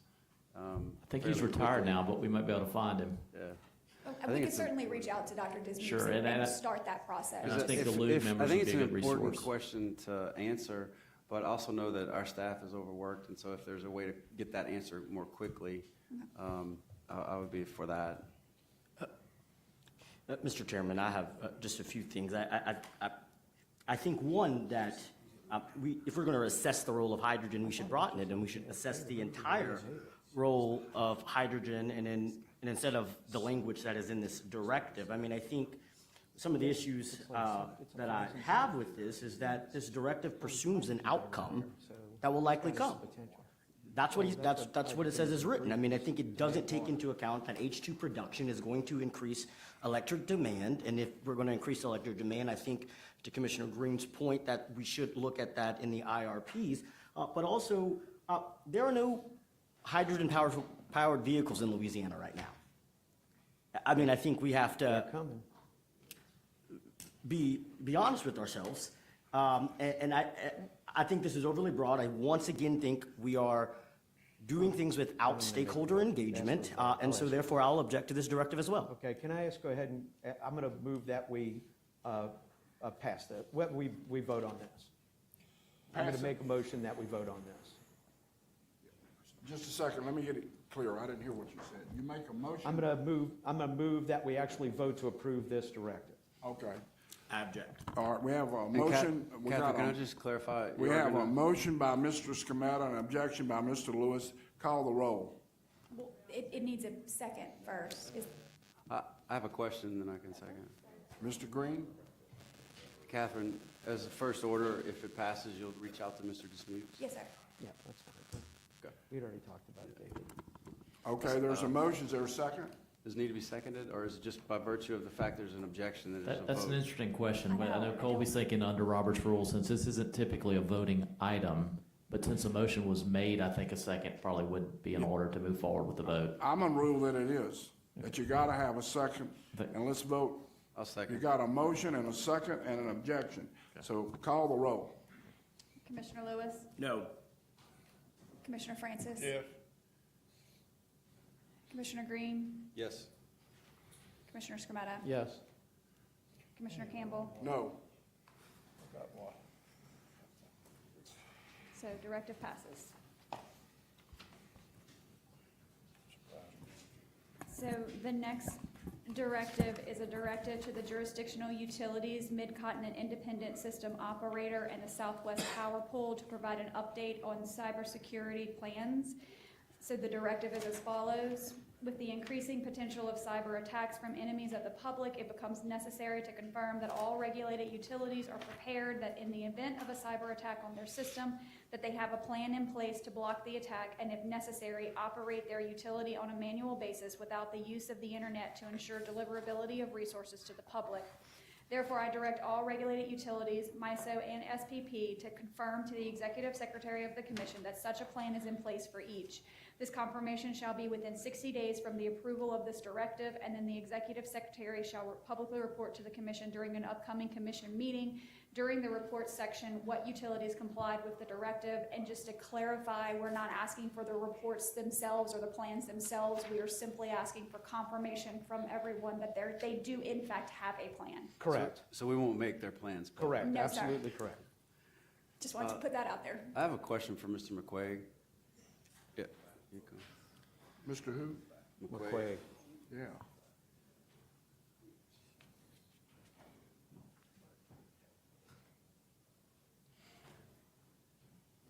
Is this Mr. McQuaig's deal? Well, we already No. have the docket open. We Yeah. have I questions. don't think this is anything relevant to him. Does he need to identify himself? Or? Say who you are. Scott McQuaig. So I think cybersecurity is very important, and I thank Commissioner Scametta, not Dr. Scametta, That's Commissioner okay, you two Scametta used for to be bringing at it the up. hospital. But, so don't we have a cybersecurity docket open? And if so, why can't this just be a part of that? That's above my pay grade, Commissioner. We do have a cybersecurity docket open. And so aren't you addressing this very issue? We are addressing a number of cybersecurity issues. I think this is different in the sense that this is just asking the companies to report that they have a plan to operate manually. That's it. But you're not addressing that fundamental question in the docket that's currently open? I don't know if I understand, Commissioner, what it is you're asking if I'm addressing. I'm trying to think how I can make this more simple for you. And I didn't mean for that to be an overly simplistic question. But So in the current open docket, Yes. do you currently review the plans that companies have for cybersecurity? we do. Okay. And so how is this different than what you're already doing? I don't know that it is particularly. I don't know what this particular directive is calling for specifically. I will say that it takes quite a bit of time to get with each of the various utilities, and we have not, in our cybersecurity docket, met with MISO and the other Southwest Power Pool. Southwest Power. We have not during the or within the corners of our existing cybersecurity docket met with those entities, only the jurisdictional entities within the state. So is So what to you're that extent, it asking, wouldn't be part. you're asking for cybersecurity in relation to MISO and SPP? Yeah, I want MISO, SPP, and all regulated utilities to just report back to the executive secretary, they have a plan in place to operate manually. Okay. They don't have to say what it is, but they have to confirm that they have it, that they can operate manually for the satisfaction of the public to know that they can operate manually in event of impact. And Catherine, is that the way you read the directive? Is that how you understand it to be stated? Yes. And I think the regulated utilities are reporting that to us. It would be the two RTOs that aren't currently. I think Scott just said that. Right. They're, to my, That's I haven't correct, seen Commissioner. anything directly from them. Jamie, can you come up and answer? Well, SPP, is they here? Is Phil Bright here? And there's Lane if we need our RTO people. Yeah, but He walked in. they represent us, not them. Don't go to the bathroom. Jamie Watts on behalf of MISO. So Jamie, what do you think on this? Is this doable? MISO can certainly confirm to the executive secretary the status of its cybersecurity plan. Okay. Under the terms that I've stated that they can operate manually if in event of attack. I will discuss those with MISO. I haven't fine. seen the specific verbiage of the directive, but assuming Yeah. MISO will report So this to doesn't bring. seem like a huge lift for the staff. It's not a lift. And it's just a report back. Correct. And Right. I'd like to see, I mean, y'all, sounds like y'all are willing to help. And if you can, you know, Certainly. this gets included in what you're doing. Yep. I think it's an important question to answer. It is. so, yeah. And I will add, Commissioner, that I've been a guest of MISO in the past and have reviewed their cybersecurity plans. I can assure that one exists, but as part of our existing cybersecurity docket, we don't conduct annual audits or inspections of those entities as we do with respect I to think that jurisdictional answers my utilities. concerns. I didn't want it to be made public. Yeah. And is the 60 No, days? I don't see any of them. I don't want Nope. to see them. 60 days is reasonable? Yes. Okay. Yeah. Yeah. Ms. Watts, This a is to question let the about public some know of that the the plan is language. laid. I find it to be very prescriptive to ask about operating the grid manually. Would that be an issue for MISO? That's something I'll have to discuss with my client. Again, this is the first I'm hearing of the specific language of the directive. So, within the 60 days, MISO can confirm to Mr. Fry, yes or no, on that particular issue. Yes, I think the information request and a good dialogue is important to have, but I, once again, am very concerned with directives putting very prescriptive language in a request. And so if the gentleman would be amendable, would you be open to deleting the operating the grid manually prescriptive language from the directive? Absolutely not. That's the whole point, is to understand that the system can operate manually in the event of a cyber attack. Well, then I will object. Okay, well, request a vote. So do we, to bring this back to directive-based votes, Colby, so if I request a vote, do we need to have a motion, a second, or we just request a vote? We typically just request a vote. I think Okay. we did a Right, motion I second did because it you wrong made the the. first way, so I Yeah. just request a vote. If there's on an it. objection, what we've Yeah. done with directives Right, in the that was past, my- just call the roll. Right, that was my error, so I request a vote. Okay, Commissioner Lewis objects, so Commissioner Francis, I support Mr. Cabana. Commissioner Green, Yes. Commissioner Scarmetta, Yes. Commissioner Campbell. Yes.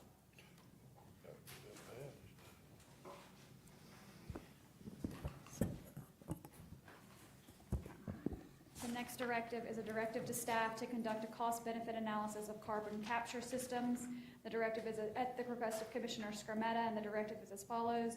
I direct staff to conduct a study of the cost-benefit of all carbon capture systems and determine the state of their scientific validity and effectiveness based upon their cost.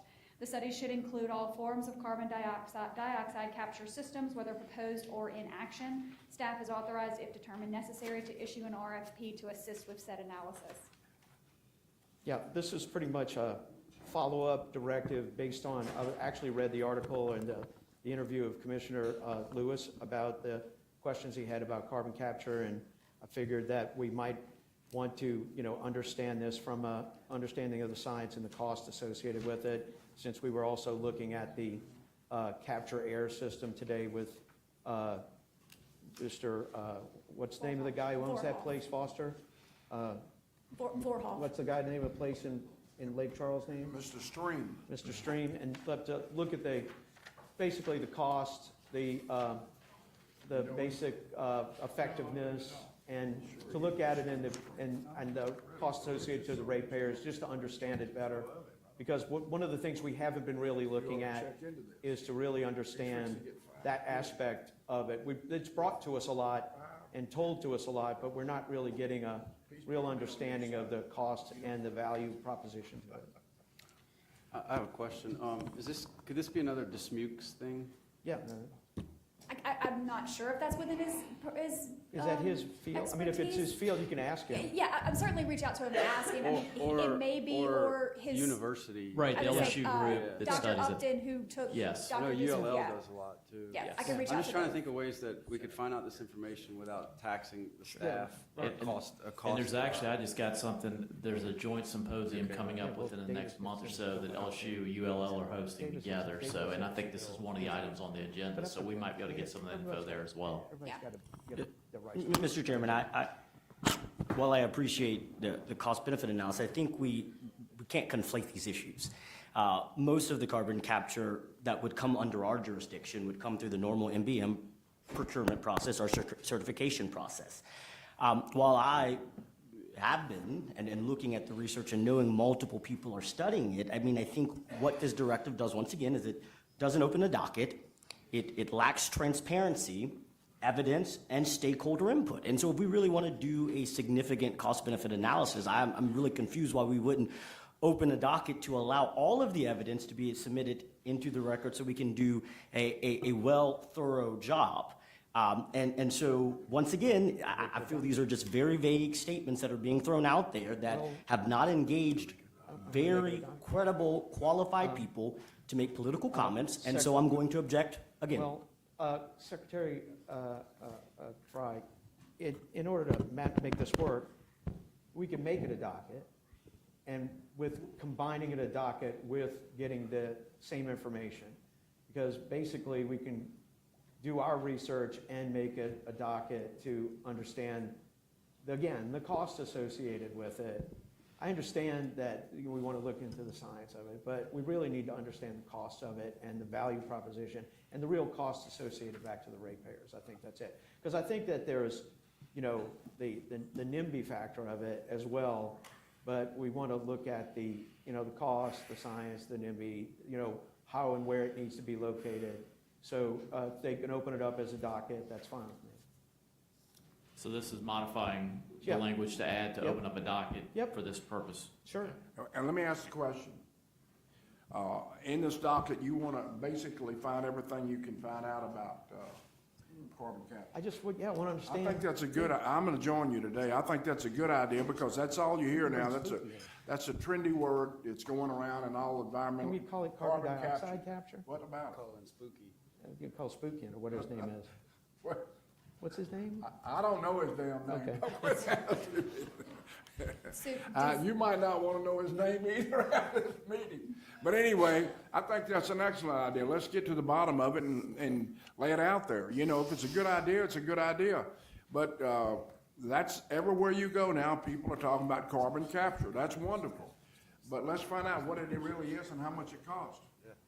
Yeah, Okay. well, and, That's a and, good you idea. know, well, I mean, look, it might, and look, I want to call stuff what it is. I mean, I know there'll be pushback on it, but it's carbon dioxide. Carbon is a black chemical. Carbon dioxide is what it is. We're talking about carbon dioxide.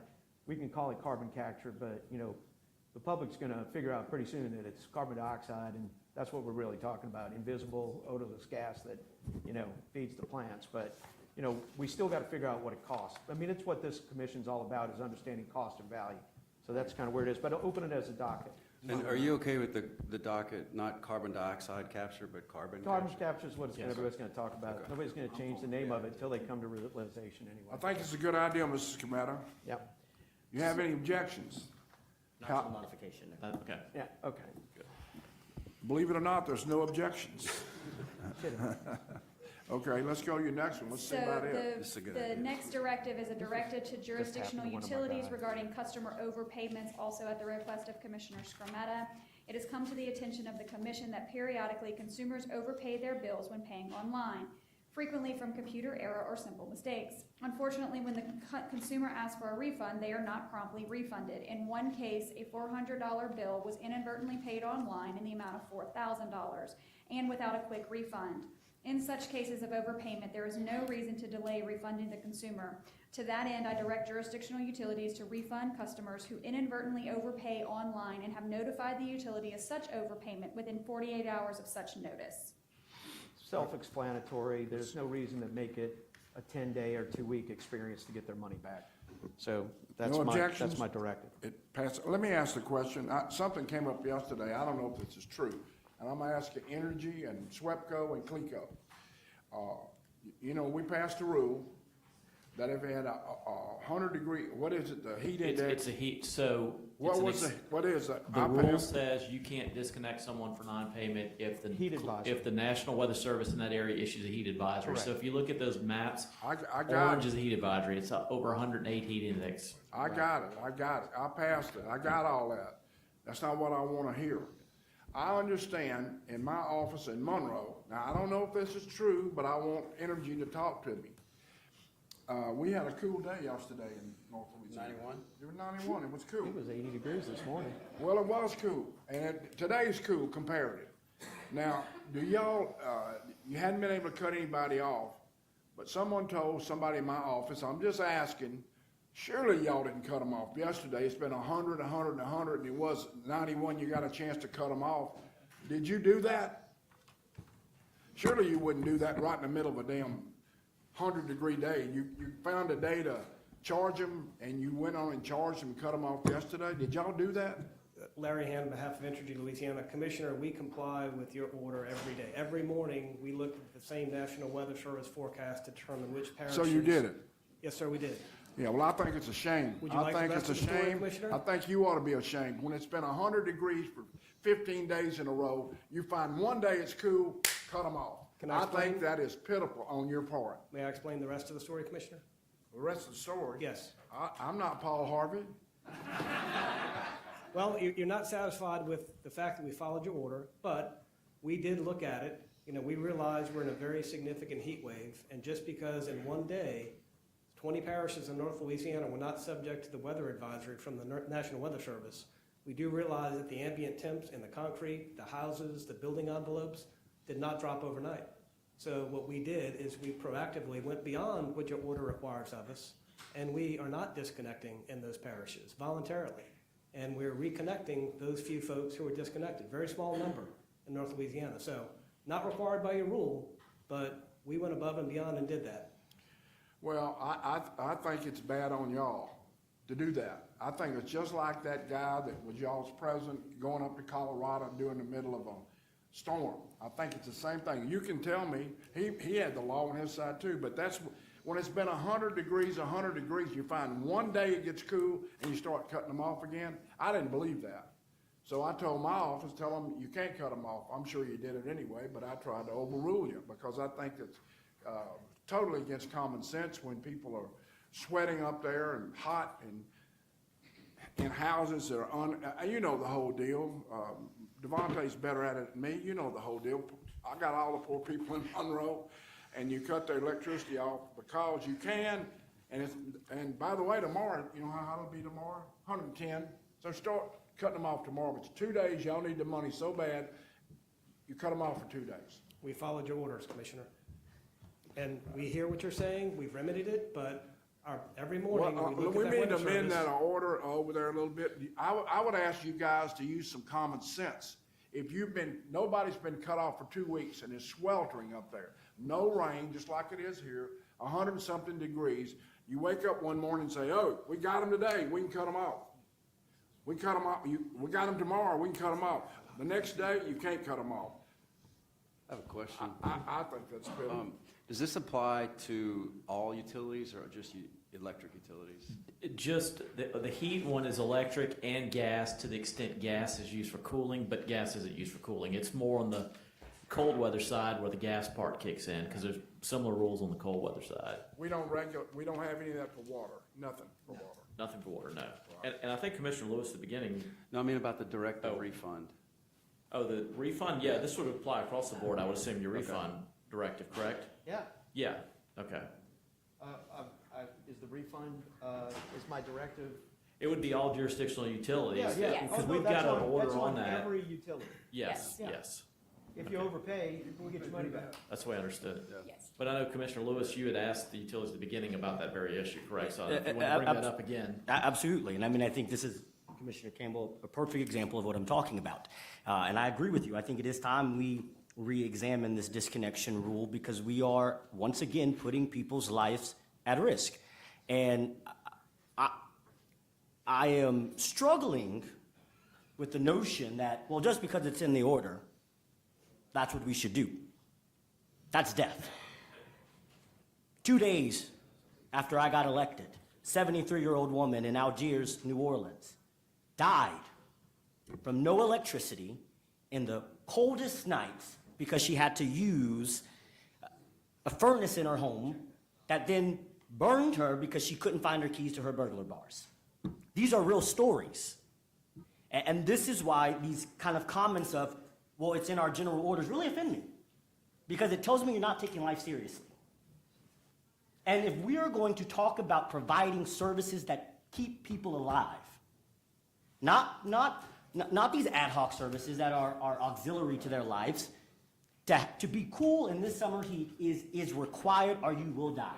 LDH is telling that people are dying.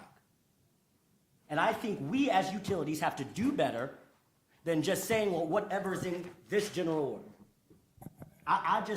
That really upsets me that that's how we're talking about this issue. And Commissioner, may I respond? Yes, please. We do share your concern. We understand that electric power is essential to life and safety, and we understand that. What I'm referring to with, we have built in procedures in Entergy's organization to look, there are people who look at the National Weather Service every morning and identify which parishes are subject to it. That process happened. We've heard the concerns. When Mr. May and I found out about it, we reversed that process. So we agree with you. We need to take those things into account. What I'm referring to is we build processes around your rules, and that's how it normally operates. But when it was elevated to our attention, we reversed it. And so we have suspended disconnects, even though the order doesn't require it. So we hear you 100% and we agree. I appreciate that, and I think that's the sentiment we should So I take was the right whole to time. tell them that, so you're telling me in Monroe, when they called that lady that works for me, she called me, she said, you believe this? I said, well, tell them I said, don't cut it off. So you didn't cut it off. There were approximately, by the time Mr. May and I became aware of it and reversed it, there were approximately, I don't have the exact numbers, but there are 20 parishes in Louisiana. Some of the disconnects had commenced. We reversed that process and required that they be reconnected that evening, so. Well, I appreciate that because that means you got some good sense. Thank you. That's good common horse sense. You can't, we're in trouble. And you're in trouble right here in Baton Rouge. It's hot and dry. And I couldn't believe it when my secretary told me, you know they're cutting people off? I said, I don't believe that. So well, tell them to leave them on for 2 days. Then I understand now, you're in the business of making money and paying people, and I understand that. There are certain days that doesn't qualify, you don't cut them off. But if you run 15 in a row where you don't disconnect, and then 2 days that you can disconnect, that doesn't make any sense to me. That's pretty. Sounds like we're all on the same page, though. Good. Well, that's good. Next. Thank you. Did we approve the directive? Yeah. I don't think there's any objection. No objections to the customer overpayments? Okay, we got the next one. So the next directive is a directive to staff, Cleco Power, Entergy Louisiana, and Swepco to perform cost-benefit analysis of continued membership in their current regional transmission organizations compared to alternatives at the request of Commissioner Skrmetta, and this is the directive. The Commission has a continuing obligation to ensure that electricity is delivered to our jurisdictional customers safely, reliably, and at the lowest reasonable cost. Particularly as the electric industry undergoes rapid changes as it is today, we must remain vigilant to guarantee that this obligation is fulfilled and to explore alternatives that may be available to enhance the ratepayer's experience. Cleco Power and Entergy Louisiana have been members of MISO's RTO for about 10 years, and Swepco has been a member of the SPP before it even became a full-blown RTO. The last comprehensive analysis of the RTO membership for Cleco Power and Entergy Louisiana was based on data that is now about 10 years old. To my knowledge, there has never been a comprehensive analysis of the costs and benefits of Swepco's continued membership in the SPP RTO. Under these circumstances, and in order to ensure that Louisiana ratepayers are paying the lowest reasonable cost for the highest quality electric service, the time is right for the Commission to undertake a full-blown review of the continued RTO membership for investor-owned utilities based upon current data and assumptions. I therefore direct staff to consult with counsel and representatives of the jurisdictional electric utilities to develop the scope and parameters of cost-benefit analysis to be performed by those utilities. Those cost-benefit analysis should not only compare costs incurred so far or what continued participation in the RTO would be, but also compare continued RTO participation by those utilities in their existing RTOs against various options. Yeah, this is pretty straightforward. It's just to figure out, what value has been either cost or receipts of participation in the RTOs. And also, as we look forward to these rather large expanses of new transmission costs associated with RTO membership, just to anticipate what the costs are going to be for the ratepayers. I mean, we're looking at some of them in the next 5 or 6 years being in the our share of maybe close to $200 billion in transmission costs. So I think it's important for us to at least get down to the numbers and figure out what that is. So that's why we brought this forward. I have a question for Lane. Is Lane here?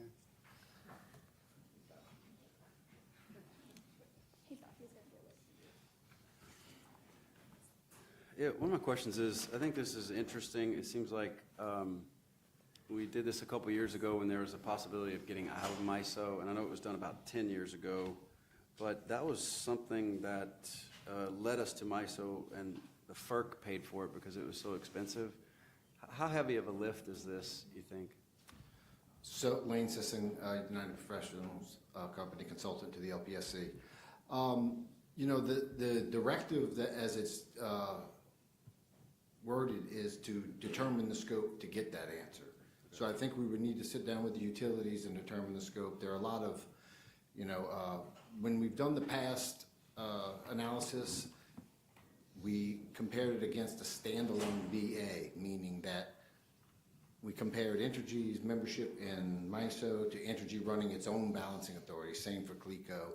And I think from what I gather, from what I've heard from this directive, it's more to start talking to utilities, talking about maybe what a bigger scope would be and what it would take to get that kind of analysis done. And then once that's determined, we would understand the cost and the time that would be associated with it. So it's my understanding that RTOs that provide savings in hundreds of millions of dollars.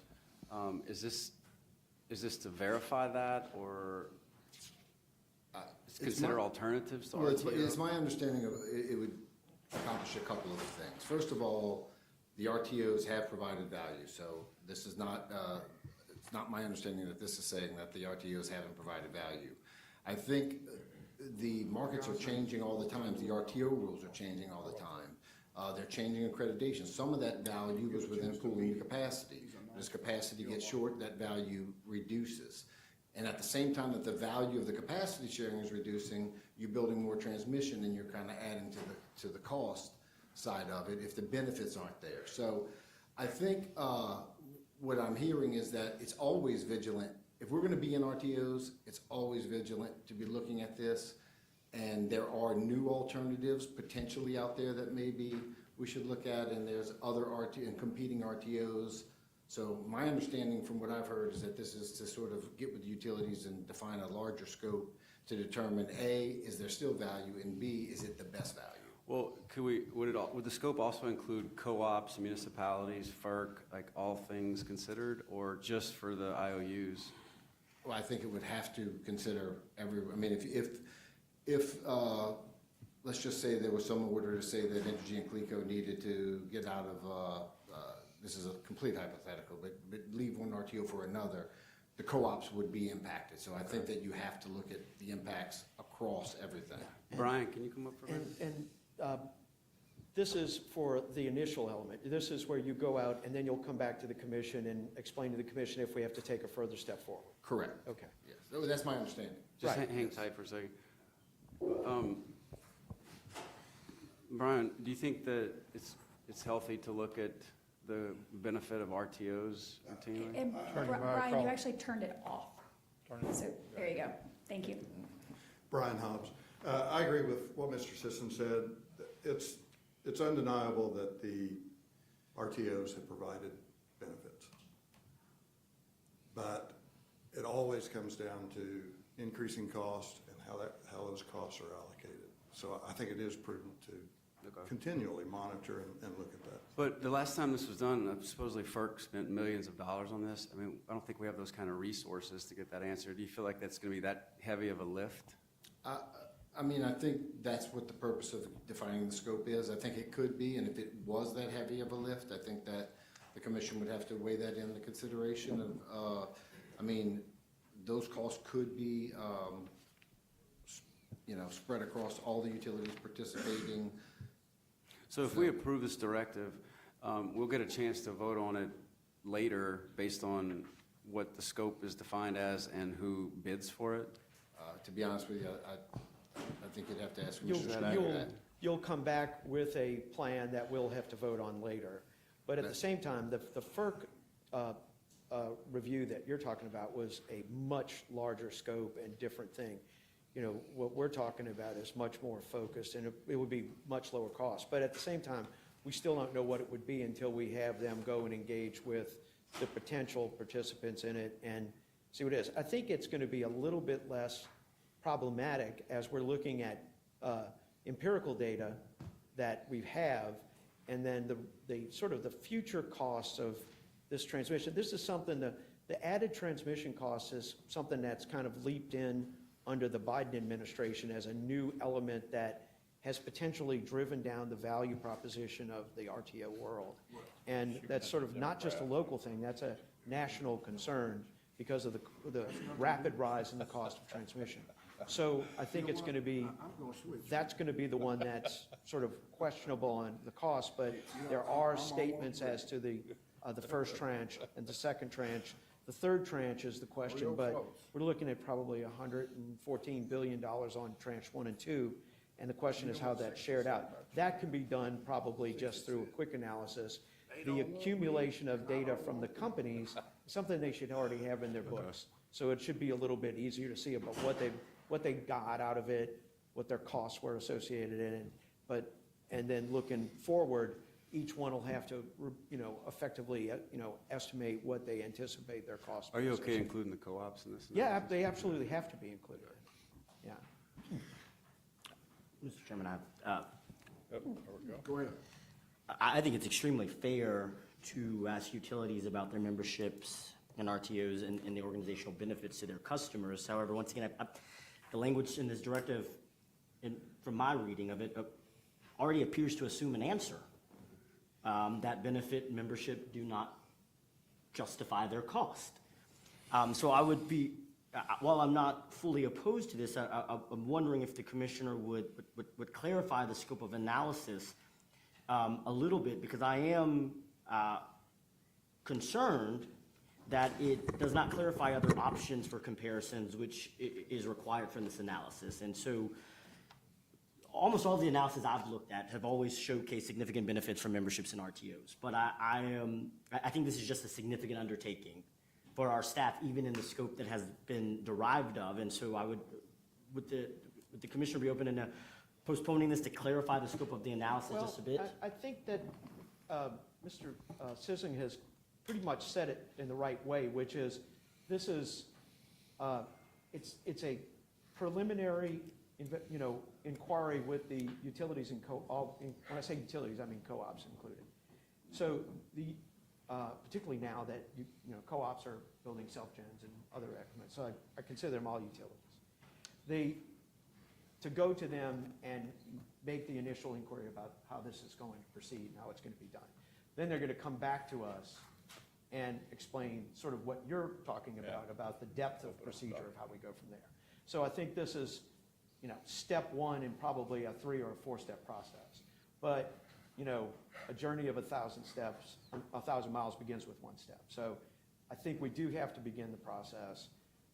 And every membership of every organization is there. I can tell you that there is a nationwide question mark on, in fact, there's been a lot of trade journal articles about questioning the value of RTO memberships in general. Former FERC commissioners are now writing articles about them and sort of questioning sort of how the RTOs are going in sort of contradiction of regulatory process, of state regulatory process. So I think it's an interesting thing to look at down the road. But right now it's about is focusing on, when we first were members, I know we had value. The question is, as we become regular members in these things and longer members, we should look at the values that we've sustained now, and we should look at future costs. And will those future costs offset the values? We need to take the first step of doing a preliminary investigation, which is probably, extremely simple for the staff to do. I say extremely simple in this complex world we're in.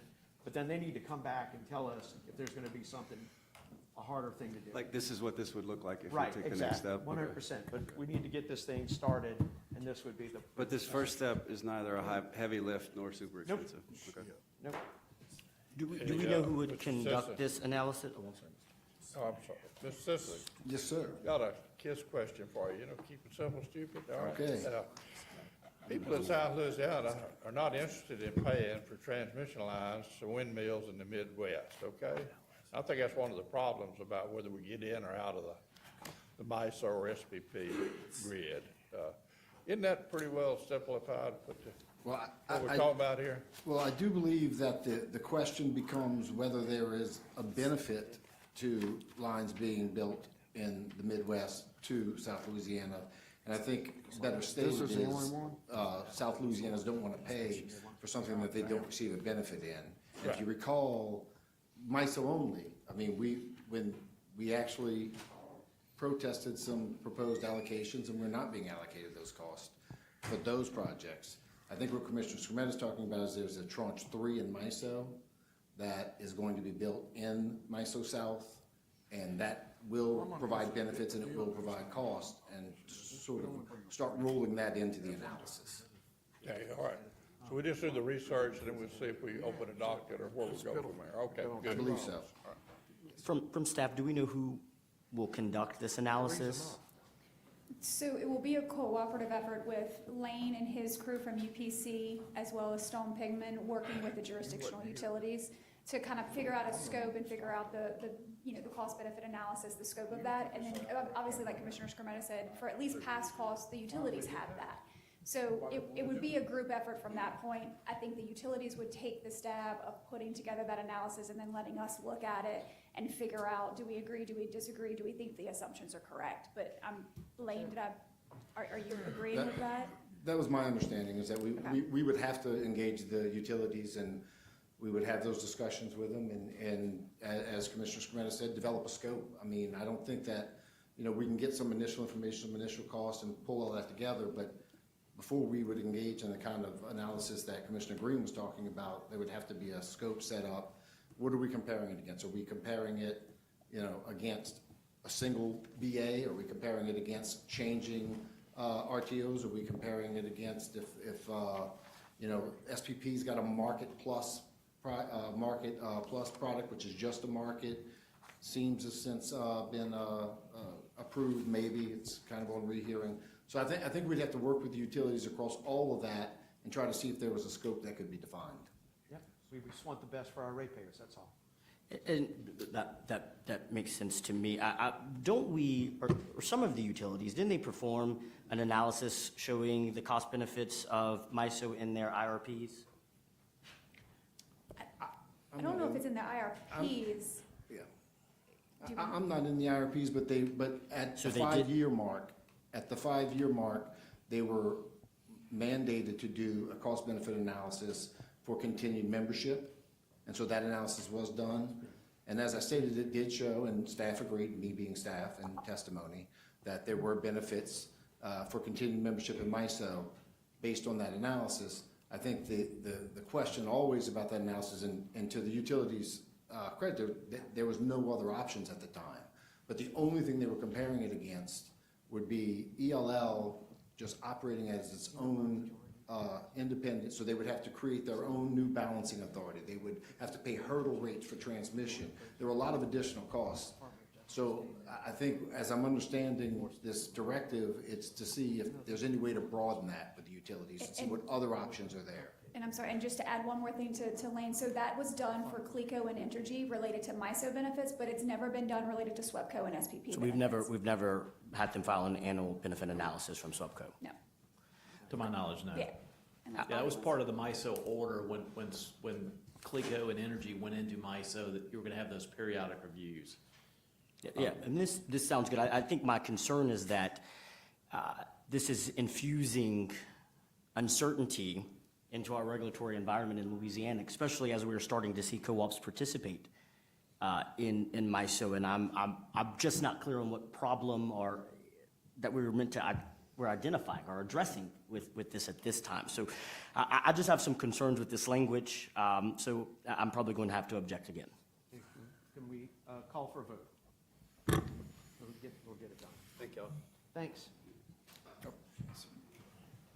Okay, so Commissioner Lewis objects, so vote is no. Commissioner Francis? Yes. Commissioner Green? Yes. Commissioner Scarmetta? Yes. Commissioner Campbell? Yes.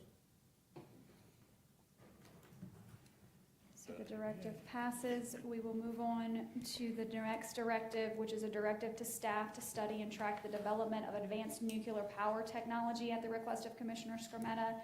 And the directive is as follows. I direct staff to open a docket to study and track the development of advanced nuclear power technology that can be used to provide electricity for ratepayers.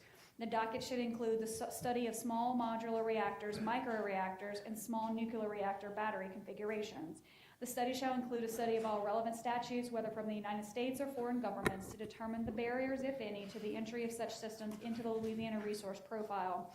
With the continued pressure from the federal government to reduce carbon dioxide levels, modern nuclear power systems should be explored to determine if they can provide baseload resources for the grid and assist in transitioning from geological fuels.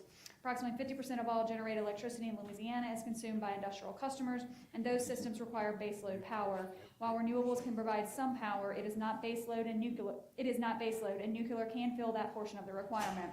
It is important that Louisiana look to the future of nuclear power systems as a potential solution. Staff is authorized, if determined necessary, to issue an RFP to assist with said analysis.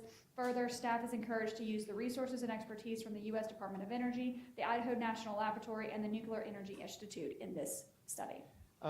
The NARUC is establishing a subcommittee on small modular reactors and microreactors. The CRUC representatives are meeting next month at the Vogtle nuclear plant with a presentation by the Idaho labs on small modular reactor technology. In an effort to achieve carbon dioxide zero, we have to look at how this can transition over time.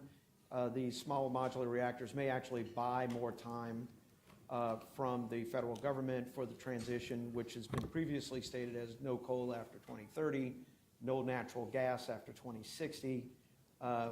The Europeans are looking at taking SMRs and shifting them out as the boilers for their existing coal plants to utilize their current turbines and transmission interconnect. It could be an answer for Louisiana for our slow transition out. There's a national movement to garner participants to where if they can get more than 16 to 20 commitments that manufacturer would actually bring it within the cost of combined cycle gas turbine boiler systems. So I think it's important for the commission to get greater understanding for the staff and the members of the commission to gain greater knowledge and to look at what we may define as our resource plan. I've had meetings in my office with some Louisiana industrials who have explained that they are looking towards SMR technology as cogen potential with Louisiana utilities. So I think we ought to be on the near side of knowing what's coming versus the back end of it. So I think this is a good thing for us to be doing as we move forward to the future. So. I have no problem, but let me ask you something. Mr. Scametta, how many directives did you have today? I didn't have anything to do all summer, Foster. Well, come on, man, I sat around. I know you didn't.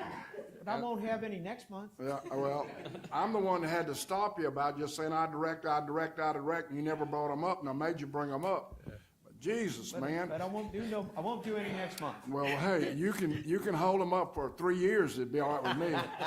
But well, I've been busy with NARUC and with other meetings, so I wanted to share all the information that I learned. Well, anybody have any idea? And I'm just asking, seeking information. If we do all these things, how much money, and don't sit over there and tell me, shake your head like this, that it don't cost anything. How much damn money, if we do all these directives, how much money, how much money are we fixed to spend? We've got, I guess, about 3 of them that contemplate hires. Carbon capture costs $600 million.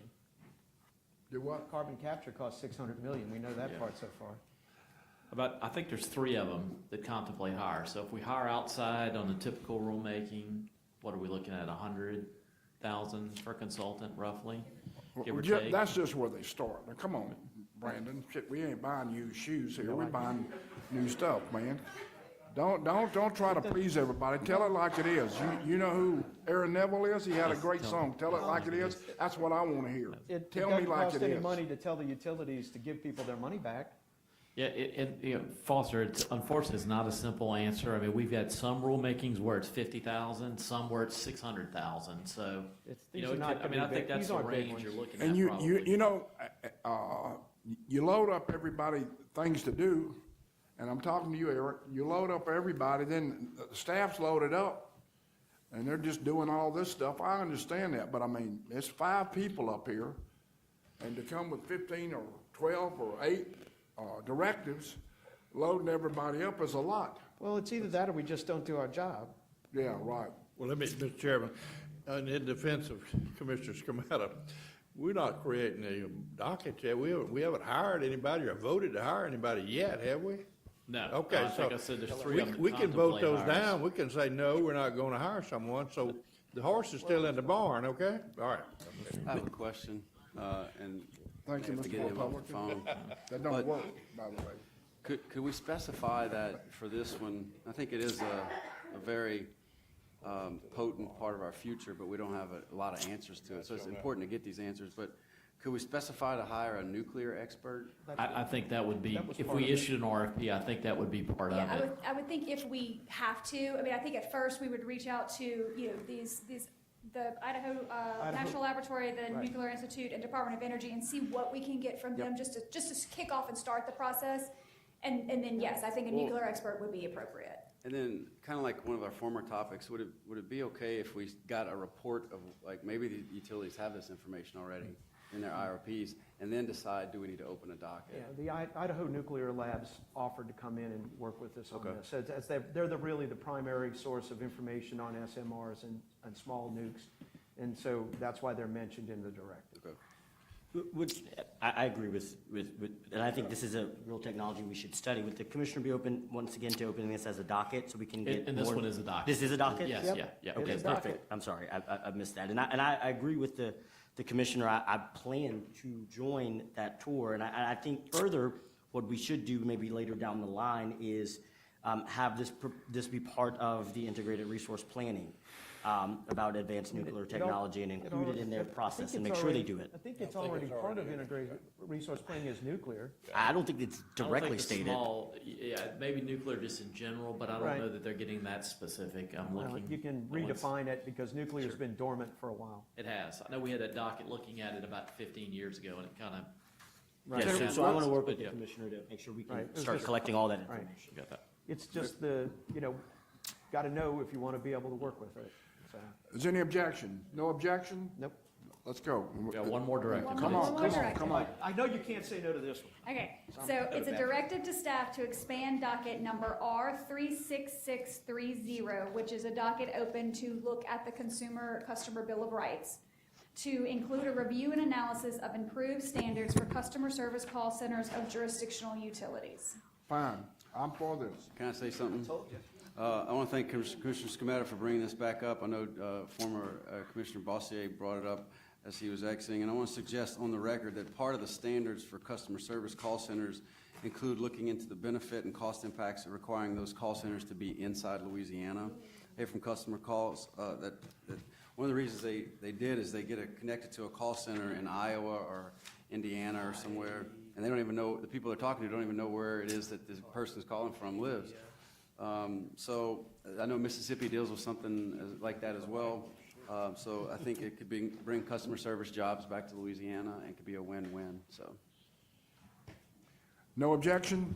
It's passed. Number 16. Exhibit number 16 is docket number U36383. This is National Water Infrastructure's application for adjustment in rates for current and acquired systems, including certification of a regionalization project and construction work in progress, recovery of capital expenditures and associated financing, and for letter of non-opposition of acquisition of Ascension Parish wastewater assets. It's a discussion and possible vote on a regionalization project with additional term sheet pursuant to Rule 57 at the request of Commissioner Lewis. On June 6th of 2022, NWI filed its application. Notice was published in the Commission's official bulletin with no party intervening. The application seeks approval to purchase certain assets in Ascension Parish and to construct a wastewater collection system near the State Highway 7342 corridor in Ascension Parish that would tie into the proposed central treatment plant. That treatment plant would be located in the industrial corridor of Ascension Parish along State Highway 75. The application was supported by 2 letters from the Secretary of Louisiana Department of Environmental Quality. The letter stated the necessity and urgency of the project and urged its approval. Staff and NWI entered into a proposed settlement term sheet, filed it into the record on August 10th of 2023, and in that term sheet, the parties agreed that the regionalization of project is necessary and urgent to provide needed water quality and environmental benefits to Ascension Parish waterways. However, staff was concerned that all of the costs would initially be borne by NWI's customers while benefiting the entire parish. Therefore, both parties believe that the authority to proceed with the regionalization project is a policy decision to be made by the Commission. In the term sheet, the parties agreed to have certain terms and conditions that would apply in the event the Commission were to approve the regionalization project. The terms and conditions were created for the protection of ratepayers and include the following: a prudence review for the recoupment of costs associated with the project, construction work in progress recovery, which would limit the rate increases to no more than $10 per calendar year, create a vulnerable customer stabilization fund, And NWI agreed to pursue financing under the EPA's WIFIA program to obtain the most favorable terms available to reduce customer cost. On August 10th of 2023, staff and NWI filed their unopposed joint motion for consideration by the Commission pursuant to Rule 57 and approval of the proposed settlement term sheet, and should the Commission approve the regionalization project. Staff's recommendation is that in the event that the Commission approves the regionalization project, staff recommends that the project only be approved subject to the term sheet filed on August 10th, 2023. We need a Motion to take it up under Rule 57? There's a motion on the floor to take it up under Rule 57. Second. There's a motion to accept staff recommendation. What's the second? Second on the 57 by Scrimmetta. I have a comment too. I'd like to second or motion to approve the NWI regionalization project subject to the term sheet agreed upon by NWI and staff that ensures certain cost caps and protections exist for NWI customers. Second. Is there any objection? No objection? Move to adjourn. It's approved. Wait, Two left. more Oh, there's items. two left? What? And Mr. Chairman, Man, I real was quick, trying to help you, Foster. Mr. Chairman, I just want to thank the Ascension Parish government for working so diligently on this with Commissioner Green and myself. This process started for the Ascension Parish in 1996 when I was 4 years old. So I've made it all the way to the commission, but they have worked tirelessly, and I just wanted on the record, I know the parish president may still be in the room, I'm not sure if there he is, their commitment, we're still having conversations about what we'll do there, NWI's commitment to low-income customers in the region, and I know the time is short, but I just wanted to publicly thank them for their work they did on this that will benefit some of my constituents. I want to apologize to you, Mr. Lewis. I should have made that motion. You should have made it. But anyway, I did. It passed. That's all. And I apologize. And while Mr. Quintmont's here, I got to pick on him. You know, he looks a lot younger than me, but we actually played football together. I blocked for him a lot. He was a pretty damn good running back. So good seeing you, Clint. All right. You got one more? We have two more. All right. What are they? Exhibit number 17 is docket number U36582. It's Cleco Power's Formula Rate Plan Annual Earnings Monitoring Report for the 12 months ended June 30th of 2022. It's a discussion and possible vote on a joint report and draft order at the request of Commissioner Scrimmetta. Cleco Power filed its filing on October 31st, 2022 pursuant to order number 32779. Notice of the proceeding was published in the official bulletin with PCA and IP being the interveners. Cleco Power's second amended and restated FRP utilizes a target return on equity of 9.5%. On May 1st, 2023, staff filed a staff report into the record indicating that the Cleco Power's filing complied with order number U35529, but it reserved its right to maintain its dispute regarding the inclusion of some regulatory assets in rate base in Cleco Power's future rate base proceeding. Recognition of those regulatory assets does not result in any change to a potential rate refund in the filing. Because Cleco Power earned a ROE of 8.37%, there was no excess base revenues that would result in a refund. Cleco Power filed its response, which indicated it concurred with staff's recommendation and reserved its rights to dispute staff's position regarding the regulatory assets in its future rate-based proceeding, which is now currently pending at the Commission. On August 9, 2023, staff and Cleco filed the joint report and draft order summarizing the proceedings and stating that there are no unresolved issues. As there are no unresolved issues, staff recommends that the Commission accept the joint report and issue the draft order filed into the record on August 9, 2023. Move to accept the staff recommendation that the commission accept the joint report and issue the joint the draft order. Is there any objection? Is there a second? Second. You can second that. You've been wanting to all day, so you might as well. All right. It's the last one. What is it? Last one. Brandon? Exhibit number 18 is undocketed. It's an update from Entergy, Louisiana regarding outages and storm restoration efforts after the July 31st, 2023 storms and frequent outages in the Baton Rouge area. It is at the request of Commissioner Lewis. We do have a few yellow cards for public to speak, but I'm assuming, Commissioner Lewis, you'd like Entergy to go first? Bless you. Either one's fine. I mean, let's hear from the people first. I think it makes more sense. They've been waiting. They've been waiting diligently to speak. So I think we should hear from consumers. I'm sorry. We have a Miss Laura Dalton and a Mr. Stephen Bingard. If I butchered that, I'm sorry. Binyard. Oh, you're with Entergy. Okay. Thank you for waiting. I apologize for being so long. And just hit the button, and when the light turns green, you're on. My name's Laura Dalton. I live in the Sherwood Forest subdivision in Baton Rouge. And We have about 171 homes that lose power consistently, and it's for many hours. Anytime the wind blows, the power goes out. Anytime it rains hard, the power goes out. You're on And- energy, is that Yes, sir. correct? Yes, sir. We called the first week in August, we lost power 3 different times. And my husband called Entergy to ask how many times we had lost power in the last year. They could only tell us since May 17th to August the 1st, we had lost power 7 times. So that was 3 more times that week. So 10 times within, 2.5 months. And he asked, was that excessive? And of course, the lady had no idea if that was excessive or not. But we asked for Entergy to give us a call and ask for how many times we lost power in the last year, and nobody ever called us back. So I'm here speaking for those 171 homes, just to ask that something be done for our little area so that we don't lose power all the time. It is extremely hot, and when you lose power 3 times in 1 week, when it's over 100 degrees, that's pretty miserable. Can you Sherwood Thank you for Forest, coming. Thank you. Sherwood Forest? Yes. So my PA lives near there, and he said that his generator has been on for 45 hours in the last 8 days. Yeah. And just the on and off surged, and he lost all of his freezer, his deer meat and all. So we're hearing this a lot, and we do have some things we're looking into. But yeah, it's 2023. This shouldn't happen on sunny days. Right. So thank you. Yeah. And know that it's in process, but it's not, pun intended, a switch to flip right now. Right. But we're trying to make it a higher level of excellence.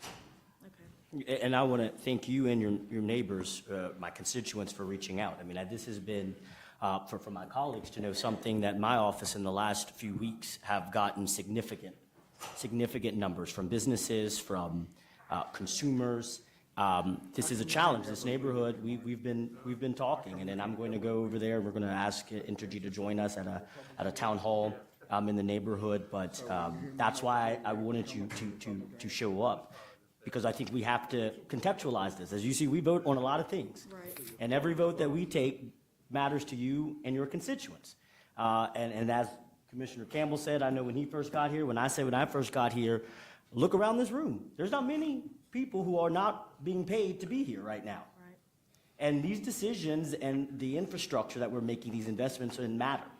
And so that's why I wanted you, and I invited your neighbors. I know there were some others who have come, but I want you to be known that my office, my team, we've been responding to yours. We sent these in to Entergy right away. And I look forward to kind of hearing the update on what they can provide us, and I'll assure you there will be some accountability at the end to ensure that we are rectifying this. Because as you're right, if we're losing this like now, what happens when there's a hurricane? What happens when we're facing severe winter storms, or as we are excessive heat? And I keep harping on this, but for me, these are life and death decisions. I'm not just looking at earnings, right? And so I want to thank you for coming and voicing your story. I think we should do a better job as a commission having public meetings so we can hear more from you and less from the companies. Because that determines how we make decisions. We should be making the best decision for you, not what they tell us is the best decision for you. Thank you. Thank you a lot for coming. I'm sorry it took so long. I learned a lot. We don't have a clock on the wall for today on reason. There's a good reason for that. I see. And Mr. Chairman, before Entergy comes up, I want to share another constituent story who unfortunately can't be here, but contextualizes why I added this to the agenda. This is Miss Celeste Carter, who lives within my district, and she says, I'm writing to share an incredibly challenging experience that my family recently endured due to an extended power outage.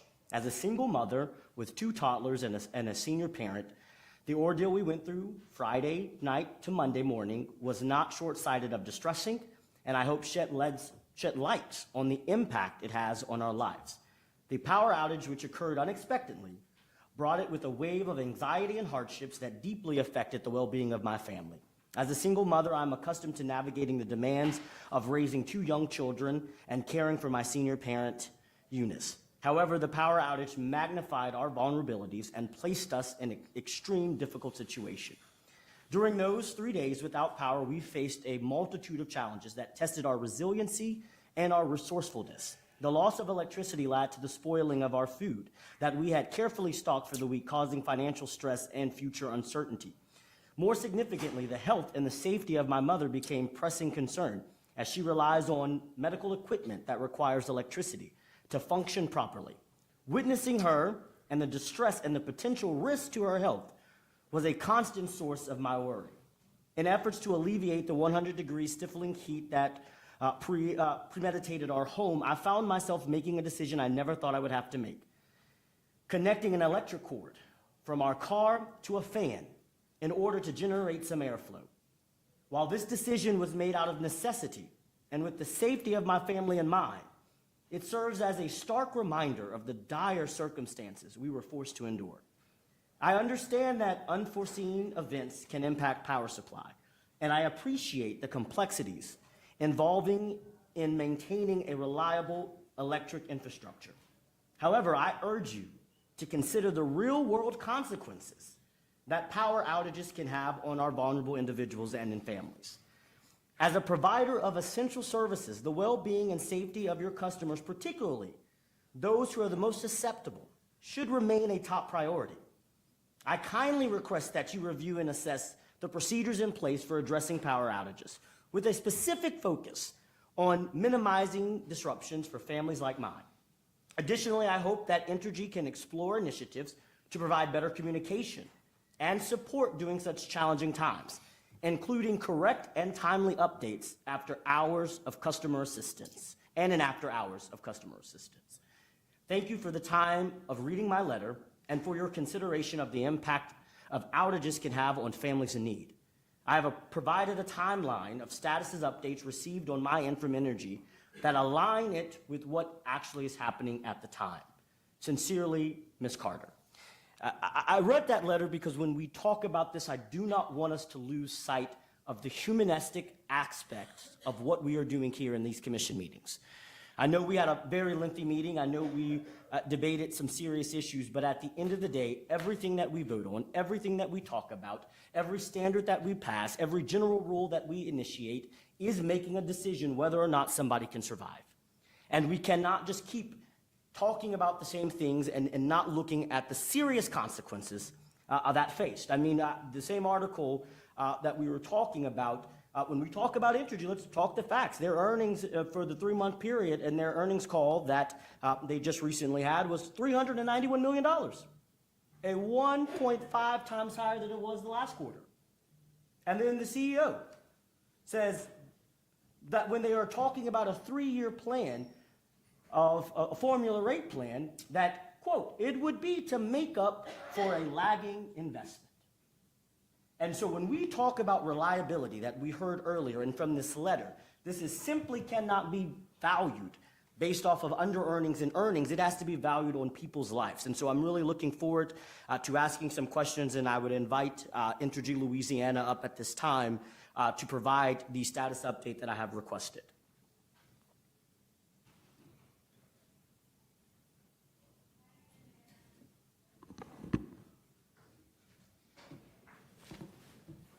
Thank you, Mr. Lewis. I'd like to hear this too.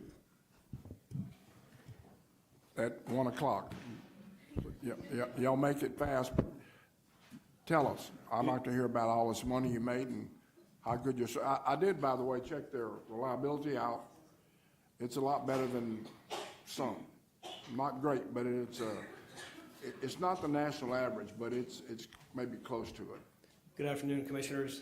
Larry Hand on behalf of Entergy Louisiana. I'm joined by Philip May and Stephen Benyard to provide an update not only on the July 31st outages, but to more directly address Commissioner Lewis, the customer who is here today and the customer whose letter you read.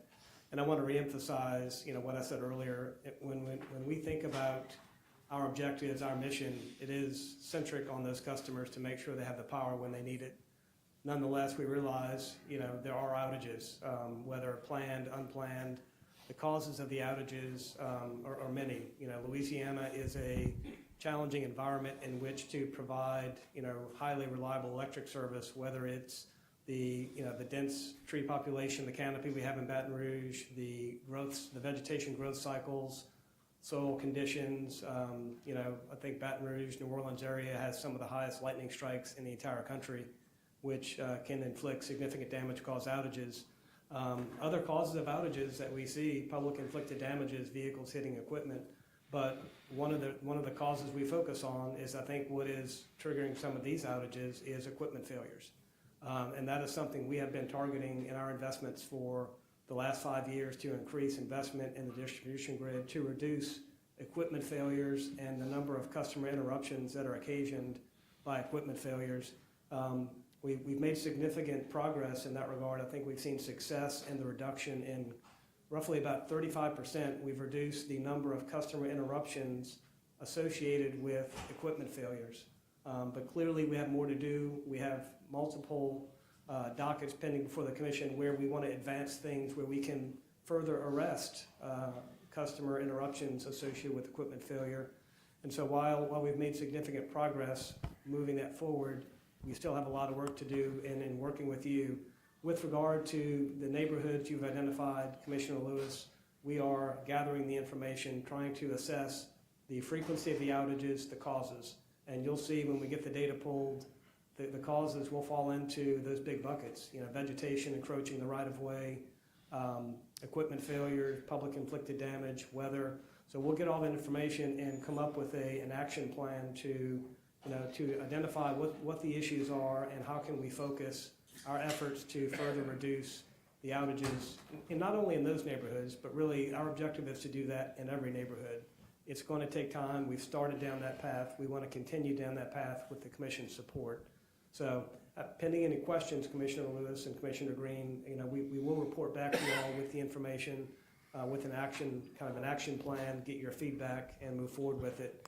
But unless there's any questions, I guess I would turn it over to Mr. Binyard to provide an update on the July 31st weather event that moved through Baton Rouge and caused some significant outages. We were able to get a lot of customers restored rather quickly, but I'll let Mr. Binyard provide an update. Just a few questions there before we go to the power weather. One of the issues that keeps coming up is after-hour call centers. Is that something you're looking into?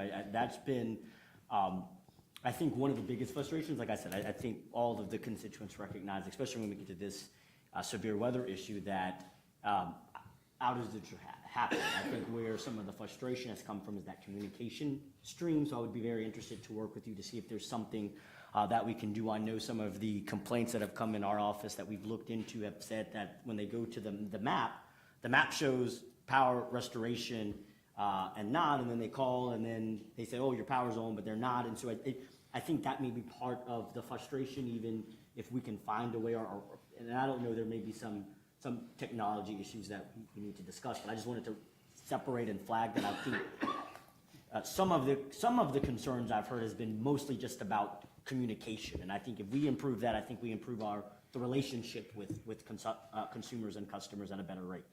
Those are all great points. Philip May for Entergy, and I will tell you that we are not perfect. We do have issues with data in our system. In fact, I will tell you, my home had a similar issue where when it was off, it was on, and when it was on, it was off. So we can help the customers with that information once we are aware of that information, but a lot of times we don't have that awareness of generally a mapping issue, where maybe they're not mapped to the right transformer or to the right switch or something along that line. Once we find that out, we can correct that. But it's with 1,000,001 customers, you will have some of those issues, but we endeavor to fix those as quickly as possible. Absolutely. Thank you. I have one thing. I know that we have bad weather, and y'all do a good job of trying to rally when we do, but is there a way to quantify and dig deeper into why people lose power when there's not bad weather?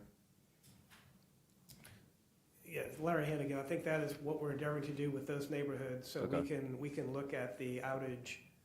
It's categorized by cause. Did this neighborhood see outages because of vegetation? Was it lightning? Was it a weather-related event? Was it public inflicted damage, a vehicle hitting a pole, and so forth? So we have the ability to look at on a feeder-by-feeder basis. And that's part of what we do with the SAFE-SADE annual reports. One of the things we set forth is, what are the 5 worst performing feeders or circuits, and identify those. All right, these were the lowest or the worst SAFE-SADE scores on the system, the 5 lowest. what's our plan to arrest those? And I think we have the ability to try to figure out for these neighborhoods in particular, what are the causes on, blue sky days? What is causing equipment to fail? As we've talked about extensively today, the extreme heat, has an effect on the infrastructure, whether it's a transformer or other equipment. Once you get this data mining process going, will you be able to convey that to us on a regular basis, like quarterly or so? I guess it would depend on, the extent of, are we trying to target a neighborhood or street or, District. Yes, I'll have to go take that up back if I could and think about what we could realistically provide timely without. Because I think it would be important too for us to track, okay, it was this initially and this is where we're heading or trending. So just to create a trend line with that, I think it'd be helpful for all of us. And Commissioner Stephen Benyard, Vice President of Reliability for Entergy Louisiana. We do provide those reports on a certain cadence where we do tell on a larger, broader, scope of where we are as far as the outage cause. We don't go to district level because we tie to the grid. We want to make sure that across the grid that everyone's performing at an optimal level. With that said, I know we talked about a lot of different things. I don't want to speculate, but we will dive into the data to truly understand what's happening in the Sherwood Forest neighborhood. The thing is, when outages do occur, like for example, if a car hits a pole, a lot of people don't understand what happened. Typically, it may be blocks away from that actual incident that affects a homeowner in their neighborhood. My folks are the folks that work in the field, that restore customers, and we see everything that occurs and happens, but oftentimes, we don't, say, hey, your neighbor did this. We don't say, hey, this drunken driver did this. We just say, hey, we had damage. This is what we did. It's more generic. We can do a better job, make sure we communicate with you all so you can give that information to your constituents. Yeah, the reason that would be important is because then if somebody goes, yeah, we lose power on a sunny day, the breast milk went bad, like what do we do? If that's happening repeatedly, it's not a car every time. We can point to it and say, this was the cause of that, and this cause has been dealt with. So I think that would be helpful for us to communicate to people who have that frustration. I agree. And then, as Larry said, we'll dig into the neighborhood and get you that information as well. And one last thing before we go to the presentation, is when, I know I've heard from some constituents that vegetation around, especially East Baton Rouge, vegetation management around trees has been an issue. Is that in the right of ways? Is that still, are you noticing a significant increase or still systematic problems with that? And that should be a conversation that we take up with the Metro Council of East Baton Rouge Parish? Yeah, that's a great question. I'll tell you yes, because what we're seeing is even when I go through the data with this particular outage event, some of the longer durations were not in the right of way, which we are responsible for trimming, is actually outside of the right of way that caused longer duration. So we need to get the word out there that, hey, it's not only Entergy responsibility, but also the customers and as well as the municipalities that, manage those out of right of way trees. Perfect, and I will contact you separately to hopefully set up a meeting or maybe even do a presentation on that to the Metro Council, because I think it's important for my fellow elected officials who are making some of those decisions to know that could impact their customer, their constituents, and the work that they expect me to do. So I'll look forward to being a conduit in that conversation with the Metropolitan and the Mayor President on that issue. I appreciate that. And if I could just add one thing on outages that occur on a blue sky day. We do see damage to our system from lightning and from other events, animals and so forth. That may not show up when you have that storm, but when you have the extreme stress we've been seeing placed on the grids as of late, wires that have become weakened because of vegetation or lightning strikes, that shows up on that hottest day of the year. Transformers that had some issues from a lightning strike, that shows up on the hottest day of the year. Those are things, unfortunately, you go out and you have a lineman that spends some time walking down that line to identify all the problems. They don't see those smaller issues that then show up when that grid is stressed at its highest amount. Any further questions? Yeah, I got one quick question. Percentage-wise, what do you attribute sort of the biggest failures across vegetation sort of effect, animal incursions, and sort of a design equipment failure, whether it's a design issue or, like you said, some sort of equipment injury that eventually comes up? Sort of, do you have like a sort of a running perspective on percentages of differential? The exact percentages I don't have, but I do know the heavy hitters is typically vegetation, lightning, equipment failure are the top hitters for us as far as the repeat offenders. Yeah, I know one of the problems that we have, particularly in my district, in some of the developed communities, that particularly in Jefferson Parish, is that half of the homes are served behind the houses. And there's a lot of vegetation that does not get managed in the same way that in front of the houses. And also, there's a lot of towns, not that we regulate New Orleans, but in the old oak tree growth and heavy tree growth, that the cities are hesitant to have the trees trimmed, that there's a lot of problems with vegetation that causes problems. But what is the current status of the rule about you going into people's properties that are served behind the homes for repairs or vegetation control? Great question. You're touching closely to a lot of the frustrations that we do have. We don't have the right to go and trim private property unless we get permission. We'll go out there and root trees if we get permission. With that said, you'll see in our presentation, there's a lot of the things that hindered us throughout this restoration. Challenging when you go into the rear lot areas trying to restore. It's hard to assess and it's hard to make those repairs. It takes a lot of specialized equipment, matting, all kinds of other equipment that extends the duration of the outages. You brought up New Orleans and in some of the different parishes as well. We only can trim 4 feet. So we're back trimming and trimming and trimming, which is costing more money to the ratepayers that we have to in order to maintain. So you know that we live in the southwest, south part of the United States, wherein typically we have a lot of rain and moisture that our vegetation rates move a lot faster. So there's a lot of benefit to changing the way we do vegetation management, the rules that apply to us where we can actually V-trees the right way, have a longer duration before we have to go trim, and also having access to homeowners and them planting the right trees and giving us access to remove the trees to make sure that we can do the things we need to Right. to The restore one them. thing I was getting at is, my understanding is you have legal impediments from going on people's property to do corrective action. Is that correct? We have a right to maintain our facilities. With that said, we do have pushback from homeowners at times to access the properties. We try not to involve law enforcement in those things. We do have those rights, but we try to make sure that we're doing the best and working with constituents. So is it still a trespass situation by law for you to go on to people's property to assess and do repair? Commissioner, I'll take that one. Yeah. I'm not answering as a lawyer, but. No, I mean, is it still the current status of the legislature for that? I think generally utilities are accepted from that trespass statute, have the ability to enter property to access right-of-way, but it doesn't solve the challenge of vegetation that is a tree, for example, that's rooted outside of the right-of-way. We have no right to trim that tree. That's an outside of right-of-way. We need permission to do so. The reason I'm asking this is that it's a particular question that comes into play, especially after storm-related issues about going behind homes and, whatever damage is there, that there's been questions about the right of the utility to access without having law enforcement in place to gain them access.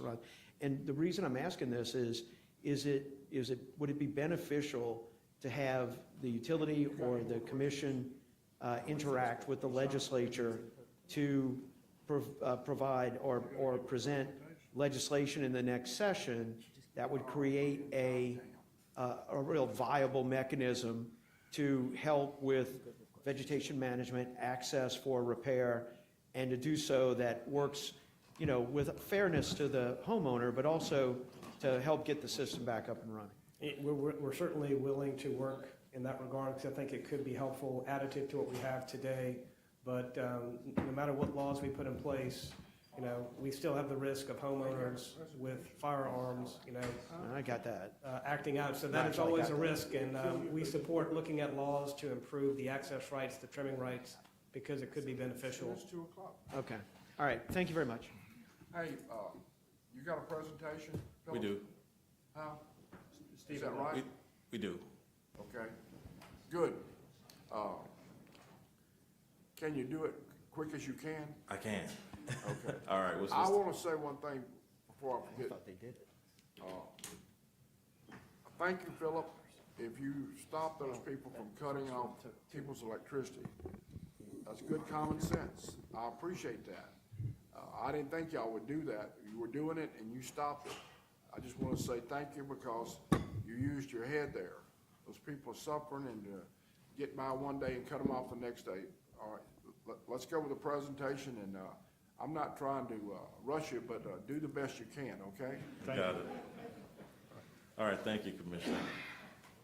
All right, we're here to talk about the July 31st weather impacts. A quick summary. We did have a strong cluster of storms that started out in Arkansas that headed towards the Louisiana-Arkansas border. As it crossed, it got further intensified by the heat of the day. We all know that we've been talking about this throughout the commission meeting. The heat has really affected the difference in our weather. I know a lot of us talk about climate change and if it's real or not, but we're seeing a lot of different impacts that are not normal. As it surged and got towards the south part of the state, it did intensify into some strong straight line winds and some gusts of over 50 miles an hour. And heavy concentrations of lightning. We do have the heat maps of the lightning to prove and show that it was a big issue for us during this storm. So we brought in over 285 resources. Our team came in between linemen, vegetation arborists, as well as our transmission folks to come in and restore our customers as quickly and safely as possible. That said, the peak of our outages when the first initial devastation came from this storm was around 14,000 customers interrupted on the 31st around that 5 o'clock hour. With that said, over 90% of those customers were restored rather quickly within 4.5 hours. That's a testament to the hard work of our men and women in the field. With that said, the wind and rain, the straight line winds, the lightning, and all the other vegetation issues we dealt with continue to impede our progress because we had an uptick in tickets where we had a second peak on the second. Over 2,000 customers were out of lights. So we're essentially restored all of the customers by the 4th, but it was a slow go because of some of the things we discussed prior to getting into the presentation as far as vegetation, lightning, and all other damages and equipment damage that we had to deal with during this event.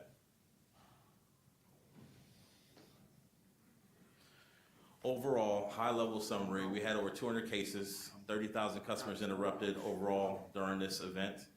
We had 4 transmission lines affected, sections affected. As far as the weather, like I mentioned, this was not a normal event. This was not a afternoon, storm, rain. It was an intense straight line wind event. Some things that you typically see, one of your more intense weather events that you can get. To your right, you'll see the lightning activity that we saw. It kind of really shows the picture of what we were dealing with that evening. Our folks in the field working a lot of things. Lightning's not one of them, so we do have to stand down once lightning's in the air until it clears so we can get back to work.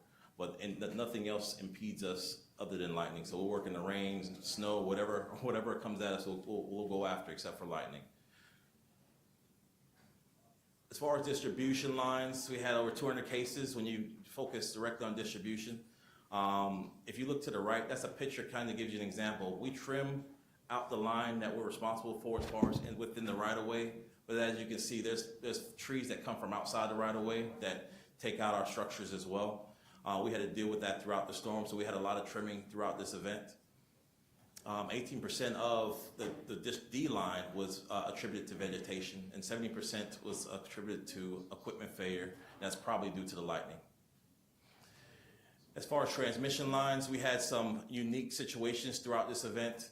We had 2 sections due to wind, lightning, and the breeze. If you can see the picture to the right, this is from the actual event where we had a roof from one of our neighbors in the community come off and break our transmission structures and take down our lines. So the good thing is our crews worked tirelessly here. We got all the structures and the lines isolated, so we were able to get the substations back within the first few days. But we had to replace the structures. It took until the 4th day, so we did have a small amount of customers out until we could do so. So these are real life situations, things that we deal with in the field. So we talked a little bit about this, challenges in restoration, accessibility. Sometimes it's hard to get into those backyards and things. We do have rights to get back there, but sometimes it's folks like their trees, they don't want them cut. And when we do restore, we typically have to cut trees to repair lines, to even repair underground at times, depending if a tree were to pull them up. The extreme heat is another thing that we had to combat in the field between our equipment and our personnel. And then lightning, I have some pictures in the appendix that shows very detailed lightning of different parts of different parishes, showing the abundance of lightning during this particular event. And then the foreign debris I mentioned, and there's a picture here that shows that roof again, as well as some of the tree damage from outside of the right of way that we don't have jurisdiction to trim. With that said, just kind of stepping back, when we talked about lightning, this is the Gonzales area. You kind of see the lightning strikes during that event. The White Castle area, same thing. And the St. Francisville area, as well as the Walker area. So these are some of the things that we deal with lately with the increase in temperatures, with the increase of the severity of the weather systems that come into our area.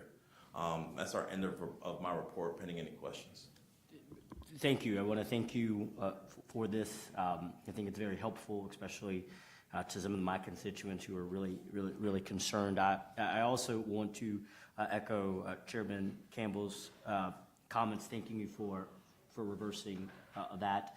I know I'm a stern regulator, but you all, publicly, I want to tell you, you have been very diligent in working with me and hearing me out and talking with me.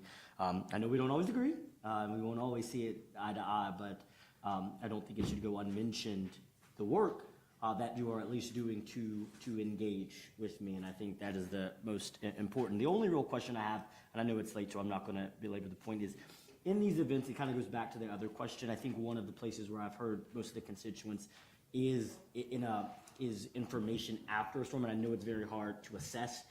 So I would be very engaged in working with you on just some way that we can start to, not necessarily, I know we won't have the details of every outage, of how many, but I think that's been a place where, especially when something happens, as this one happened in the 5, 6 o'clock hour after your call centers are done, they're just looking and like, hey, should I get a hotel? Should I go to my family's house? And I think if we can find some way to improve just slightly the generic information so that people can make real-time decisions, I think that would go a long way for them while we still assess what the actual damage may be. So that's the only request from this presentation that I had that was the most significant concern that I heard from my constituents. So I'm really eager to work with you on communication. No, yes, sir. I think that's absolutely right. The most important thing we can provide to customers when we have an outage is guidance so they can make decisions on what they're going to do. Are they going to try to wait to cook dinner? Are they going to go out to eat? Do they need to go find a different place to stay? That is a conversation we had after these events. How can we improve? And I know Stephen and we have others involved in how we can improve that communication. We know that is the most important thing we can provide in the wake of an outage. Thank you. Thank you. Thank you. Thank you, Entergy. Okay, any other questions or comments? Move to adjourn. Okay, second. Second.